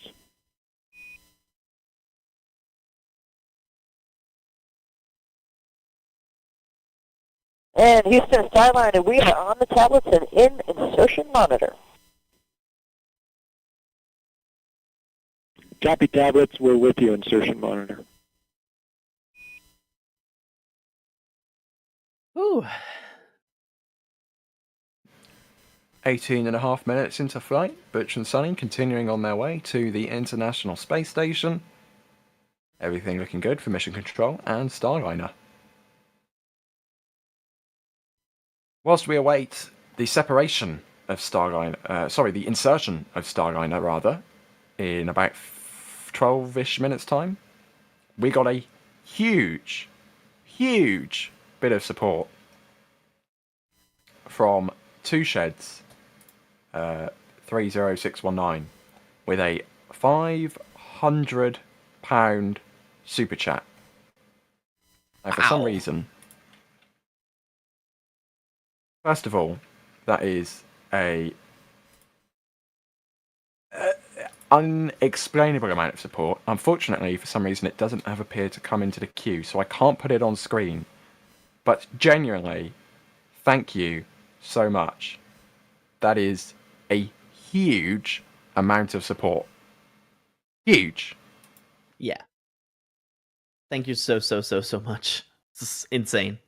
Unbelievably generous. Thank you, thank you, thank you.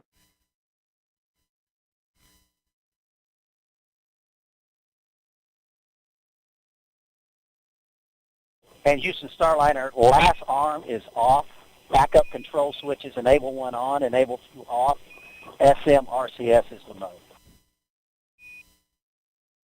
We are We about copy 11 minutes off. away from the Enable insertion. 1 is on, enable 2 is off. SM RCS, you're in a good config.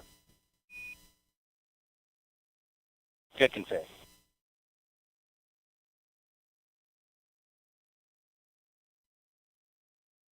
There it is. Cannot get it in Your queue, but there it is. EXTV targets are on board and good. Good EXTV.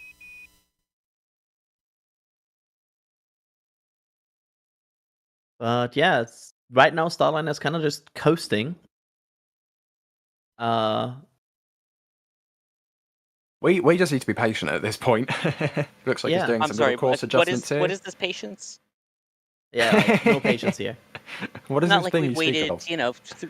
2-3 different scrubs at this point to get here or anything. I don't care. It worked. It worked.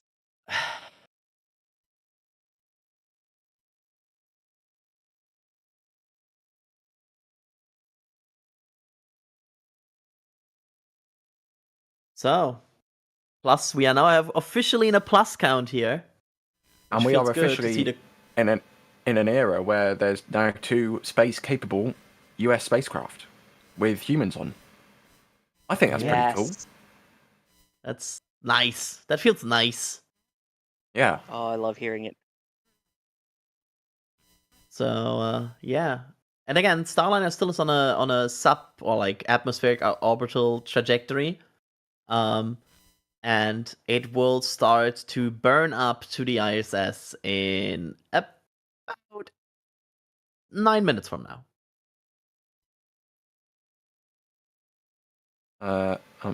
What's NASA showing? Are they showing an animation of the? I can't figure out what they're showing. Hey, it looks similar to the one you made. Thanks, Suni. Oh, it's showing like I think how it's like below orbital trajectory, and then it's like. Well, the Earth suspiciously lacks curvature. Don't. Oh, Kevin thinks that that might have been the tests that they're going to do, like the hand flying tests. There That we would go. make sense. Thanks, NASA.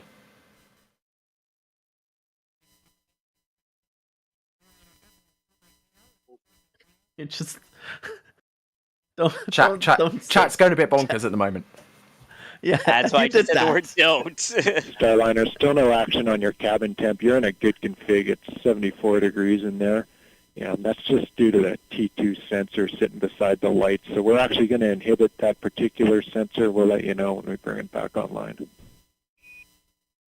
Okay, great. Looks like we're on our way to thrust alarm. Denver.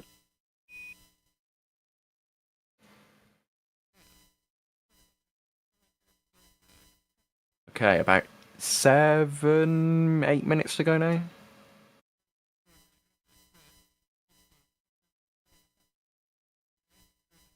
Yeah. Looking interesting so far. And we have heard nothing of any involved party so far that something would be off here. So everything looks to be good. We're of course standing by here for the orbital insertion maneuver.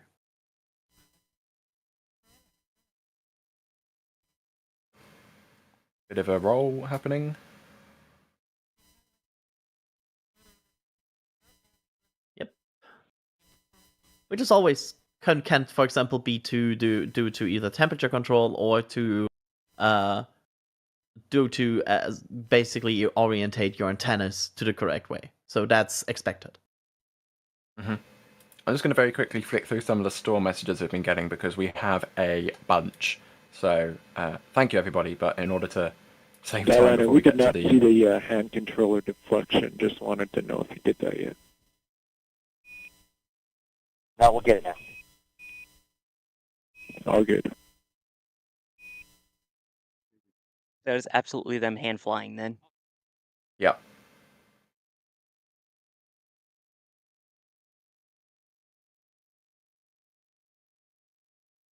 Must be pretty fun to be able to control Starliner for, you know, a few minutes. Like you're actually controlling a spacecraft.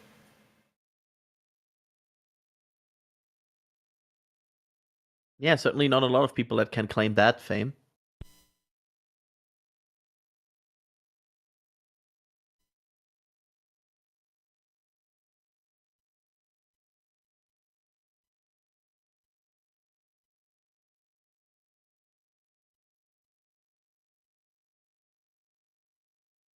You see the thrusters still firing, the orientation thrusters, as they still in a bit of a roll here apparently. But yeah.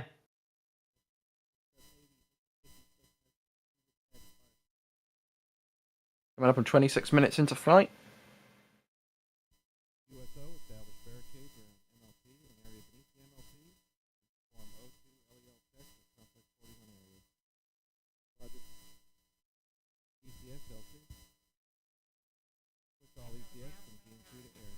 We 5 minutes to go until the orbital insertion burn. Sorry, do we know how long that will go? That orbital insertion burn? I have to look that up. I don't know off the top of my head. Yeah, I'm also blanking here. I wonder if they have that. Give me. I'm also looking it up on a timeline. Starliner, good Yeah, config for the OI burn. Good config for OI. Alex is saying no more than 1 minute. they're already essentially, their perigee is 75 kilometers, so they need to do a short burst in order to get that above the atmosphere, or the thicker part of the atmosphere where they would re-enter. Yeah, I have to say, I see some people here complaining about lack of onboard views, but I have to say I enjoy the telemetry. I get the criticism for the lack of onboard views, but I enjoy the amount of telemetry we are getting to put this in the middle ground here. Mm-hmm. I agree. Like that's neat. Of course, both would be better. Like I always would like to have a scenario of both, but I'm not complaining about these very detailed telemetry views. That's also nice.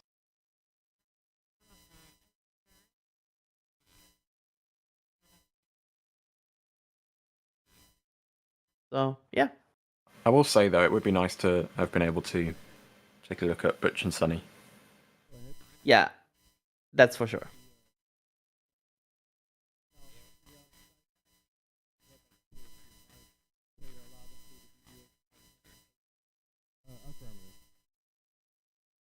And we are about minutes to go. Yep, 3 minutes to the burn.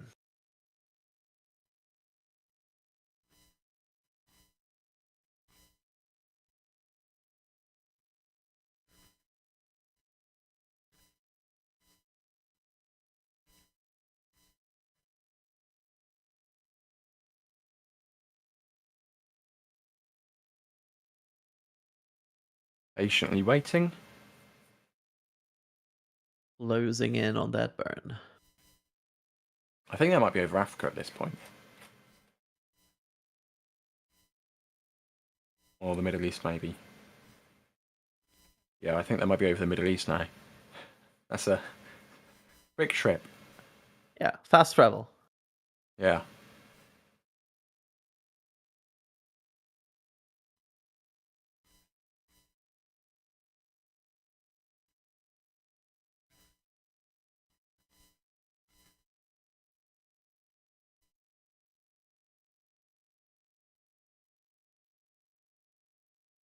Maybe we might get some live views from the cockpit once they are in orbit, so we'll just have to wait and see. But fingers crossed we'll get something. Maybe.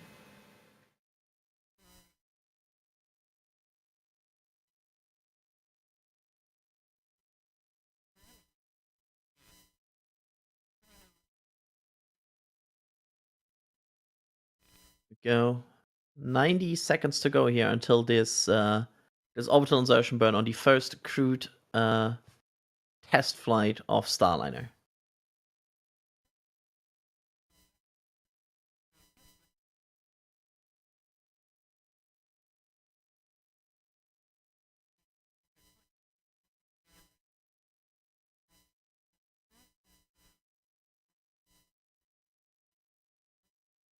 And now in 60 seconds.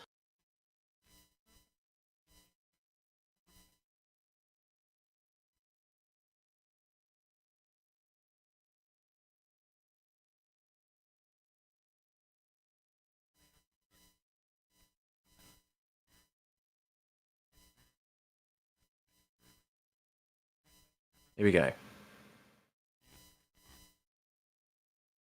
And about 30 seconds for that burn. Wait, let's listen in for some confirmation of successful burn startup. Fingers crossed the animation should show us something. Yeah, we should see the thrusters at the back of the capsule starting to fire to basically give it more speed. Yeah, it looks like a little bit of a correction there in terms of orientation from the RCS thrusters.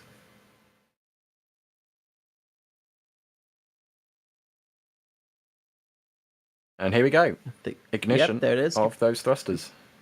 You can see the perigee rising on the top left screen in the middle, below the nav pal. It's 150 now. There, it's rising.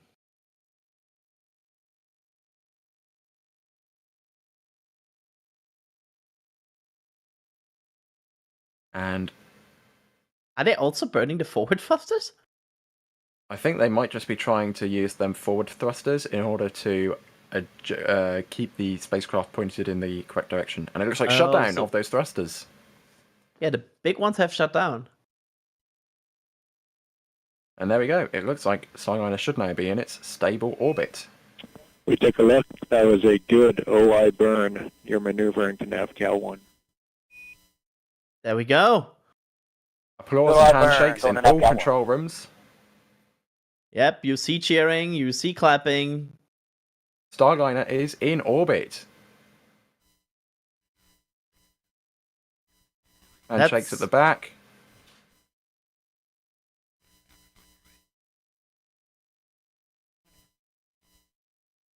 Ooh, that was crazy. That was cool. ULA team certainly happy. Atlas has done everything it could have done. And there we see Tori thanking Grant Shotwell, who congratulated on the launch. Team Space working together. Well, helping each other, congratulating each other, being friends. What it's all about. That's the sportsmanship we want to see. So, at this point, the United States of America now has dissimilar redundancy on getting crew into orbit, into space, Dragon and Falcon, Starliner and Atlas, two completely separate systems capable of doing the same job. Of course, I think it has to be said, a monumental congratulations to Boeing, United Launch Alliance, NASA, and all the other teams that helped to make this happen, because this is no easy job. This is no small feat. This is a huge accomplishment for these teams here, and rightly so. You can see they are very, very happy in the control rooms. Houston.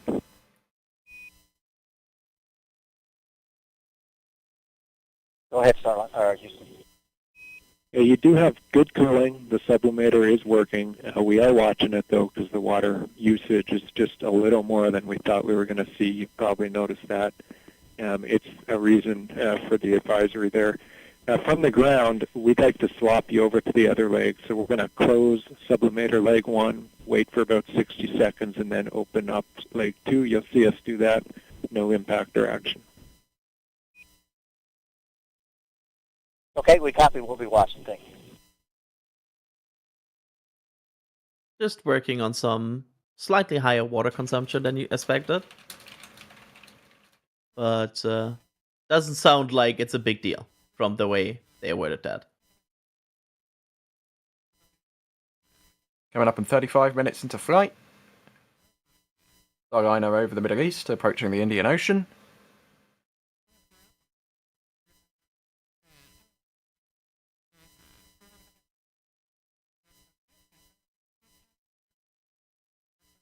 Here we go. I mean, so far so good. And again, the expected docking is tomorrow evening, Eastern time. Actually, about right after the about 2 hours after Starship. So that'll make fun viewing. Yeah, we can relaxedly watch that on the Starship after chat. So unfortunately, it does look like Boeing has opted to not have the capability to broadcast a video from space. Understandable, because that's a very difficult thing to do. A little bit disappointing, but we do get the animations, so I assume at this point we're going to have to wait until Starliner docks to the ISS to get any live video of Butch and Suni. I assume they will have smiles on their faces and be very happy that they are now in this position. Also, don't forget test flight. So there's always a chance that that might have been the plan and there's a little issue or glitch, or that it wasn't the plan at all because it is a test flight as they work things out. So just worth keeping that in mind as well.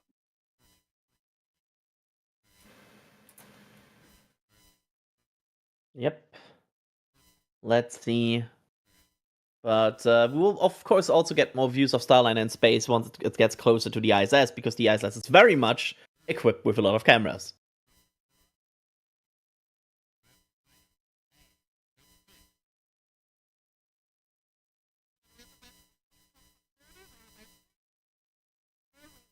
Looks like the vehicle may be orientating itself, maybe? You can also see an animation how it's like slowly going away from that planetary body that is Earth.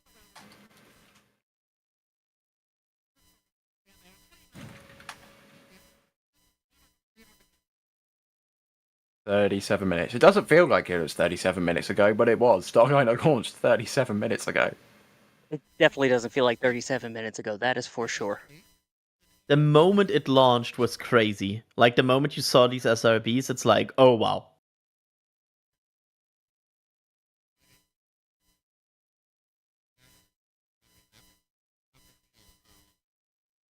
That's And whilst we watch this animation of Starliner in orbit, I'm very quickly going to go through a load of the support we got over from launch till now. Aramil with the £5, thank you very much.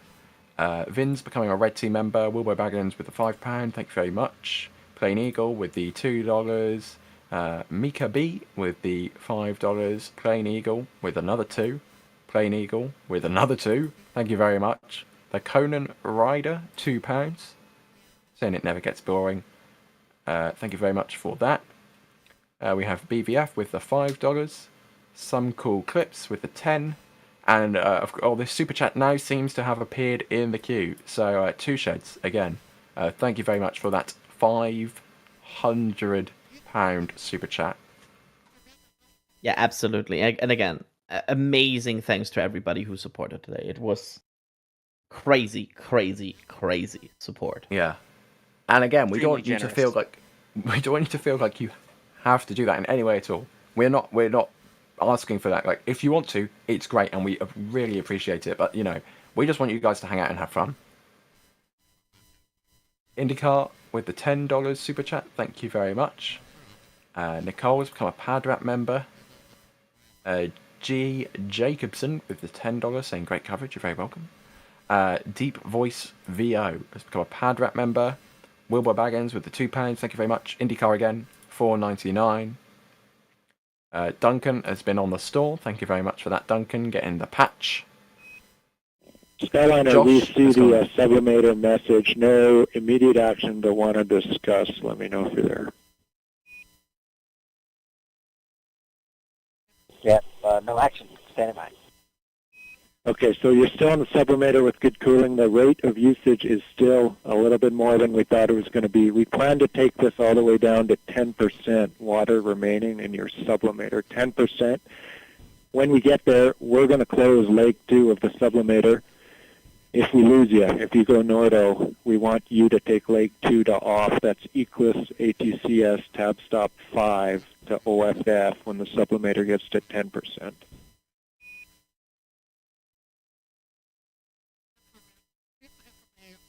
Okay, copy. You're going to take sublimator 2 to close. If we go Nordo at 10%, we'll take it off with the tab stop 5. The affirmative. I think your tab 5 will actually say close, but you're right. To close / off at 10%, and we'll have more for you soon. Okay, copy that. Closed. Josh with the $5, thank you very much. We've got a $10 super chat in here. Happy birthday to my son Hudson. Happy birthday. Apocalypse Cow gifting 5 Red Team memberships. And Randall with the $2. No message, but just the support. So thank you very much for all of that, everybody. As I said before, we are very grateful. It's greatly appreciated. But also, thank you to everyone just hanging out in chat. It's nice to see you all. In chat form. Starliner, just what we're seeing. We're expecting to be on the radiators here in about 10 minutes. 10 minutes is what we're working with. Okay, standing by, and if you need us for anything, let us know.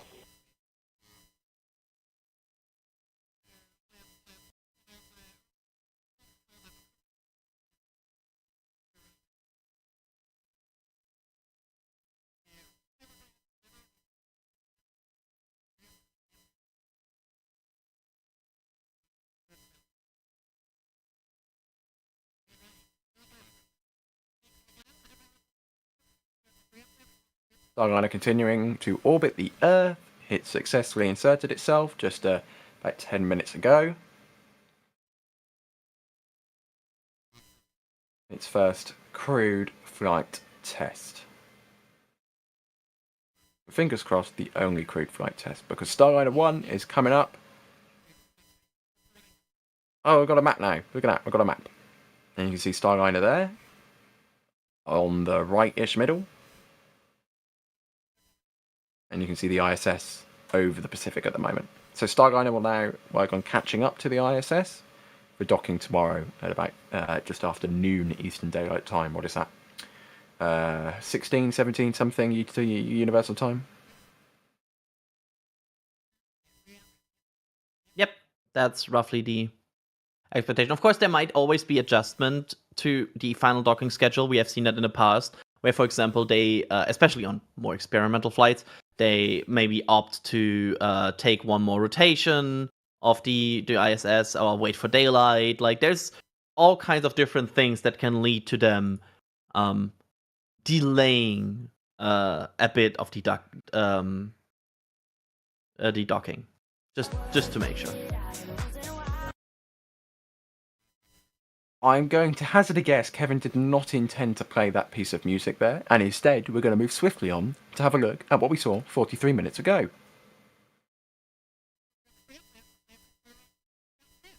Sounds good to me. Let's roll some replays.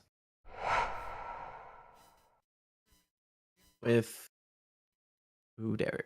That's from the Space Coast Live bot on the roof of the hut there. I'm not sure how long the intro is to these replays. We shall see. There's ignition.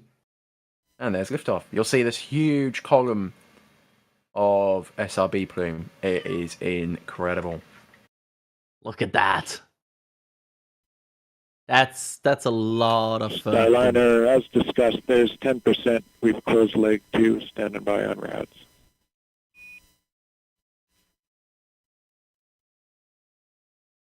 Okay, yep, we see leg 2 closed as well, and we're waiting on RAS with you.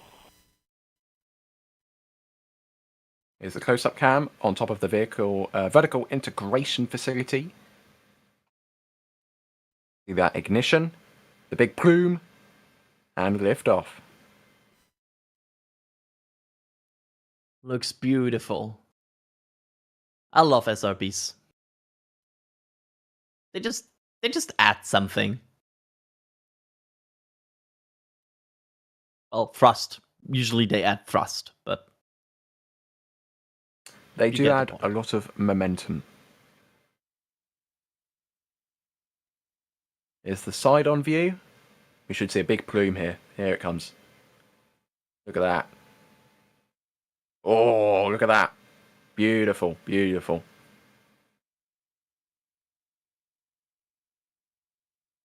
I love that. Lovely. You see the exhaust of the RD-180 very clearly in that shot. That was incredible. Oh, that might also be a nice shot. This again from the press site by the VAB. There's RD-180, and there's the SRBs. Look at this. Oh, incredible.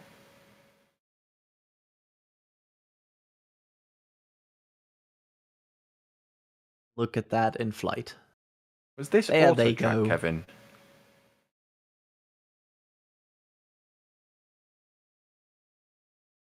Okay. So auto track was a little bit janky at the start. Wonderful shots of the first Starliner Crew Flight Test. Oh, and then the clouds got in the way a little bit, unfortunately. Yep. Houston Mac. We don't have the synthetic aperture radar yet on the ground. Go ahead, sir.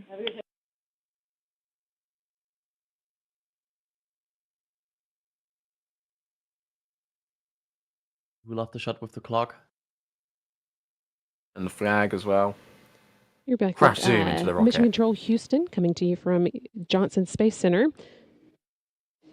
Team here in Mission Control continuing to watch over the Starliner systems. They have been continuing to watch the sublimator issue that we mentioned just before we went back to Kennedy Space Center there for an update. those sublimators are used to cool the vehicle down before the vehicle uses its radiators for cooling. It is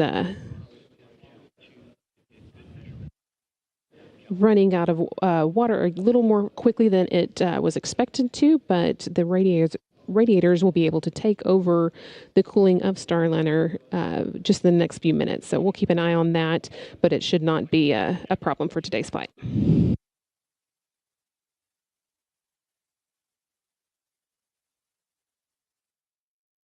Those pesky clouds. Oh, fleet cam. I have no idea where the pad is in context to fleet cam, so I will probably see Off that to the very soon. right. Oh, there it over is. the SpaceX boat. You'll see there. I forgot. Yeah, I can't see see the which Liftoff. one it is. The Dragon recovery ship. And now it's in Yeah, a it's now cloud. in the You'll see it cloud. pop out the top of the cloud. And it should appear over the cloud roughly now. Yep. And another cloud.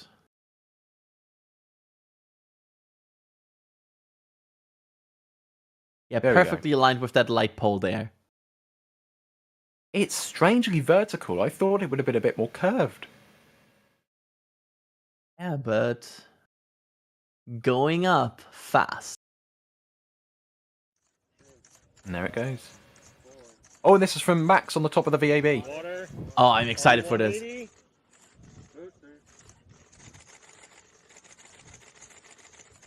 Click. I heard there's some pictures taken. Come on. Go, baby, go.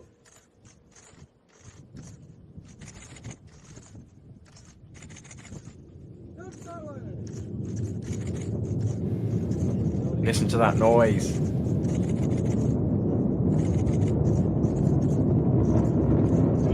Those solids really make it zip.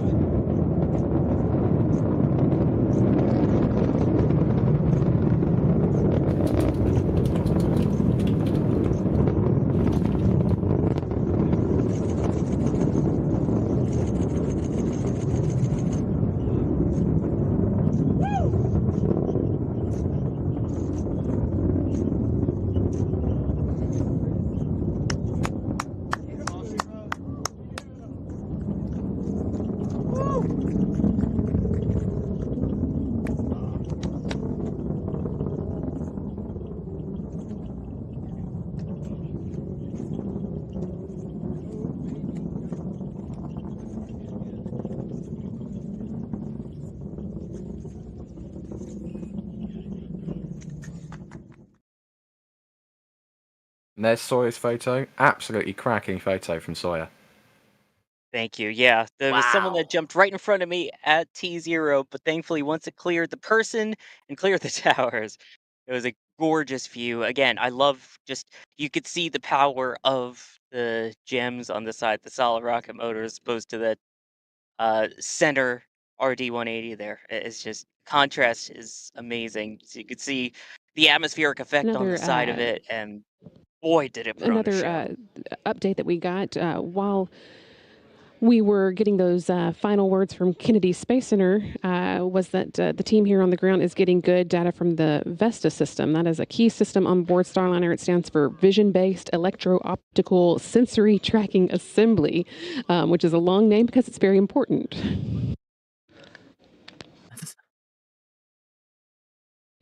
So that Long system names are very important. Actually does many things for Starliner.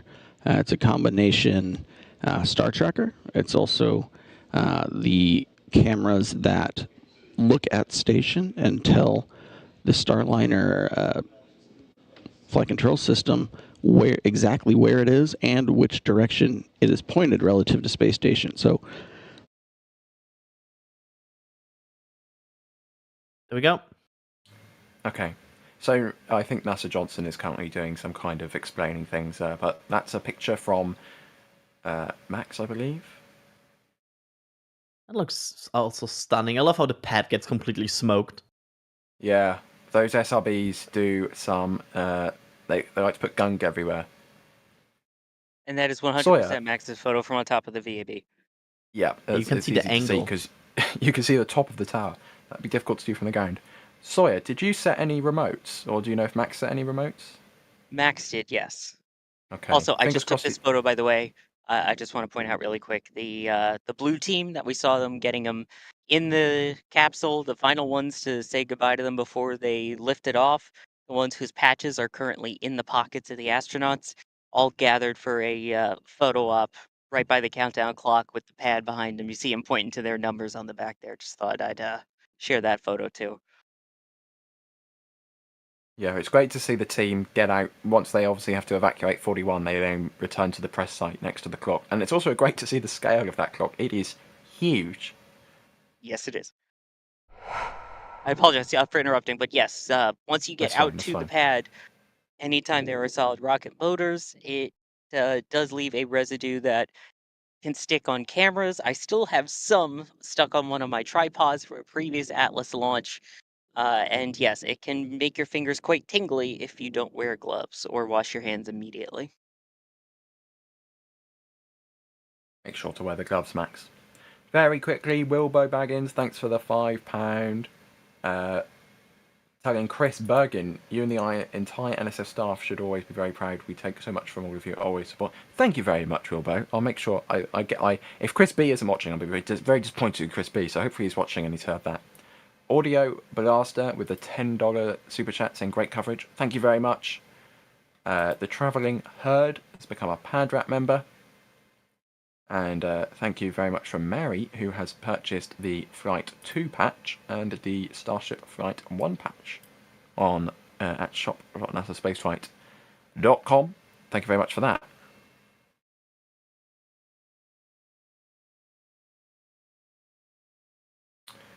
So, looking good. Currently looking at Capcom at NASA Johnson Space Center. Looks like they've got an Atlas model up.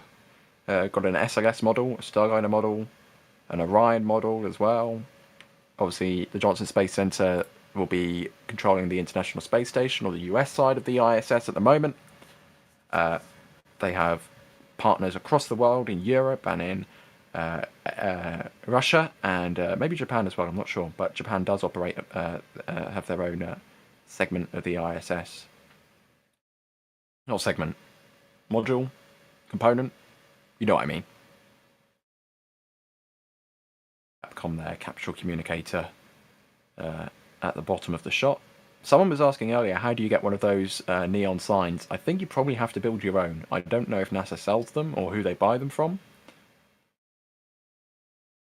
I would love to have one. I think I might have just noticed. If you look on the Capcom sign, do they have like figurines of Butch and Suni there? Next to the C of Capcom? Could be. Looks like it, right? Yeah, I've just noticed that. Huh. Look at that. That's cool. Anyways, with that, Sawyer, first of all, I'll start off by thanking you because you're still on comms with us. How was that? You had a good time, I assume? Of course, had a good time. It was a rocket, and it launched with people. So yes, it was a wonderful launch. The atmosphere here, you could tell the difference all day today. That you knew it was going to go, and it went, and it put on quite a show. Thanks for having me, everyone. Also in the field, we had Mr. Max Evans on top of the VAB, bringing us those wonderful views from that more elevated perspective. On the roof of the hut at the press site, we had Julia, who is always bringing us some wonderful, wonderful photos. In the background, we had Jay doing something. I don't know what Jay was doing. Kevin producing the stream. Thank you very much, Kevin. Alongside me, Jay Adrian. was making sure that nothing breaks.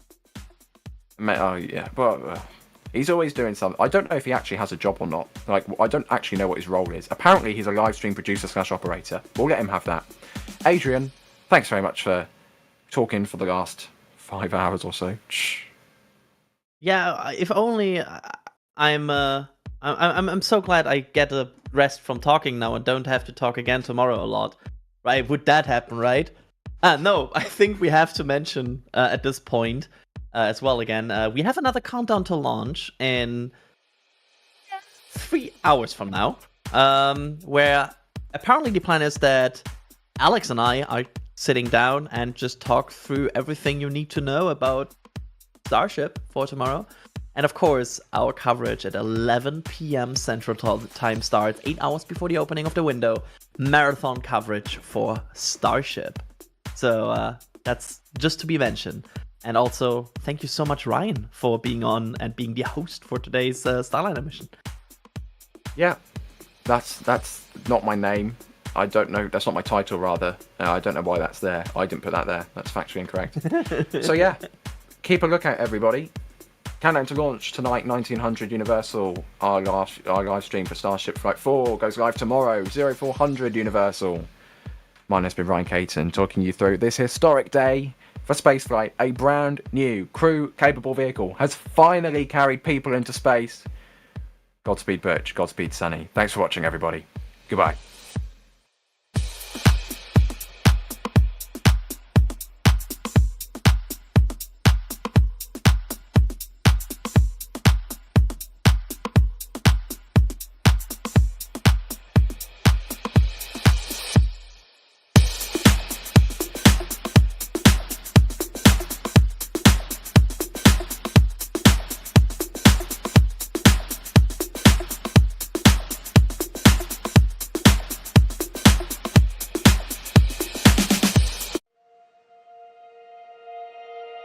And here we go.